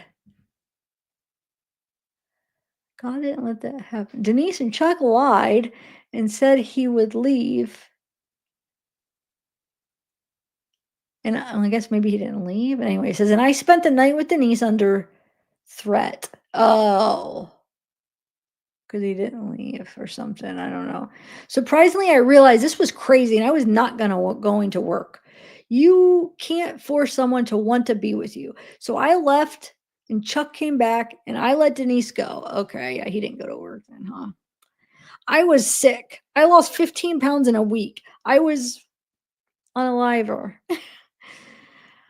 Oh, I ended up at Celebration Baptist, and it was the 4th of July sermon, or July, yeah, and it was on freedom. The sermon was cheesy, but it hit home for me, and I realized what a slave to sin I had been, and how I viewed my sin as freedom and submission to God, as slavery, sorry. Wait, I viewed my sin as freedom and submission to God as slavery, when in fact I was the slave to my sin. Spiritually and behaviorally, I became a new person. No, you didn't. But emotionally, psychologically, and physically, I was still a sex addict. My life did change for the better in many ways. Miraculously, Denise and Chuck's affair crumbled, and she had a spiritual reawakening as well. The next few years were good ones in that I grew spiritually, found 4 Oaks, had a genuine desire to serve God. I still struggled sexually, though, as Denise and I would occasionally have sex before we were married. Miraculously, we did get married, but our underlying issues had never been fully dealt with. I struggled with doubts and believing the Bible was true. Oh, he's saying he struggled with doubts of believing the Bible was true. I was shocked and discouraged to learn that all three guys in my accountability group all struggled with the PORN. Why though? Wouldn't that be like, no, if that they're all in there for, I don't know. Aren't they like all working on that? He's saying that he was discouraged. Anyway, they were way more knowledgeable about the Bible than me. If they couldn't resist it, then I was doomed. I found a video that Denise had bought that had nudity in it, and my addiction came to life again.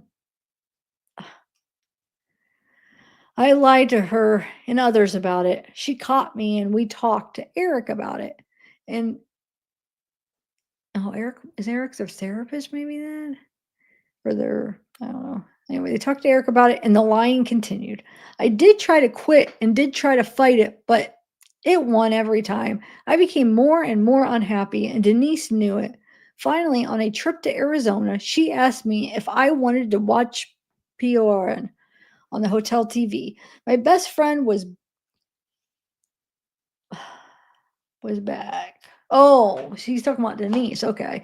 My best friend was back. It was like a reunion with my soulmate. I didn't have to lie anymore for a while. Okay. Where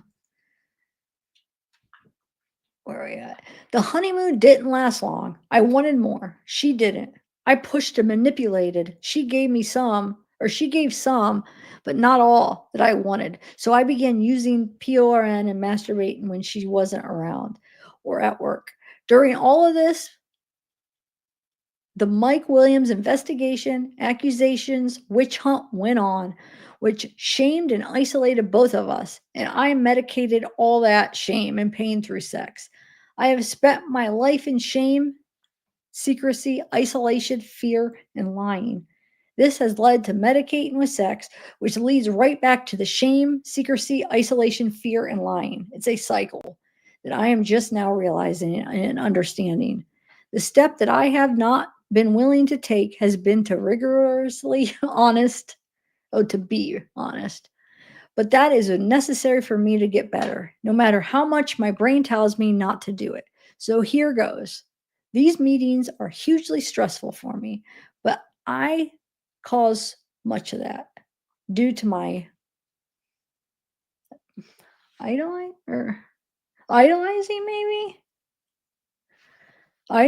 of Denise and fear of losing her.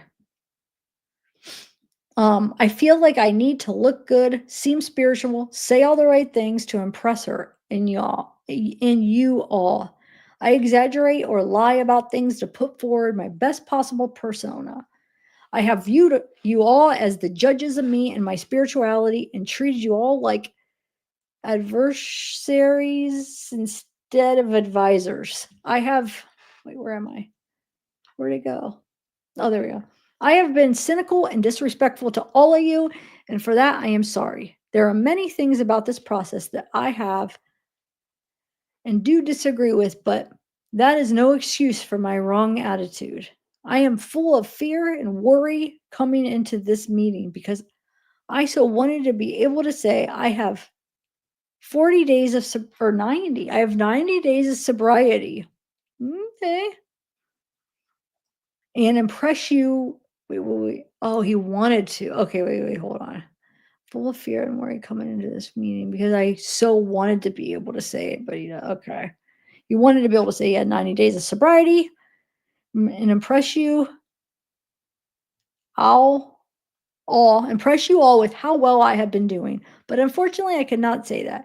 I actually considered buying a 90-day chip to show you, but I did not even earn it. I am scared to admit this because I feel like it will be used by you all and Denise as ammo or proof that I am not saved or truly repentant. But God wants me to be honest, and He is in control of the things, not me. I need to trust Him with truthfulness, and He will not punish me for telling the truth. Sorry. People might. Denise might, but he won't. My primary area of struggle has been using my phone to view the pnone.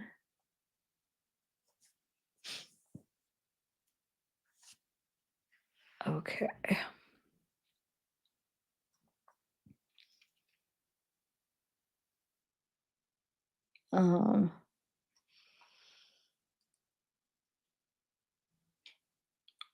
Okay, wait.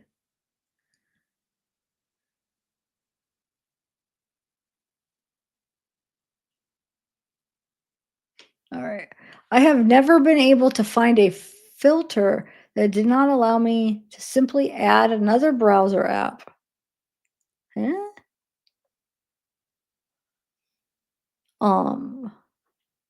Wait, I've never been able to find a filter that did not allow me to simply add another browser app. I have also struggled with my computer, even though porn is there. I accidentally said it. I've been oh my god. Is blocked. Occasionally I can click on news stories or videos like TMZ or YouTube that have half naked celebrities or pictures on them. I was not willing to go to any lengths to cut this off. Wait, I was or not? Oh, I guess he is saying I was not. Look, wait, he did have I have been willing to go to any lengths. He crossed out have and put I was not willing. Wow, that's kind of crazy. At least he's being honest. Dang it.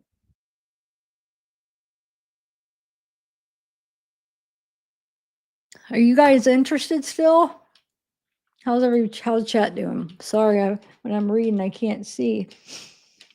I know, right, Sarah? Well, he's 40. Well, I hear this would be what, 2014. So what? I think he'd be like 30, 40. Wait, 44 maybe or something. Because I think he was born in 70 something. I think it was 70. Okay, so where are we at? Where are we? And then I'll play a little bit of that phone call. I'll finish this and then this letter or this writing. Where are we at?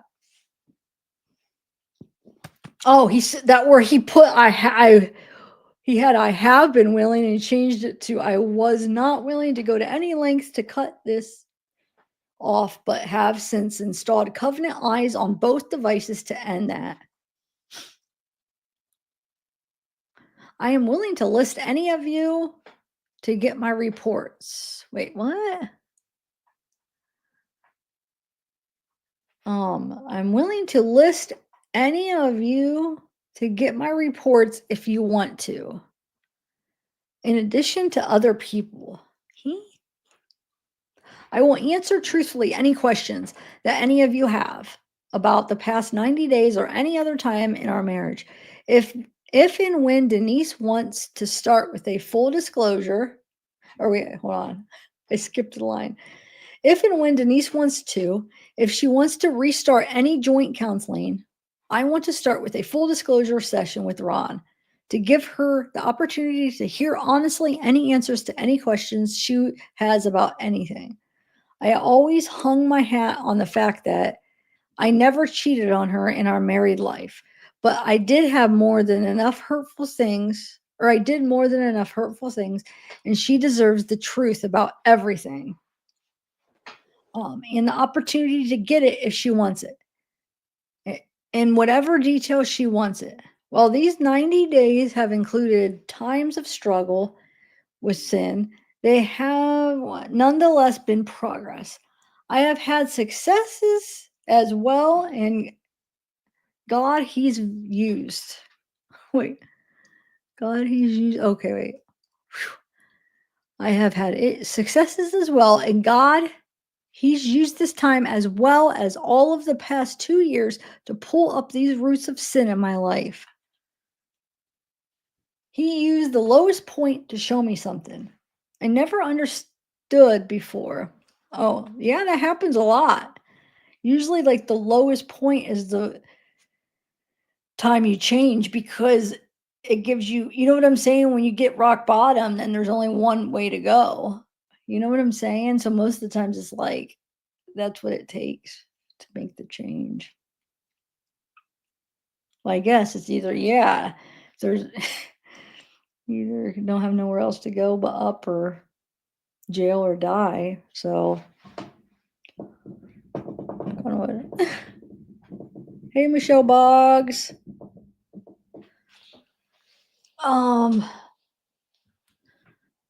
All right, so where are we at? Where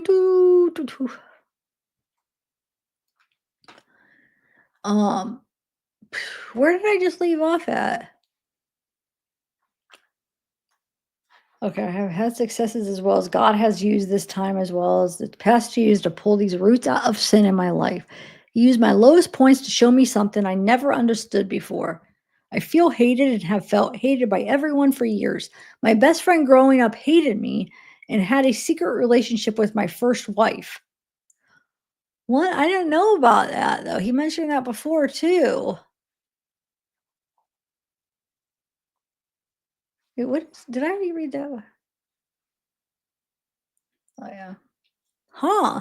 So Kathy had an affair with his other best friend in high school? Huh. Or his best friend growing up? Well, you also freaking cheated on your as an adult best friend, Mike, your best friend's wife, and you also killed your best friend. So I mean, anyway, dang it. So yeah, it says my first wife, her husband, and all of their families hate me. Wait, well, my best friend growing up hated me and had a secret relationship with my first wife.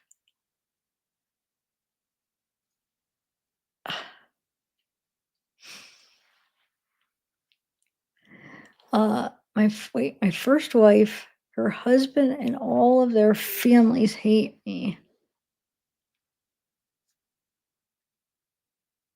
Huh. My son wrote in his diary that he hates me. It's pretty obvious Ansley hates me. So Ansley is Denise's daughter with Mike, which, you know, when Denise and Brian got together and, you know, married, they said, you know, basically said, oh, he's like, you know, kind of would be his stepdad. Like Brian would be kind of like Ansley's stepdad, you know? So anyway, I don't know how good of a dad he was. I have no idea. But anyway, yeah. So he's saying that what did he say again? Ansley. So he says it's pretty obvious. Ansley hates me. He said his son wrote in his diary he hates me. Denise hates me. She wrote it in her diary. What's he doing? Reading everybody's diaries? Oh God, how does he know what everybody wrote in their diaries? He's going to read. Oh my God, this guy. Oh. I'm sure my parents hate how I've turned out. My sister hates me. Google my name, and there are people all over the country who hate me. Oh, I get emails, voicemails, letters on trees, death threats, blogs, Facebook pages dedicated to hating on me. Now, remember, this is what was this, 2014? He wrote this. So this was before anybody knew. Well, people might have thought, some people might have been like suspicious of the murder of Mike, but this would be before the kidnapping, before people really knew he murdered Mike. Oh my God. I know, right? Slow. It's crazy. Oh my Lord. Okay. So he's saying there's Facebook pages dedicated to hating on him. I feel like everyone I know or meet thinks I'm a killer. at worst or a pervert at loser at best. So yeah, I guess I bet you the town does. There probably is like a lot of people. And then also, can you imagine, even if some people don't think that, if it was you, you would think that everybody knows, or you would think that we're like, oh, they know, or they're thinking that it's me, or they're thinking I probably did it.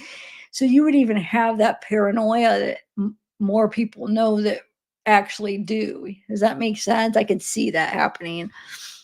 Anyway, but I'm sure a lot of people do suspect. Where are we at? Not one person from our church has ever called to ask me how I'm doing. I feel like everyone just wishes I were gone. Even people who know what I'm dealing with and that have offered help don't call me. I feel totally useless and worthless sometimes. Sadly, the person who hates me the most is me. I hate myself, and I have since those girls. What? Needed me. Wait. Oh, he's saying he has hated himself. He's hated himself since those girls needed me to help them, or to help, and I didn't. He's talking about like those girls when he was younger. So he has a lot of guilt with that, about that.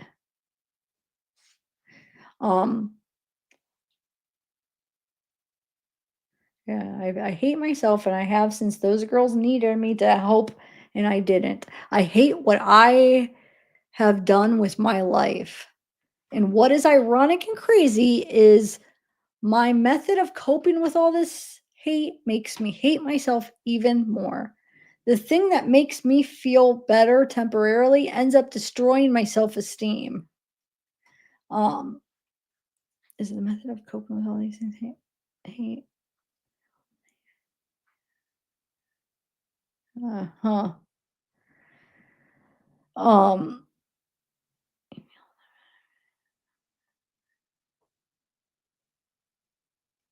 That may seem obvious to you, but for me, it was a revelation. It took me reaching that low point to shift my motivation for recovery from getting Denise back to getting myself back. I can't have a right relationship with God or others without an honest, right relationship with myself. So no matter what anyone thinks of me, no matter who all hates me, even when I hate myself, I remind myself that God loves me and made him. I remind myself that God loves me and made him. Who knew no sex addiction to be, who knew no sex addiction to become sex addiction for me? Oh, okay. So he's saying God loves me and made him. Who knew no sex addiction to become sex addiction for me, so that in him I might become the righteousness of God. Okay. All right. I'm gonna.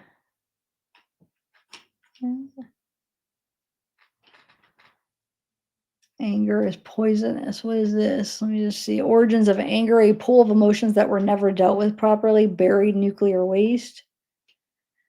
A demand that the world be good on my terms. A temper tantrum that you are not doing it my way. A club used to intimidate you to get you to do it my way. A club used to punish you. An expression of frustration at not being able to communicate what I want. Expression of frustration over not feeling heard. It could be hormonal, it can be organic or biochemical, bipolar, a legitimate response to being ignored, violated, or disrespected, a defensive attempt to defend or preserve oneself, the angry response when caught doing what I shouldn't be doing, guilt, a response to feeling shame. Okay, so now I'm going to play. 1 second. I'm going to play a part of Kathy, Brian's ex, his first wife. When she testifies that she plays a phone call, they play a phone call of her. So she's basically working with the cops to tape this phone call to try to get Denise to say something. So after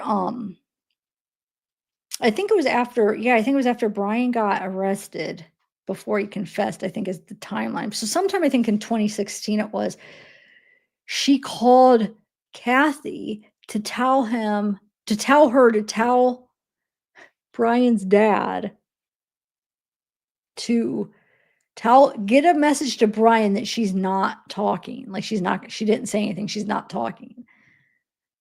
So that sounds like she's talking about like the murder, right? I'm not going to say anything to let Brian know. So Brian doesn't feel like he has to say something. She tells Kathy to get that message, but doesn't tell Kathy what it's about. So Kathy goes to the cops about that and tells them what happened. So they want to have her call Denise again, record it, and just get her to admit that she said that and try to get her to say like, what she meant. So that's what this phone call that they're going to play. All right, here we go.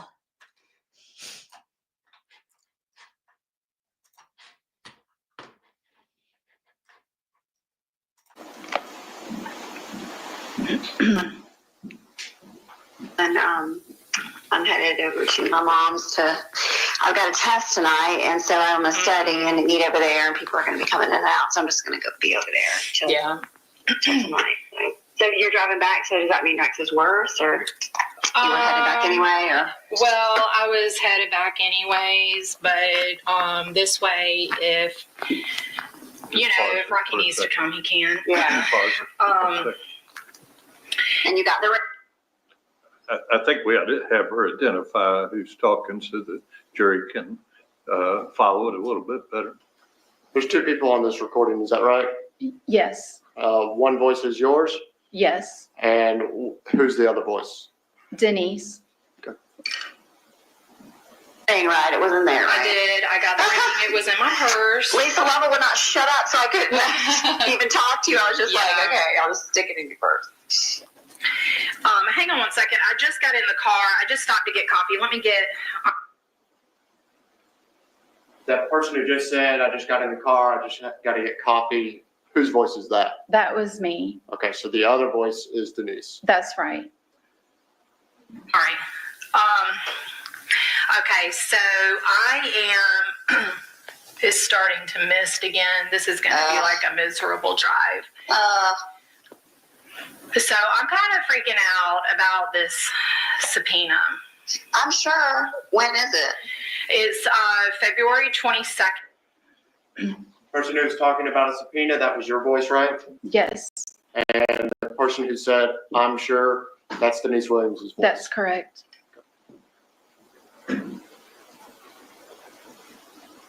When you're talking about a subpoena, what are you talking about?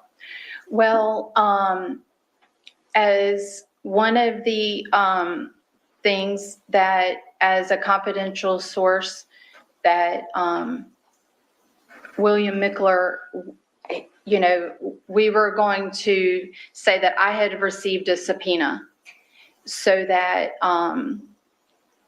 that was going to be a subpoena for me to have to talk to Mr. Devaney about, the case. I had received a subpoena from Mike Devaney, and this was all under the.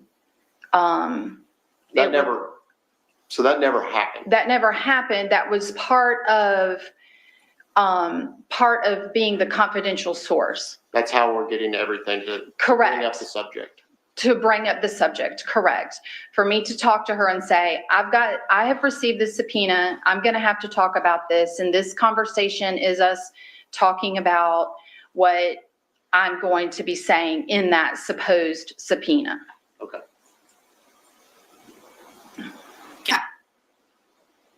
I'm back to it. Like, you have to travel, and they can't do it up there, all that kind of stuff. The attorney that I talked to, he's just like a mortgage attorney. Yeah. So he said, he's like, I could call. He's like, I don't do this, but I could call and see if you could do it over. He's like, you would have to go somewhere where you would get sworn in, because the whole thing is like getting sworn in. Yeah, yeah. So I was like, all right, well, just let me kind of figure out what I'm going to do. Because Andy had said that to you. Remember when you were going to get deposition? Yeah. That was a subpoena too. Right. But I don't know if they ever did it. But No, they didn't ever do it. I just can't imagine that. What if somebody lived in Alaska or in another country or, I don't know, whatever. Well, here's my problem. And I'm gonna get upset here, but my problem is that I can't really talk to Rocky about any of this.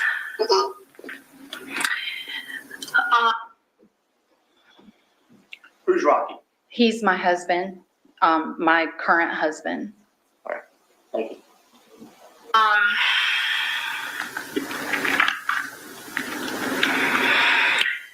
Because I know they're wanting to talk to me about Mike. And I mean, over the time that we've been married, I've always just pretended like I don't know anything. And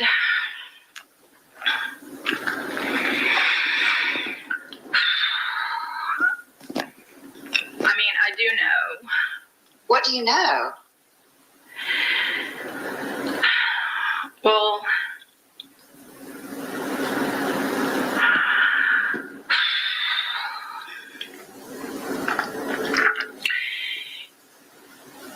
do you remember back when all of that happened with you and Brian and Chuck in Atlanta?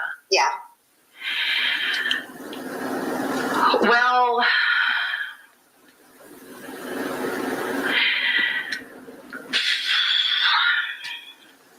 Brian called me at the shop crying and before mad.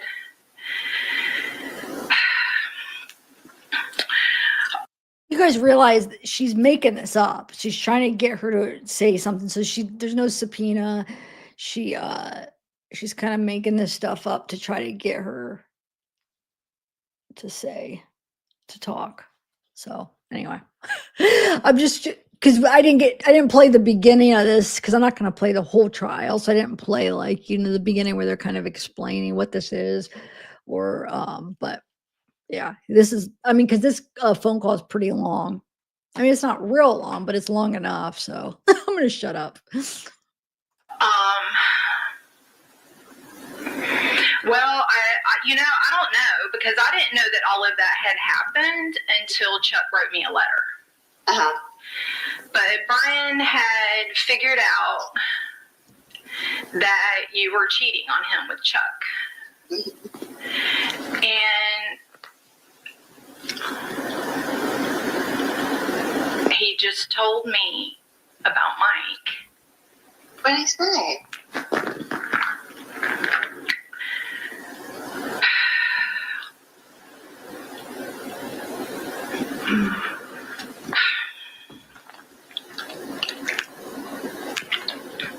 He called you upset about Chuck, and then he wanted to talk about Mike. He was mad at you. Mm-hmm. And so he told me about what happened to Mike. Well, I would love to know what happened to Mike. He never told me. So she's not falling for, she doesn't really fall for it. So I do think she was a co-conspirator, but she doesn't say, she just oh, what, you never told me. I loved it. What happened to Mike? The one that said that's Denise. That's the one that was her husband, Mike, that she planned with Brian to get to murder. So yeah, she doesn't really give in too much with it. So it kind of sucks, but there was that phone call where she does say that on the phone call, but she never explains what did she mean by that, where she says tell Brian I'm not talking.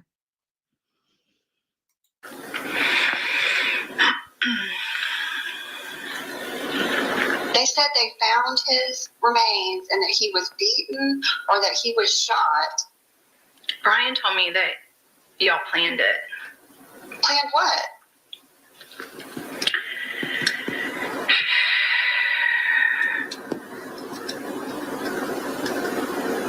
Oh my God.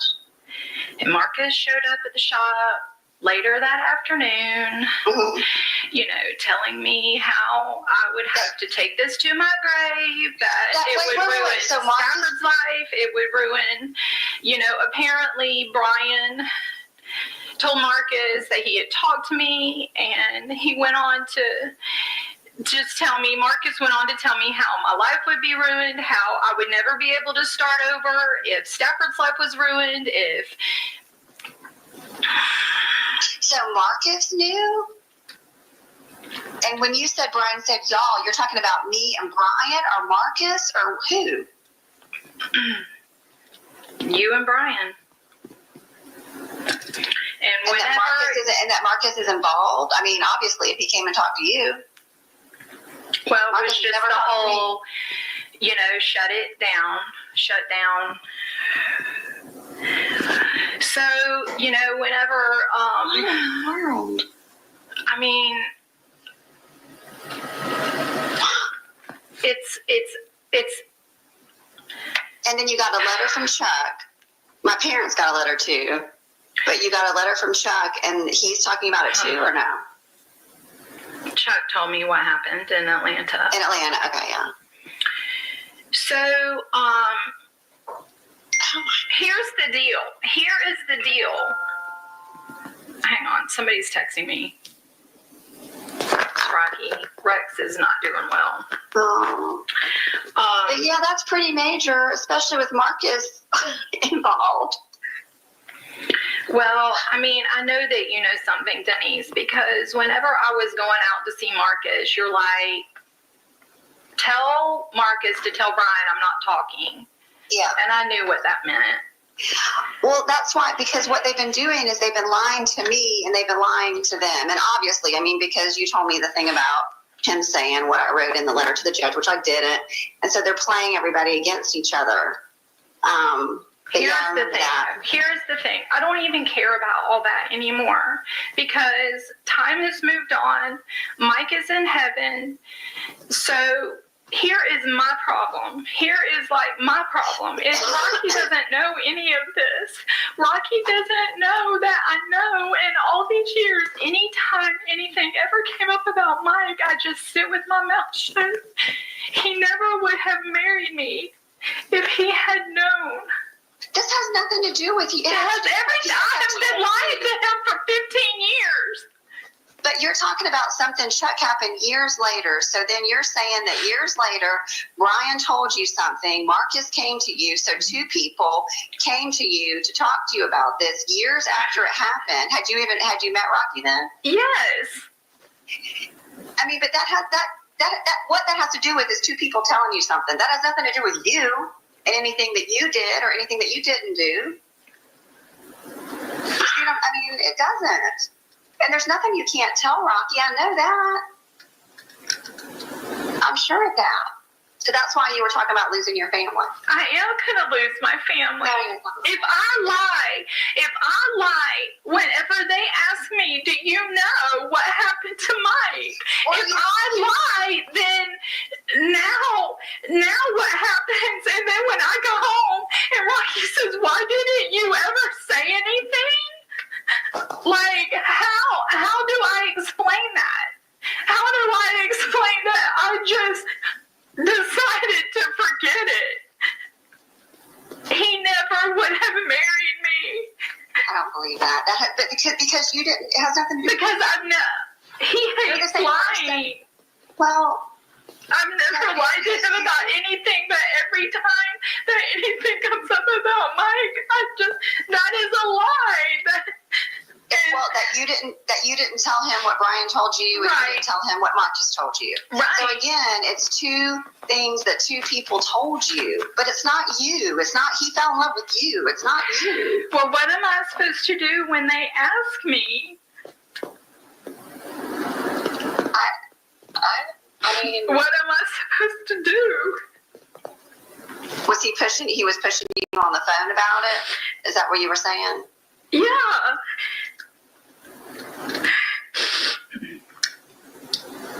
Rocky's like, why do you have this? Why do they want to talk to you? I mean, my guess was because you were married to Brian at the time. You knew Brian. I'm guessing that, I don't know. I mean, if all this is tied to this guy that he talked to, then I'm guessing he wanted to talk to you because you were friends with us. But I mean, but again, it has nothing to do with Rocky or your girls or your family. Nothing. They weren't even around then. And you weren't either. This is years later. Because I'm trying to think, it was at least 3 years later. When I was with Chuck.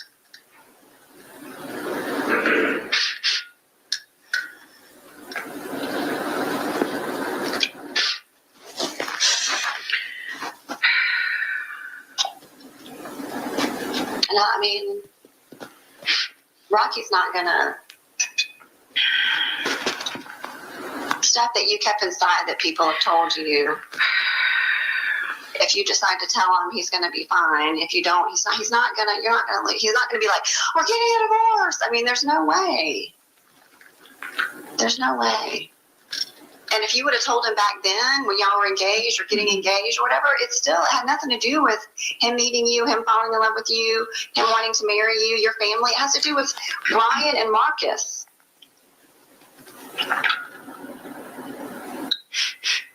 You know what I'm saying?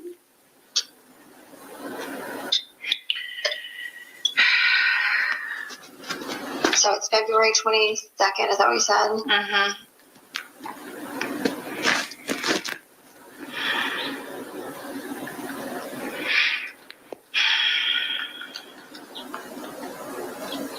And is it a trial? Because it said a witness something. I didn't understand what that term meant. Because I've got subpoenas before for depositions. It's at home. I don't have it with me. It just says that, like, I have to go down to the state attorney's office at 10 o'clock in the morning. The state attorney. Yeah, because I think that's where I have to go to.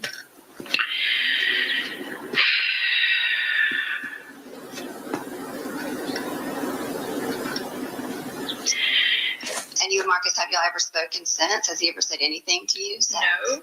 It's just been understood that, if I ever said anything, then everything, all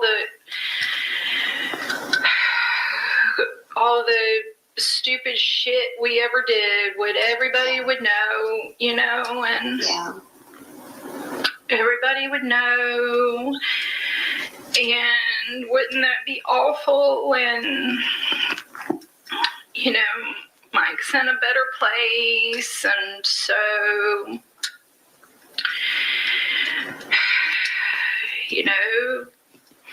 but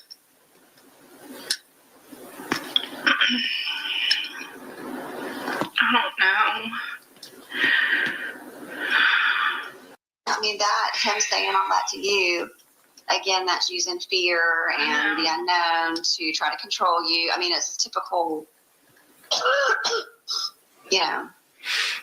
Did Denise, I'm just going to ask you this because I've been thinking about it, but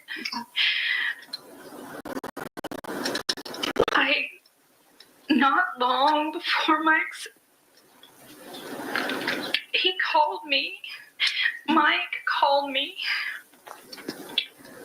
and he had found a bunch of money in your wallet. And he said, I think Denise has a boyfriend. He said he found a bunch of money in your wallet, a bunch of cash. And he said that you told him something about Deanna, that you told him that Deanna had paid you back for something. And he said that he had asked Deanna, and Deanna said that wasn't true. Yeah. Yeah, I remember all that. But I remember thinking, like, he knows that Denise and Brian like each other. And like, I've always thought to myself, if I had said, Mike, I think Brian has a girlfriend, I've always wondered if he would still be here. Like, why couldn't y'all just get a divorce? I've always known that you and Brian loved each other. Brian told me one time that you were his best friend and that was just the way it was always going to be.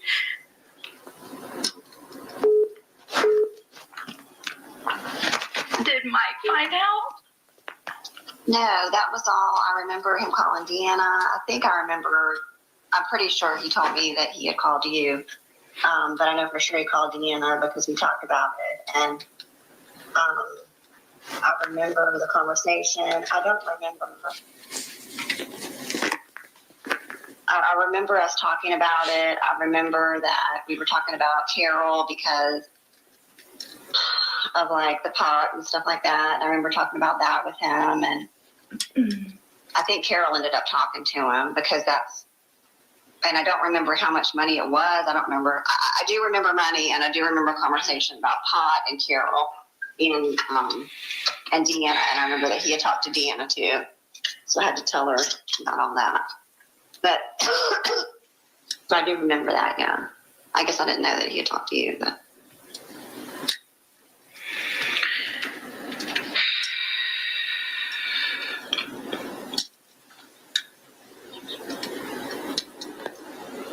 I don't know. I mean, I don't know. I can't do anything with I couldn't do anything with the divorce. I couldn't do anything with any of this without talking to an attorney. And mainly I just talk with Becky's husband and then whoever Kristen tells me to talk to. But I don't know. I mean, that's all up to you. And telling Rocky too is up to you. But again, I don't see him. I just see him being like, oh my God. And, you know, I don't see him being like, we're getting a divorce. And surely you don't see that. I do see that because I just know that like every year if it comes up and, you know, if there's something in the paper and then I just know like I know he would have said, why didn't you ever tell me? That's how he is because he is good and honest. He's not like us. He's good and honest. And he will just say, if you've kept this from me, what else?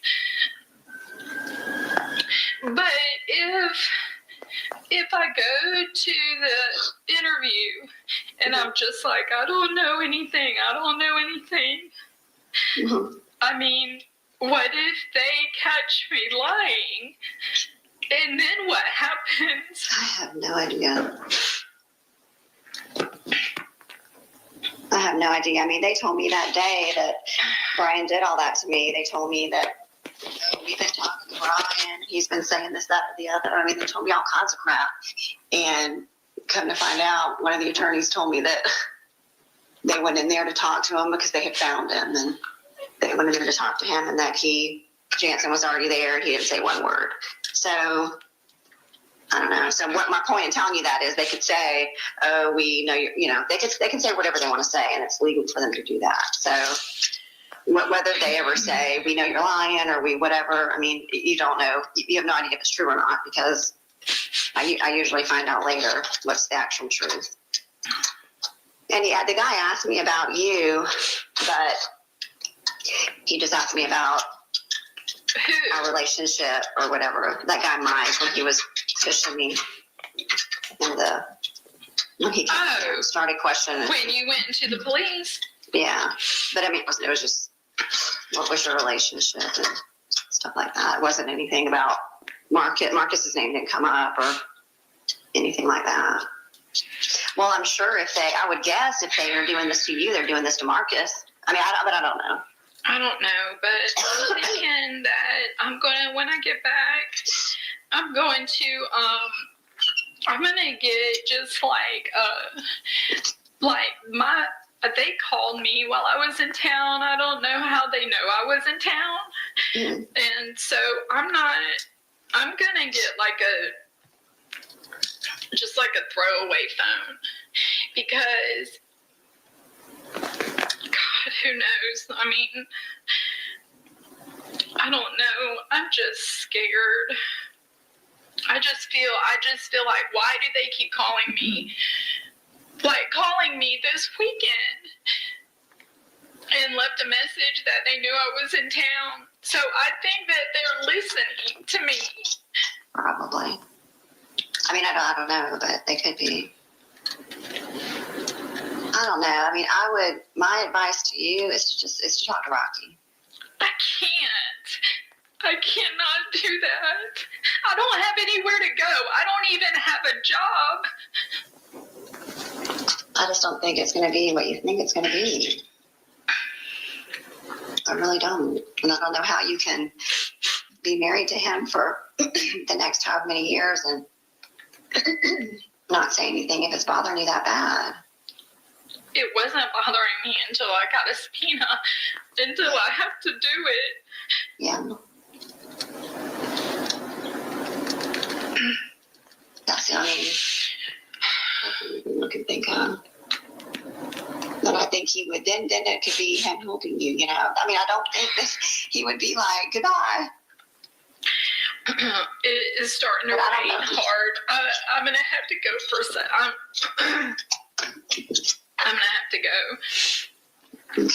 But I mean, after hearing all this, that's what I think. And I think that you're wrong. I think you're right about him being a kind, good person. And I think that these are things that people told you years after Mike died. I don't think he's going to be like, we're getting divorced, I'm never talking to you again. I really don't. But you know better. But I just don't. I'm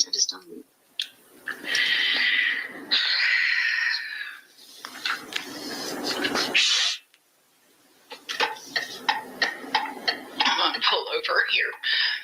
Be careful, Mike. All right. Yeah, I got to go. Okay. All right. Be careful. All right.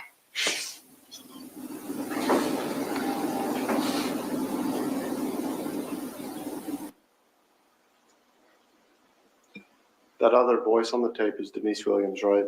Yes. Do you see Denise Williams in the courtroom today?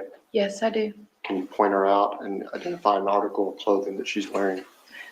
Yes, she's right over here to the right of me, and she's wearing a gray sweater. May the record reflect that the witnesses identified the defendant, Denise Williams. Nothing further.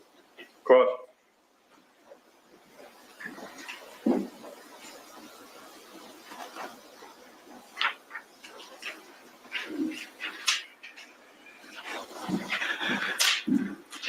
Good morning, Ms. Thomas. Good morning. In that tape recording we just heard, was it FDLE's idea for you to cry and be upset? Is that natural? I don't remember having it. I don't understand the question, I guess. Well, you indicated that FDLE had set you up with a little bit of a script about having a subpoena. Correct. Told you as an investigative source to make calls to Denise Williams. Yes. During this course of time that you were doing that, how many times did you talk with Denise Williams on the phone prior to recording that particular call? As a confidential source or just in general, do you mean? Just in general. How often let me help you out here. Let's just pick a narrow time frame. Let's say beginning January 1 of this year, 2018. Okay? Okay. As I understand it, this phone call was recorded when? Sometime in February of 2018? Yes, sir. Okay, so let's just begin with January 1. How many times do you think you would have spoken with Denise Williams on the telephone prior to this recorded call? Probably every day. Would you also have texted back and forth? Yes. Did you talk about the same types of things that you talk about? Your husbands, getting coffee, driving? Yes. How many times did you record all of those conversations? I cannot remember specifically how many I recorded. But it was more than one? Yes, sir. And you sent all of those recordings to the Florida Department of Law Enforcement?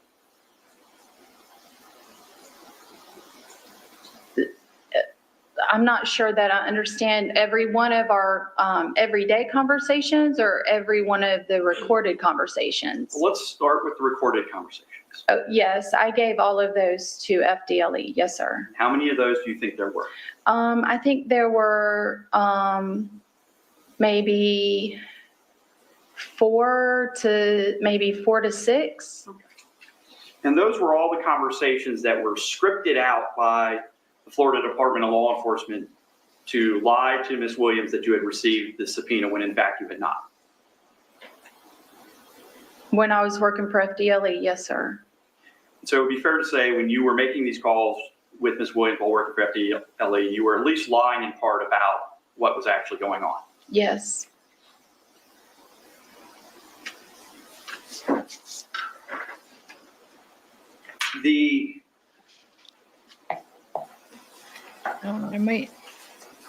And that phone call speaks for itself. So the jury's heard it, they can hear it again. So I'm not going to get into what everybody said, what you said, only to suggest that was Denise is your friend, isn't she?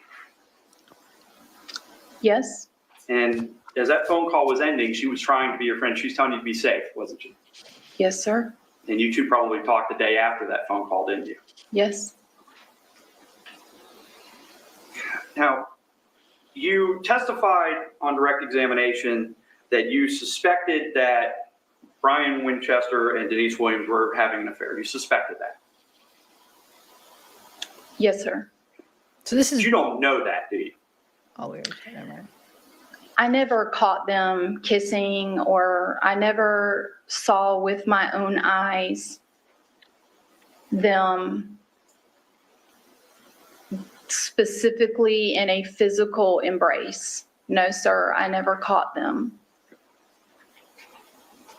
You don't know if they were having an affair as a fact. I never caught them in the act. That is correct. That is a fact. You had talked about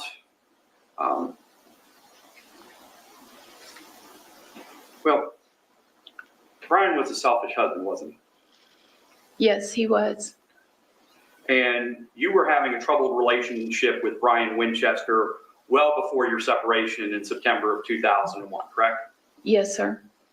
And it isn't fair to say that in 2000, you were basically sleeping in a different room from Mr. Winchester. Yes, sir, that's fair to say. You were either sleeping in Stafford's room or you were sleeping on the couch. Remember that? Yes. You had mentioned earlier that you had some suspicions about Brian. Do you know who Angela Stafford is? I do know who she is. Did you ever learn that Angela Stafford and your then husband Brian Winchester had gone out to Clayman Plaza after Denise's baby shower? Can you repeat that, please? Did you know that, do you remember when Denise had her baby shower? Grandson. I'm sure I was there. I'm not, at whose house was it at? I think she may have had a couple. Do you ever recall having or attending a baby shower for Ms. Williams at the home on Centennial Oaks?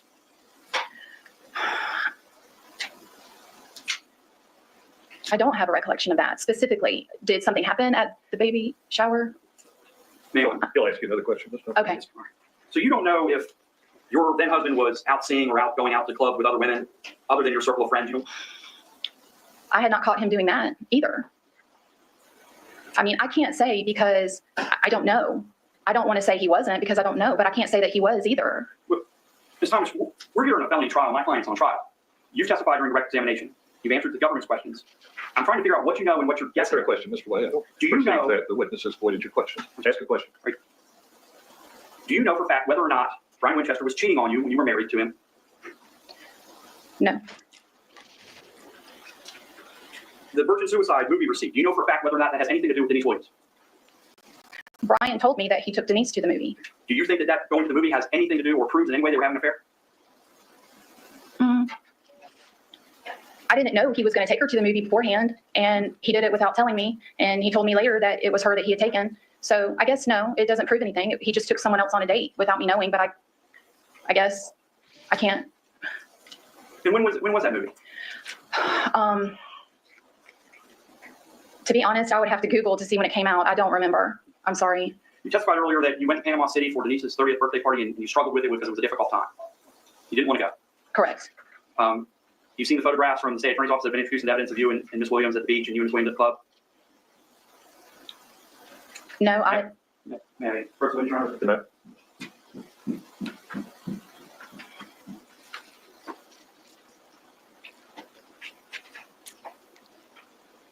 I'm going to show you with an introduced into evidence. The state's exhibit 17, positive exhibit. Several photographs. Please review these. Please do not answer or say anything until you review this.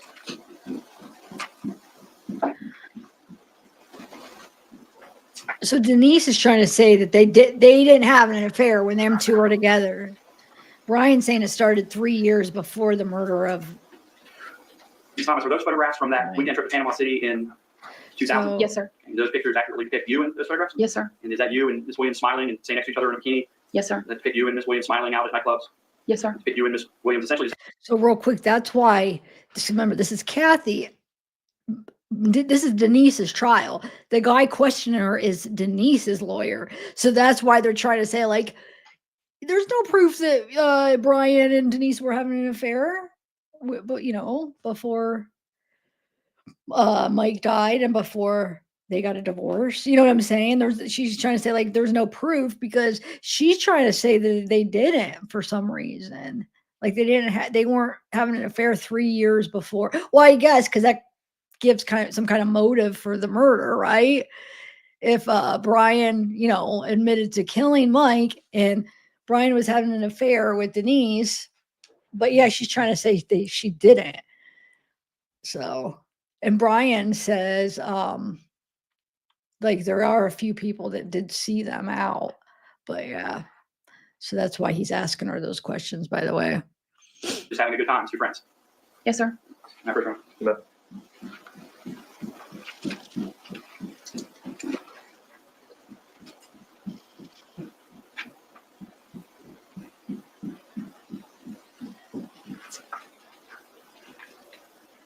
Ms. Thomas, when you were making these controlled calls as it relates to my client, you had learned from the Department of Law Enforcement that Mike Williams' remains had been found, correct?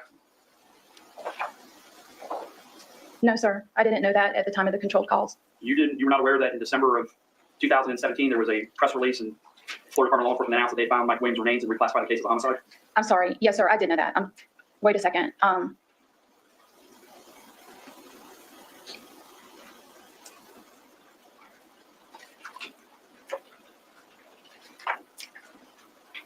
Can you tell me the date of when the press conference was? Ma'am, unfortunately, Okay. let me try another question that might help. It's not trying to be evasive. I'm sorry. I'm not trying to be evasive either, but I'm just trying. Did you learn? All right. You have a son by Brian Winchester, correct? Yes.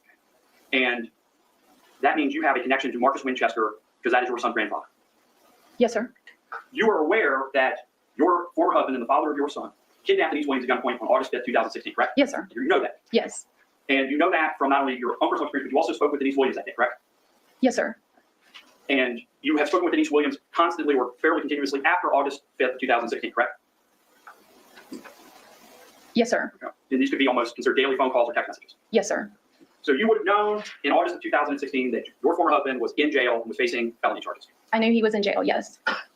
And you also knew, and I believe it's referenced on your phone call, you also knew that Special Agent Mike Denise had spoken with Denise Williams at the Leon County Sheriff's Office when she was there to talk about her kidnapping. You recall that? I do recall that, but she did tell me that there was someone there, but not right away. Did you later, in your communications with Ms. Williams, become aware that the FDLE agent she spoke to on August 5th, 2016 was Agent Mike Denise? Yes.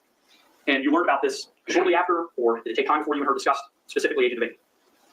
It took some time before we discussed him. But it became some point in your communication that you and she could identify who these people were. No, we never really had, we just knew the one, Mike Devaney.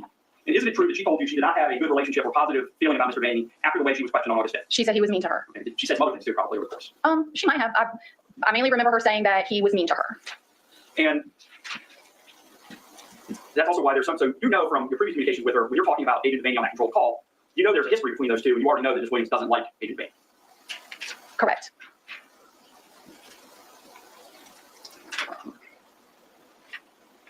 There whole confusing stuff about Charles Bunker, but who is Charles Bunker? He was a man that Denise had worked with, and I guess she had dated him.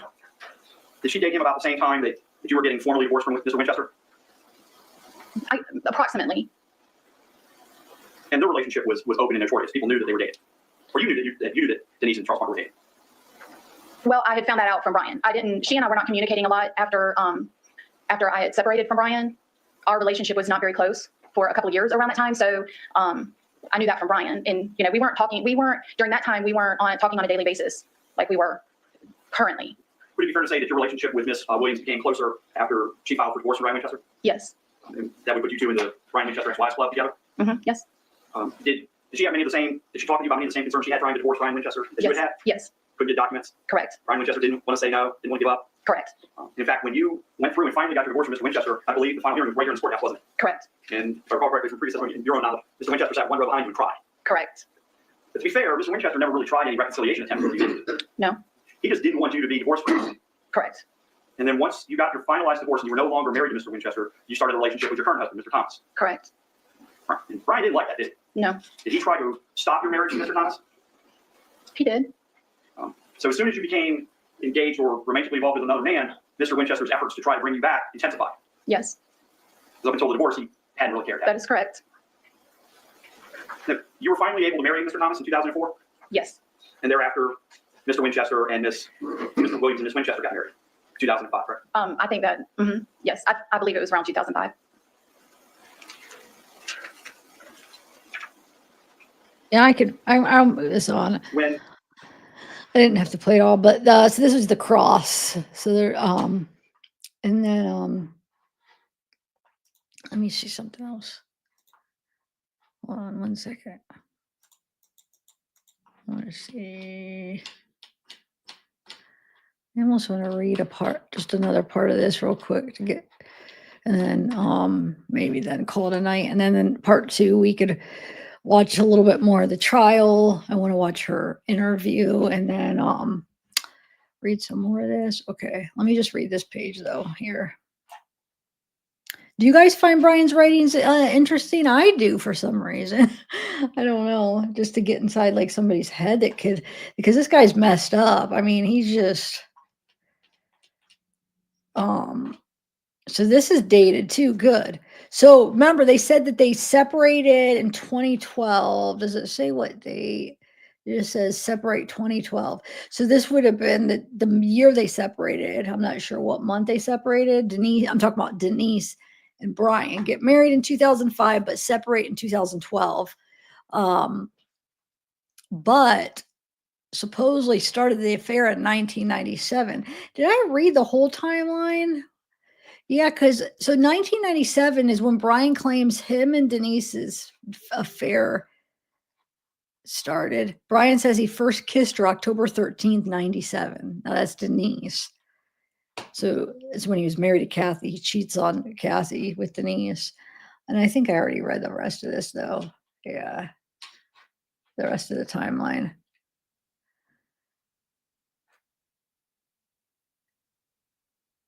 Okay, so 2012. Let's see what he says. Oh, that's right. I was having a problem putting this. Oh, why does it jump up by 100? It should not do that. Actually, I'm going to do 225. There we go. That's perfect. I don't know. Okay, SAAA, Thursday nights. Ron tells alcoholics, if you're not done with alcohol, if you still want to hang out and go back, then you need to go drink some more. Wait, what? if you're not done with alcohol, if you still want to hang on and go back, then you need to go drink some more. Sin leads to death. I am blinded and in the dark because of my sin. Every little decision leads us closer to God or closer to Satan. Ron claims he is not tempted in this area because he has no turmoil in his life. There is no hole he is trying to fill. I have to find where this comes from to be able to fix it. I have to find the reasons for why I turn to this to feel better. So that's 5-1, now 5-9, 2012. He says, I have to weed and feed my mind. I have to take the lies that the devil tells me and replace those thoughts with the truth. Example, it's not a big deal. You can always go back to pnone if this God stuff doesn't work out. Wait. So he's saying, I have to take the lies that the devil tells me and replace those thoughts with the truth. Oh, he's saying the devil tells him that, probably, right? Wait, so that's the lie. And then the truth is, it is a big deal. It's sin that Jesus died for. It nearly cost you your marriage and kids. You can't go back because it leads to misery and death. Now, 5/22/12, he writes, Kathy sent email asking what I am hiding. Obviously, someone saw me at SAAA meeting, so she thinks I am a child molester. Wait. What's SA stand? SAAA. Wait. Sex Addicts Anonymous, right? Wouldn't that be that? Sex Addiction Anonymous. I don't know. SAAA. It has to be like sex addiction, maybe. But that doesn't mean you're this, though, because he does have a sex addiction. Anyway, it's saying she thinks I'm that or something. He recommended telling her I've struggled with adult PORN and I am seeking help. Oh, Kathy. Oh, I was thinking it said Denise. Oh, Kathy. Because remember, Denise is the one he said he told everything to. Oh, so he's saying Kathy saw him. I see.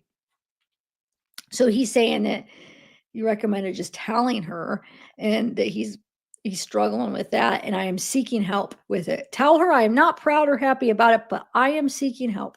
He said this is my fault for being outside of God's design results in chaos. Now we're at 6/27/13. I found Stafford's journal, which he written about how he feels unloved. He shouldn't be reading his son's journal. He feels unloved and unwanted sometimes, has thoughts of running away and unaliving himself. We talked with Ron and Mike Zeta, and they recommended talking with Stafford. We met with Eric and Kathy and Rocky and told her what was going on. Oh, that's right. Kathy and Rocky is Kathy, his ex, with her new husband. Okay. But who's Eric? I don't know. And told her what was going on. We agreed I would talk with Stafford, which I did, and he seemed to open up to me some. Huh. Meanwhile, Denise had shut me out physically and emotionally, and I was being disrespected by her to Ansley. Oh, by her and Ansley. That's her daughter. And it made me angrier and angrier. We went on this Disney cruise and I blew up at Denise after having some drinks. I realized I do have an anger issue with her in most everything. So I am glad I realized it, but sorry that I hurt her again in the process. She agreed to go to Boca Grande. Is that what that says? With me, and we had a great time and had sex, and things have been good since then. But I have to expect nothing. We saw Ron today. I'm frustrated because she wants me to be fixed and not work on our marriage. Ron says she has to decide what to do, and all of this is just more consequences of years of sin. He recommended some books for us to read and encouraged us to continue our training regimen. And I encouraged us to continue our wait. Oh, I just read that twice. Sorry. Whoa. Demise or Denise. Sorry, Denise still seems skeptical. She is hurt, and the more consistent I am at getting better, the more her emotions will level out. Okay. Jesus was hurt and disrespected more than anyone, and he chose to die for us. Now we're at 10:25:12. Wait, that one must not have been. Oh, that's supposed to be 12 then, right? Has to be because, okay. Met with Ryan. Denise and I met with Jeff and Nancy, Maine and Josh 2 days ago. Denise wants to separate.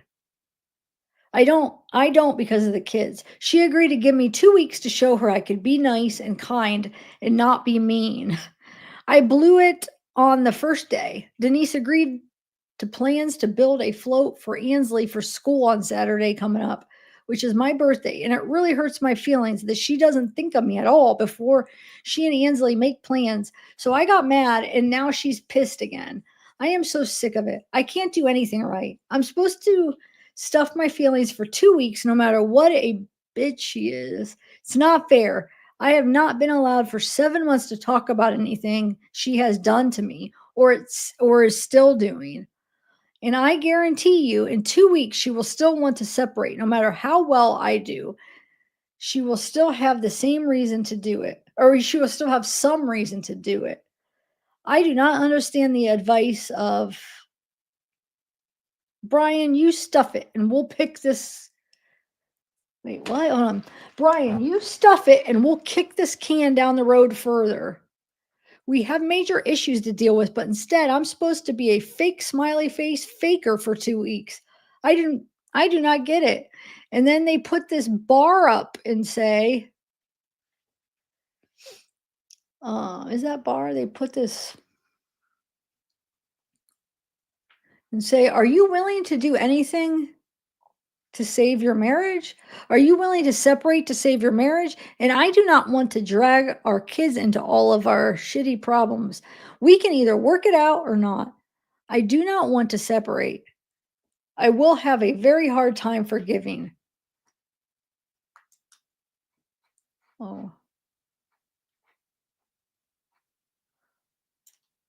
I'm gonna have to make that a little bit smaller. There we go.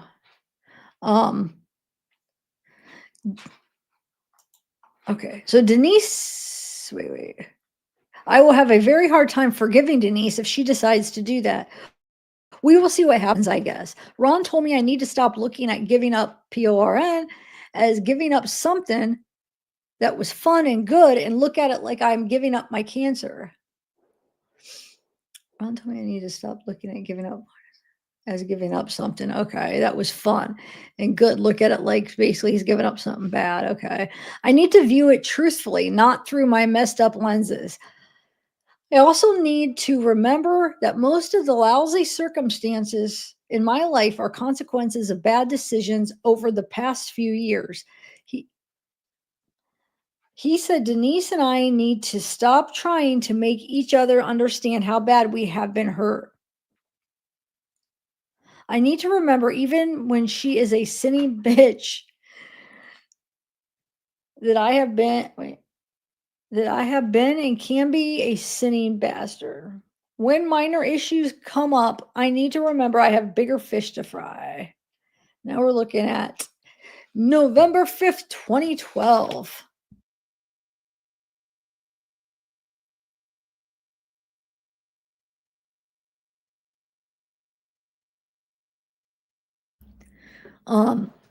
Well, I hope this is rock bottom. I guess it could be worse, but not much. I have been kicked out of the house by Denise. Friday, we got into an argument and she kept telling me how she wants to separate and be away from me, and I lost it. I grabbed her by her arms, wrists, and pushed her up against the door, screaming. I can't take it. I saw how she was scared, and so I let her go and she ran out. So she grabbed her by, okay, huh.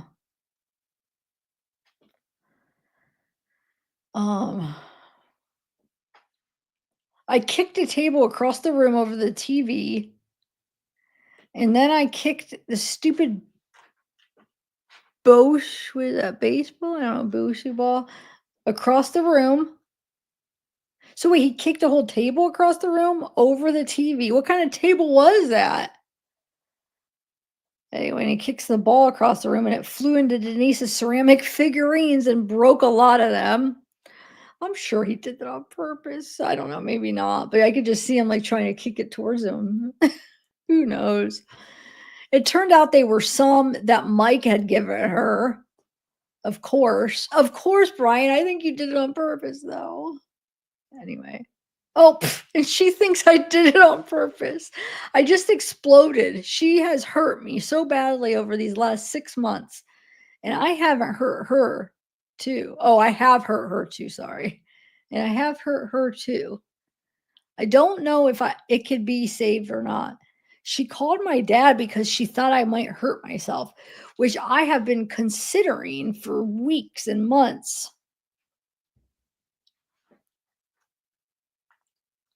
My biggest reason not to has been Stafford. It makes me mad that I am so upset over losing her and ruining my relationship with Stafford and Ansley that I consider unaliving myself. I figured out last night that I give her that control and power over me because I idolize her. She has been and the kids have been my idols. I have depended on her for my comfort and to feel loved instead of God. Now she is angry and hurt and will not even communicate with me. I am hurting so bad right now, but I realize it's because I have given Denise the power and because I have worshipped her so. She owns me. Wait, what? Wait, hold on. I read that right. I have given Denise the power, and because I have worshipped her so, she owns me. Huh. Okay. And when she let me down before, I had PORN to turn to.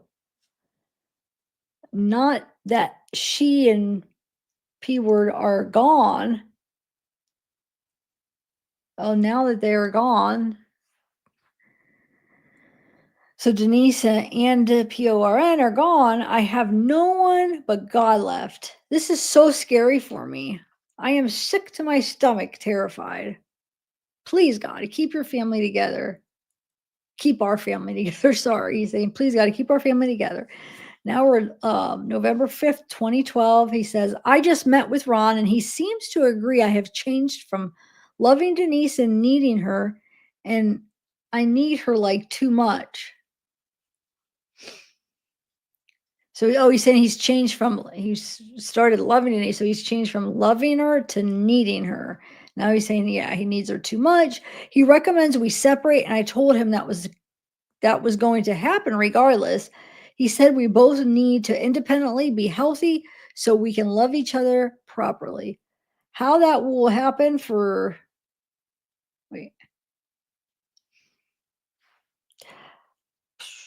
It says how that will happen for her, I don't know, because I don't think she even is aware of her issues.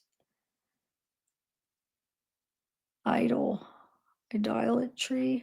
You know, see that? Man, I'm starting to get tired. But I can't control that. I can only control me. I'm sick of letting her control my life and my happiness. She emailed me and told me not to contact her in any way. I just shake my head, wake up. All right, so she says don't contact her in any way, and she will let me know Friday what the near future is going to look like. Now we're November 6, 2012. She says, I hardly slept last night. I read some John Piper about pursuing God. I quit fighting for my faith after Denise and I married. Okay. I let doubt creep in and quit fighting. Now we're at December 17th, 2012. He says, well, Denise came up with this 18-item checklist of things I had to do to demonstrate true repentance and to provide a clear pathway for future reconciliation. I had to give up the checkbook, our finances, seeing Ansley unsupervised. What? She's her mom, though. Huh. Go to 3,000. Oh, wait, is this for? So go to $3,000 a day rehab workshop. Pay her $1,800 for the ceramic things I broke.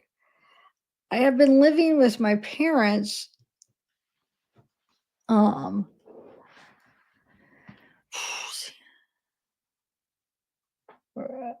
It has been awful, awful.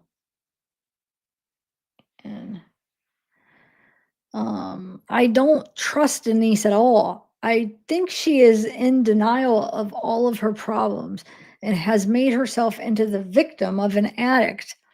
Meanwhile, she has seemed to be living her dream with Ansley. What? Going to New York for Thanksgiving, eating out, movies, fun, fun, fun. I don't think either of them want me back, ever.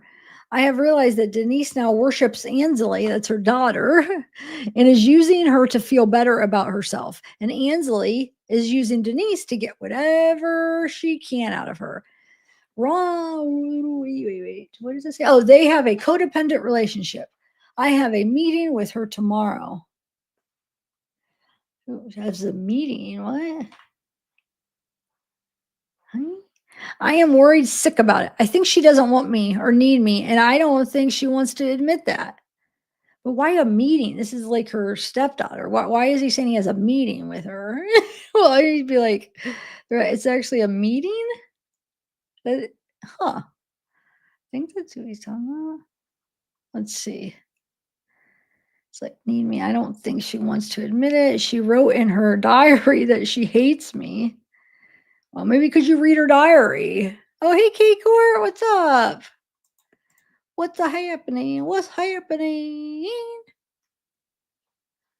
How do you say that? Fox or foul? Foul? I don't know how to say that. I forget. Pear? My leg itches, guys. I'm over here itching my leg, and it's feeling good where I just want to keep itching it. Do you ever have that? Where are we at? Codependent relationship. She wants, wait, and I've been getting bit. I think there's a spider in my room that keeps biting me. All right.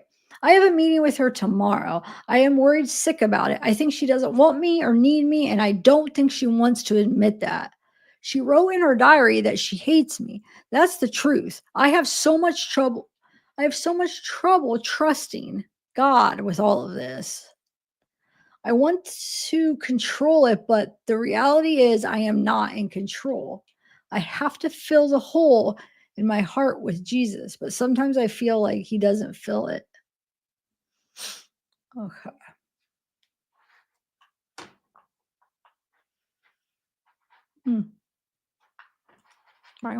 There we go.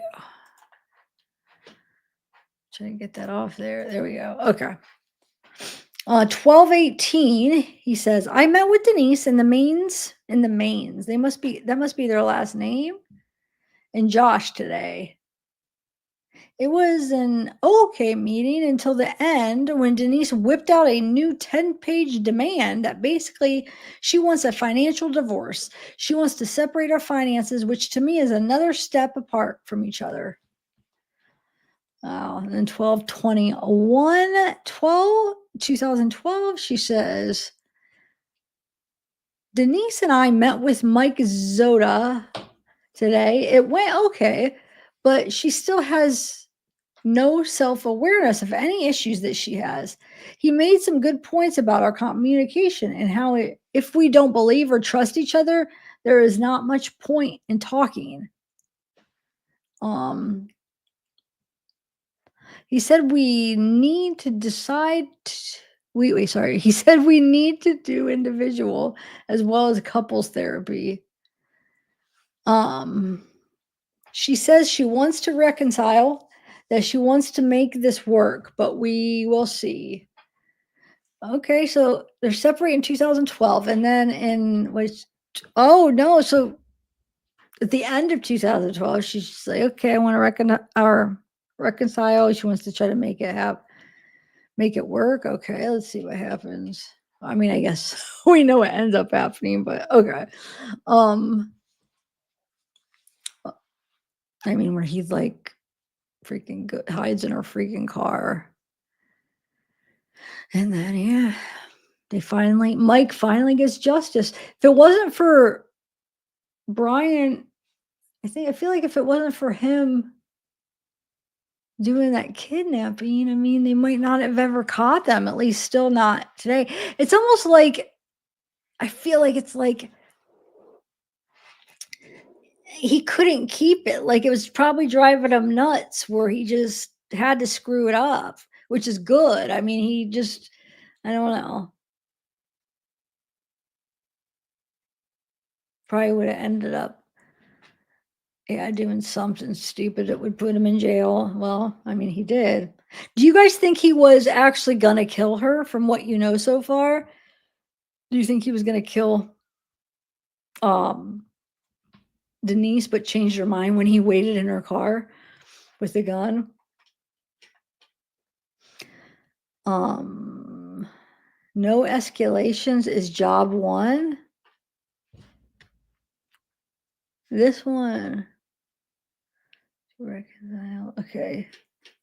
Doesn't have a date, but give up my need to be right. Oh, wait, I should just call it a night here. You know what? Hold on. I'm going to stop at this one right here. Let me just read, because this will just be real quick. And then it'll be like easy to remember where. So no escalations is job 1. Give up my need to be right. That connects with pride. Some things are not facts. They are tastes or opinions. Use repair attempts. Step back and say, whoa, let's slow down. Put on brakes when irritated. Use timeouts if repair attempts fail. Walk away and separate calmly. Person who called time out calls time in. Okay.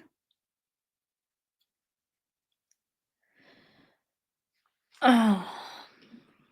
Okay. Call another time out if it can't be resolved and take it to a third party. Translate anger into request. Translate a complaint into a request. Ask for what you want without the anger. Anger. It's not the event. It's the meaning that I attach to the event. Yeah. Good point.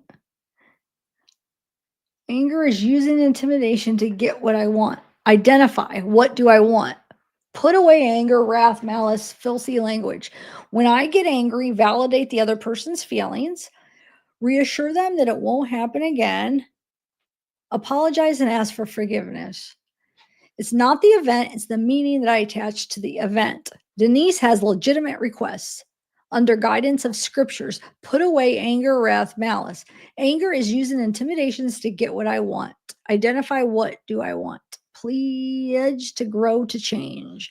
Ultimately, the people to determine if I am doing better are me and Denise. Liability or responsibility. Thursday, 9:45 Ron, Saturday youth hunt. So the Thursday one says, I am a participant engaging in therapy, in the therapy process. Validate her feelings, reassure it won't happen again. Apologize, like committed progress.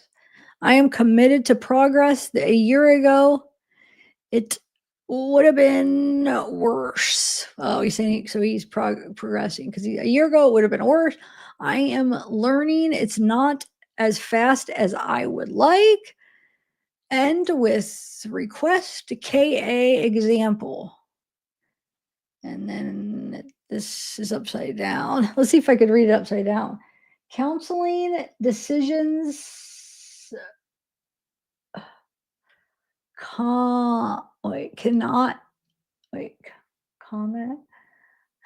Decision. I'm trying to read it backwards.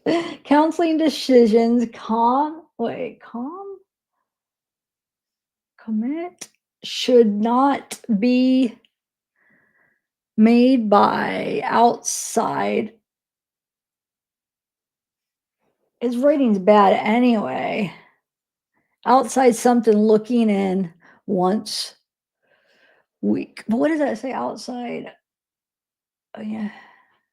I don't even know if I'll be able to read it right side up.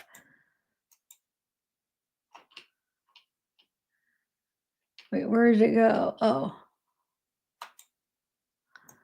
Where is it? I lost it. Okay, wait. Counseling decisions cannot and should not be made by outside advisors looking in once weekly. Okay.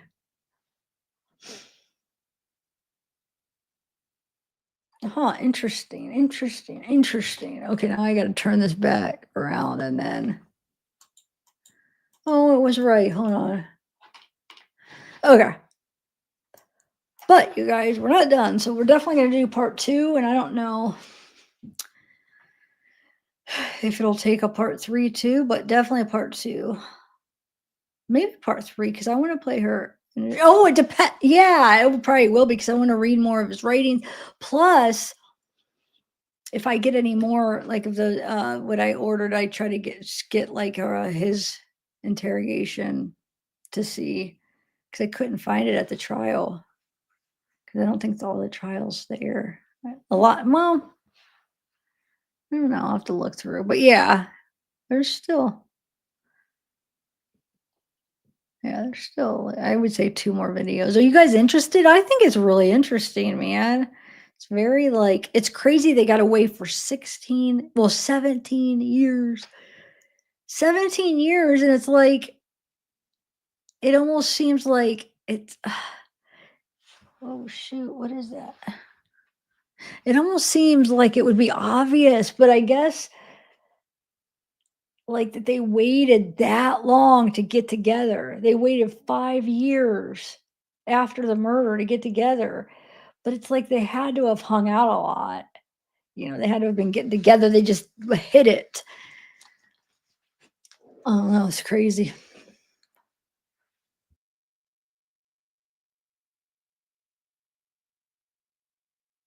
The fact that Wade freaking spent $20,000. He took the money, and then he said that Brian didn't even know when he went to jail again and saw him in jail again. Brian thought it all went through, like, oh, he did what he was supposed to do. It's kind of funny, I mean, not really, but. And then he's like, Brian's probably getting all like, oh, okay, got it all set up. Well, when I win the trial, I'll give you $50,000. It's like, oh my God.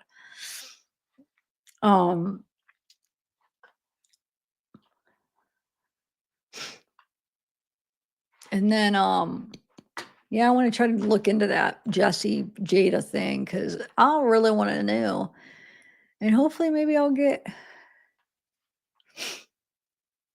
Oh, I'm still have a couple of the, those condensed things coming too. So yeah, look for those.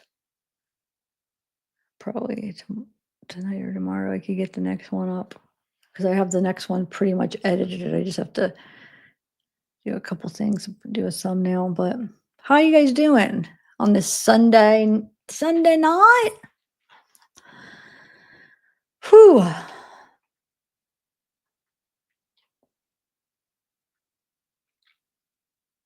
What are you guys all talking about? Betsy, there's no way a call forwarding from the prison number had to be verified to the person ID. He can only have up to 10 people he can call at a time. Huh.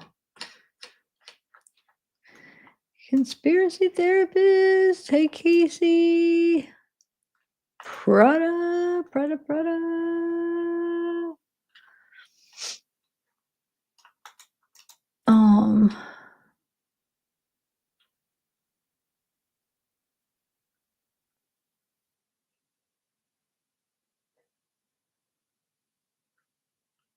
I missed. Aw. Let me scroll up and see what I missed.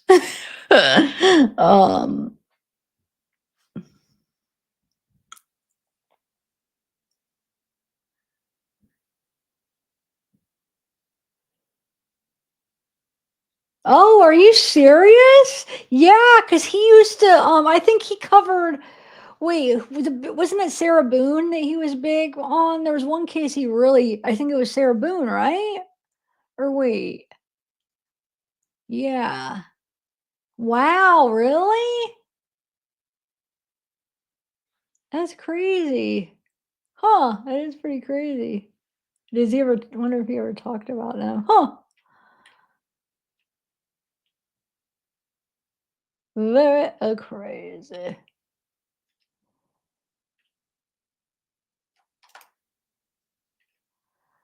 Um,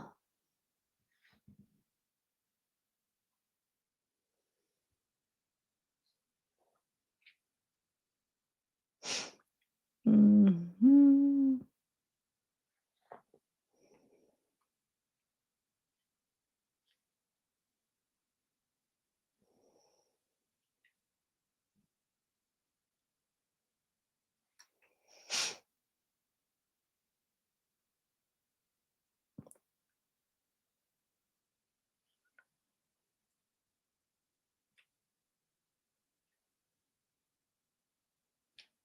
Um,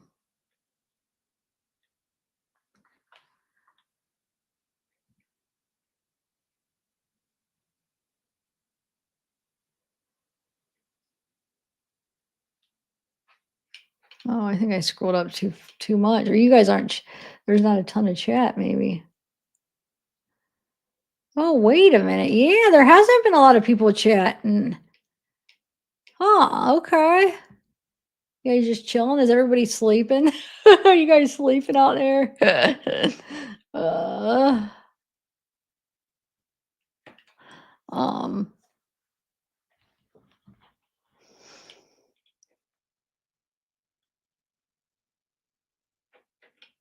all right.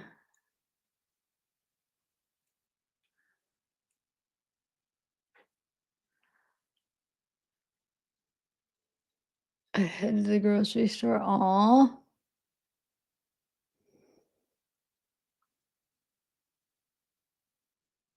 Yeah. Well, that's the thing, conspiracy therapist. If I'm not reading, then I would have fell asleep. The reading helps keep me awake.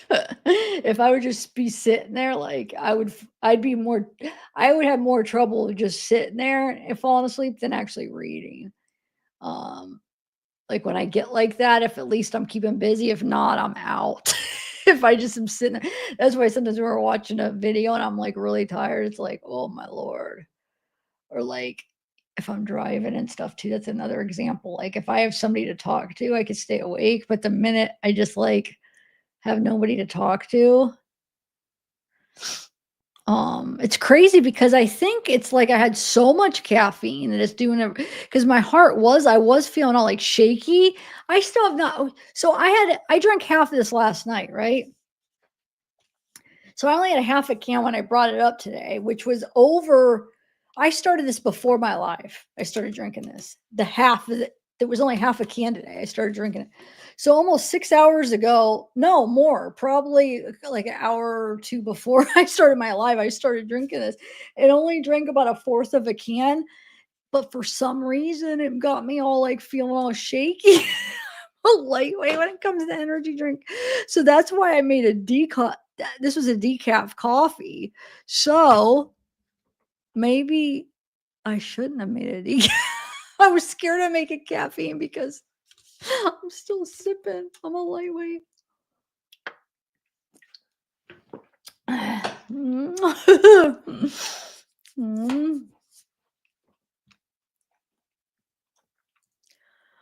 Oh, yeah. I know on the highway, like I could, if I'm like turning or like, but the minute I get on a highway, it's like, oh my God. If I'm like just driving in the city with lights and stuff, I'm fine. But yeah, definitely. Um,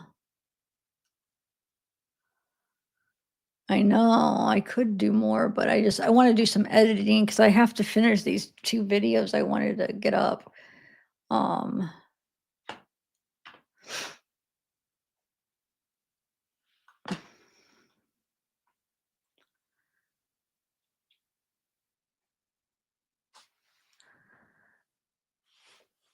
uh,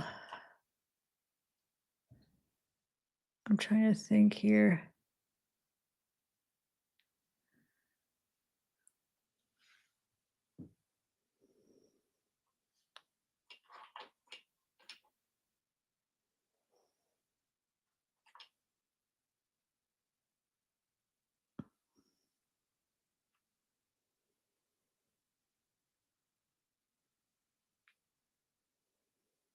I mean, where do I get them though? I don't want to just take his content. Like, is there, you said I should read them? Does he have them posted somewhere? The emails? I don't know. I don't know how am I supposed to read them? I don't have them though. Do you have them or something? I don't know. I don't know. It's a short, oh, it's a short, sweet, and you can't just read them. It's short and sweet, and you can't just read them. Wait, what? Hold on a second. Let me see. I shared his link. Oh, I don't think it came. Oh, did you email me? Because I don't think you could share. It won't let you do it. In chat.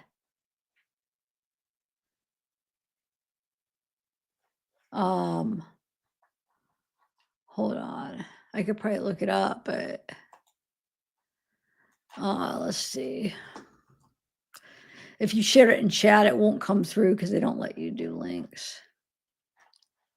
You know? So oh,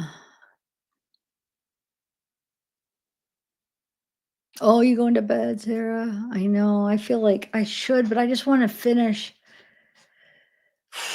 Who knows though? I might not do much of it. I know I want to do a little bit of walking, but I don't know if I'll do. I don't have much left for the one video to edit though. I just want to get it exported and look over it, but I'm just talking to myself.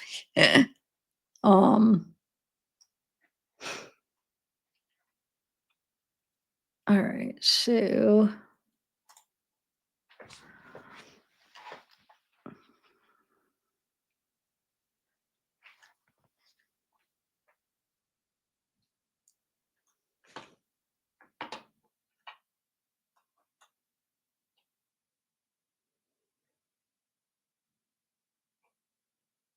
well, thanks, Tabby. It's like being yeah, oh, gently. Oh, hold on, let me go back to Wade Wilson beat up. Hold on, let me try to find it. You said it's a short on Jumpsuit Pablo's? Hold on, let me see if I could find it myself.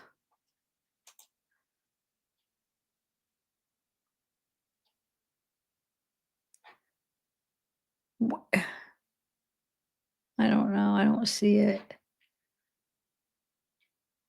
Maybe it's not a short. Did you say it was a short or not? Because the video is Wade Wilson's team leader sent me an insane email. Oh, are you talking about that one from a while ago? That everybody was talking about? Oh, 4 weeks ago. Yeah, I still haven't watched that because I guess they mentioned me. That's the one where they mentioned me, right? Hold on, let me see if I can find it where I could read it.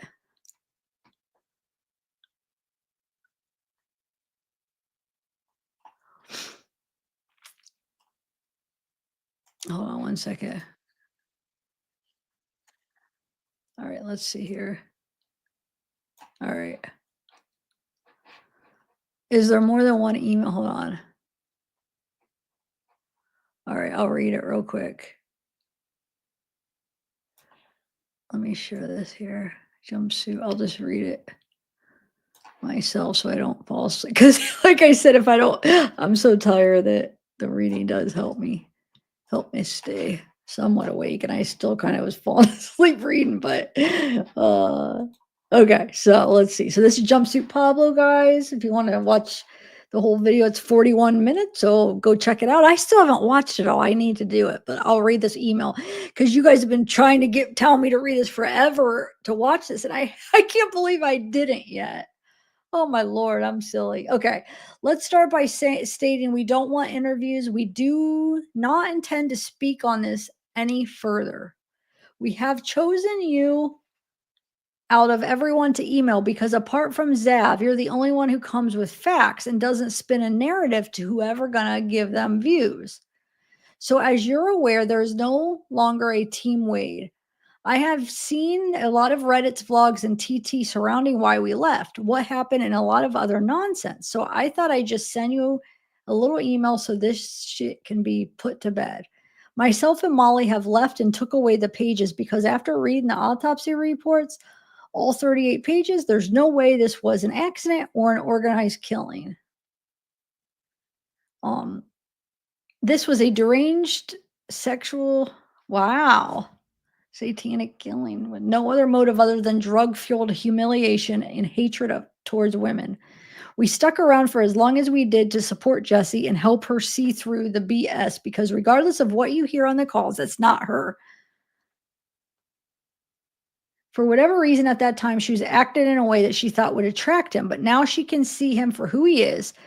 FYI, they aren't together. They haven't been for a while, but maybe one day Jessie will speak about that. That's on her. Well, there you go. He's saying, I thought you guys said that he was saying that you were saying it shows that they were together. I mean, that makes sense then. So that probably really is Jada. I mean, they probably aren't together. I was thinking she was bound to, after all these calls just keep coming out and she's hearing and seeing how just ugly person he is, like over and over seeing it. I was thinking she was gonna see through it eventually and not just ditch him. I really was thinking that and I think maybe she did, guys. I think she's done. I don't know, but let's see. But let's be honest. If you haven't got money following or a penis, he isn't really interested. Oh wait, if you haven't got money following or a penis, he really isn't interested. Wade doesn't care if he lives or dies. He just doesn't want to be forgotten. That's true. Let's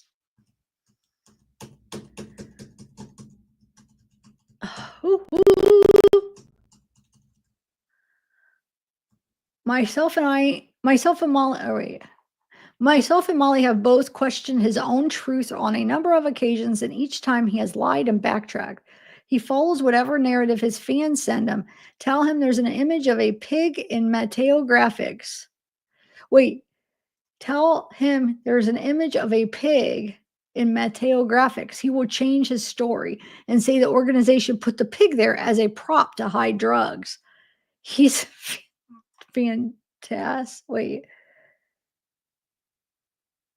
The most recent picture we posted wasn't to show he was beat up. It wasn't for YouTube streets like the preach. It was because we wanted to show the supporters what an utter mess he looks. The drug-fueled face bloat and the disgusting creature he is. The reference proof of life was a personal joke because of the way it was randomly sent to us. Over the past few months, we have received nothing but hate mail and poison from the beloved Wade Wilson demanding money on his canteen for drugs. He is a menace to not only to the outside world, but the prison too. I pity anyone who has to encounter his deranged behavior multiple times a day. Our biggest mistake was sticking around as long as we did, but it's in black and white. He's an evil, evil person who doesn't deserve to see the light of day ever again. The old Team Wade members' wives, I don't know what narrative they are trying to spin. To regain peace, but it's time to call it quits. The wives need to remember who they were emailing nudes to, thinking we can send them to Wade on the sly. Where am I? Some members need to remember the truth of what was said in the all group chats. Jessie wasn't a big bad villain. Wait. Jessie wasn't this big bad villain. Her character wasn't this biggest in the group. Others put out their demands and she would comply.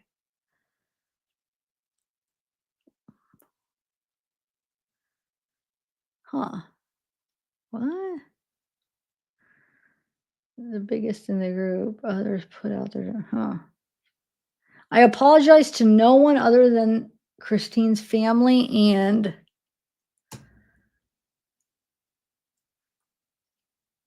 where are we at?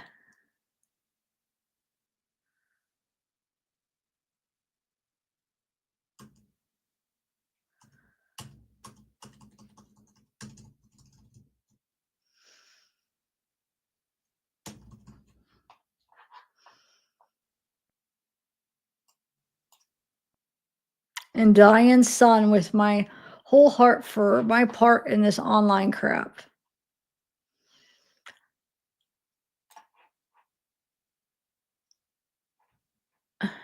Remember, the truth was said in the group. Jessie wasn't this big. Oh, here we go. Wade is never going to change because he doesn't want to. All the things that come to light from what he did in Lee County points out even more what a vile creature he is. A truly disgusting human being. He showed his true colors. All he cares about is money and fame. Someone to stick a dick. Well, where are we? We support Jessie for as long as we could because the truth is she made mistakes, but she is not some mastermind behind all of it. She was a woman head over heels for a guy. She has moved on. She wants nothing to do with him anymore, and hopefully one day she will say her piece too. As for the old team members and associates, there were a lot of conversations and different chats. Everyone is now trying to save face because they were exposed. Playing a victim but secretly reporting content is just sad. Little does anyone know she was in fact the one who pushed on the things from the most recent case going on, but made it look like Jessie was the monster. Who? Wait, who are we talking about?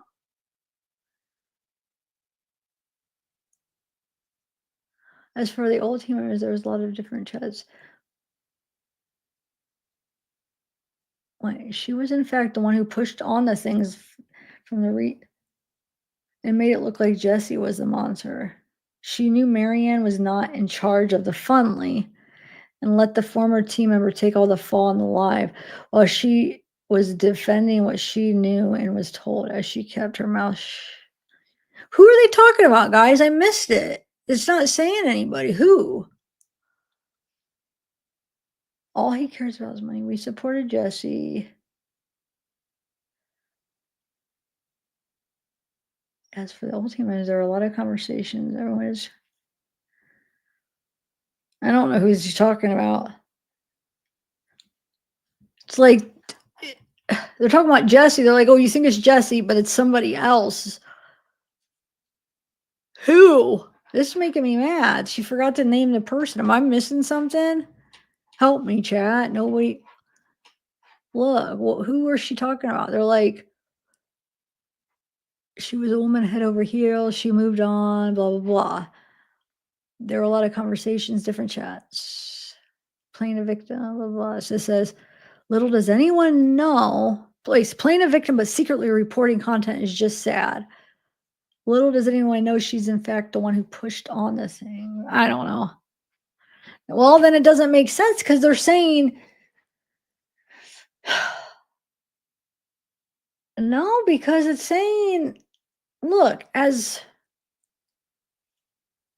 no, because read it. Look, it says she made it look like Jessie was the monster. But why, if it made it look like Jessie was the monster? I want it to sound like they're saying it wasn't Jessie, it was somebody else, though.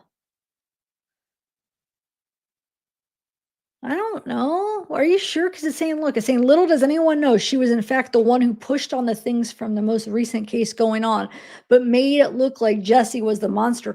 I'm just saying, who is they referring to right now? I don't know. I know you guys think this is Jessie Wright, but I'm not asking that. I'm asking, who are they acting like is the real monster here? I don't know. Anyway, she knew Marion was not in charge, blah, blah, blah. Okay, so they're basically saying Jessie, like, oh, poor Jessie, she took all the heat, but there's somebody else to blame. But ooh, They missed it. This is making me mad actually, because it's not, they purposely forget to put a name in there. I don't know.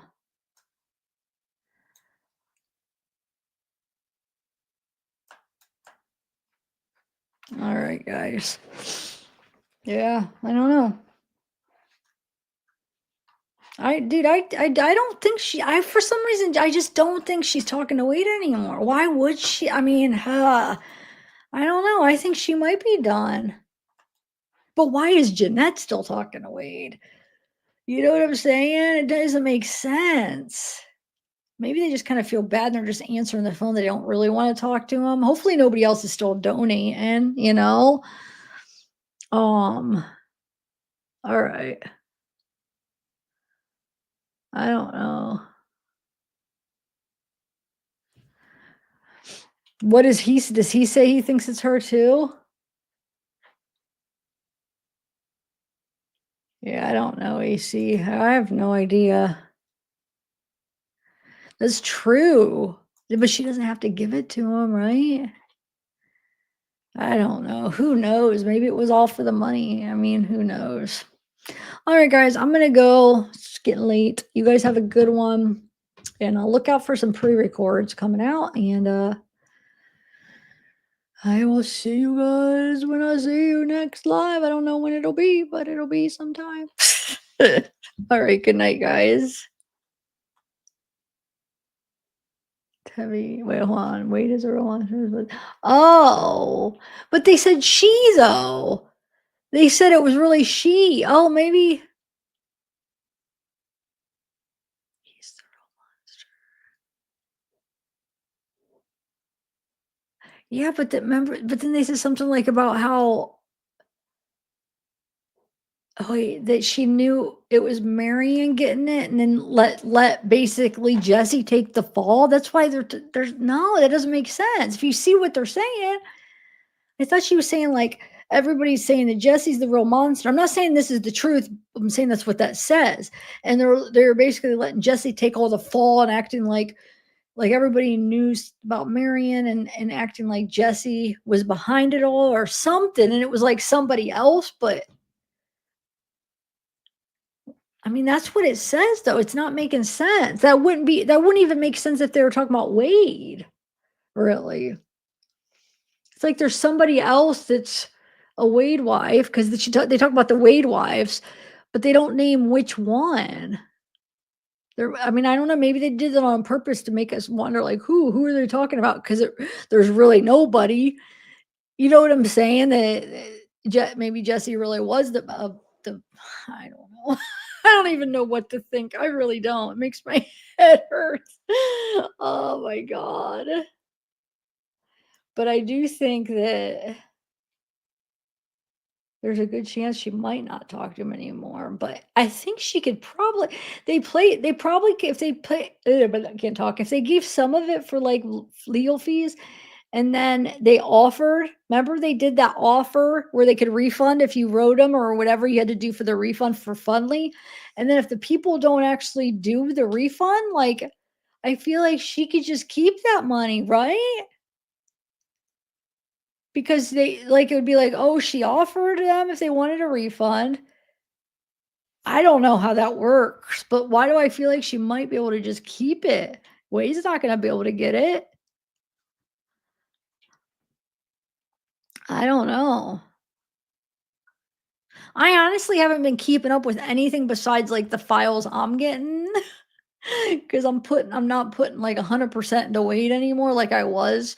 I haven't been in the last couple months because I'm trying to get involved in other cases and do other things, but I'm still doing Wade because I still have files coming in and certain things coming in that I'm still trying to, put that out. But as far as like taking a lot of time besides that, I haven't been, because I did though for months, guys. If you go look for the first probably 5 or 6 months, I put a lot of, I was like all Wade, following it all like really close. But the last few months, yeah, I just had to kind of just doing what I'm getting and not spending too much extra time with anything. I do listen to the phone calls. That's about it. I am caught up with the phone calls, but that's about it. I don't go to like all the other people talking about him like I used to, and I just don't. But I'm into this, Bryant. This case is interesting, and then hopefully there'll be something else. All right, guys. Oh,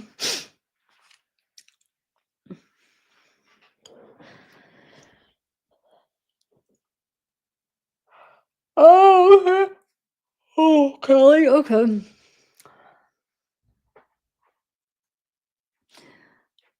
All right, guy. Okay. I'm not going to read the other one just because I'm going to get off, but maybe I'll read it on the next one. I'm just tired and I want to try to, actually, I guess, because, well, I'm working on 2 of the condensed Wade videos, so those should be up. A lot of people are seeming to like those because, the lives sometimes are kind of like, it's just more condensed. So, that'll either be up tonight. There'll be one up tonight or early tomorrow, probably. So, and all right, guys. Yeah, maybe Tevi. I don't know. Tevi? um, I'm kind of glad that he doesn't have like a ton of people to call anymore and that he can't use the phone that much. And a lot of people are seeing past his crap and he's probably eating like crap and he probably looks like crap. And I'm sorry, he was living it up, having like all these women just throw themselves at him, giving him money for 5 years in jail. Yeah, I know it got really big after the trial and the phone calls came out and everybody was more aware of it. But there were still like local people and some people that were contacting him. I mean, we heard like Breezy, Kristen, that was on 2019. So there were still women like contacting him and probably putting money and giving him, canteen money for food and stuff. And for that, so ever since the murder, right? So finally he's getting punished the way he should get punished for what he did to them, what he did to a lot of victims, not even only the murdered ones, but all the other ones that he freaking traumatized. I don't feel bad for him at all. Like I mean, imagine what he did to all those people in his life. Like horrible. The ones that, he didn't kill have to live with that and probably traumatized some of them, and then he killed 2 people, if not more. So yeah. So yeah. I know Sundays are one of my favorite live days and days. It's my favorite day anyway.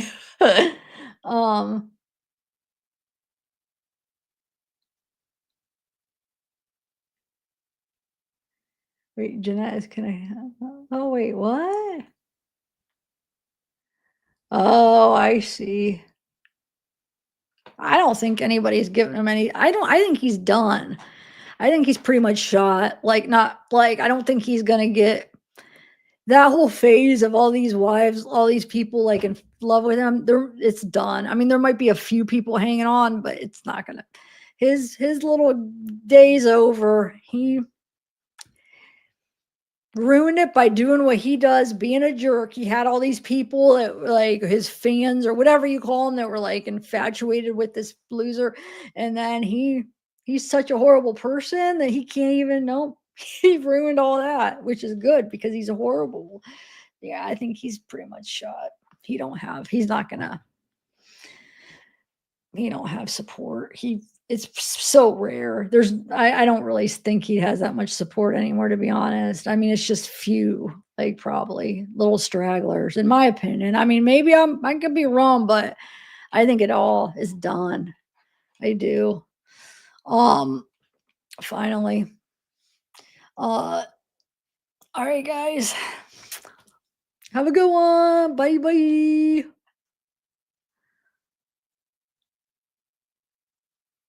Oh, the email's insinuating to Kelly. Jesse turned on. Okay. Okay. Yeah, I'll read it sometime. I just don't feel like reading out loud anymore, but maybe, like I said, remind me next live. I could read it. Next Wade live I do. Okay. All right. Bye, guys.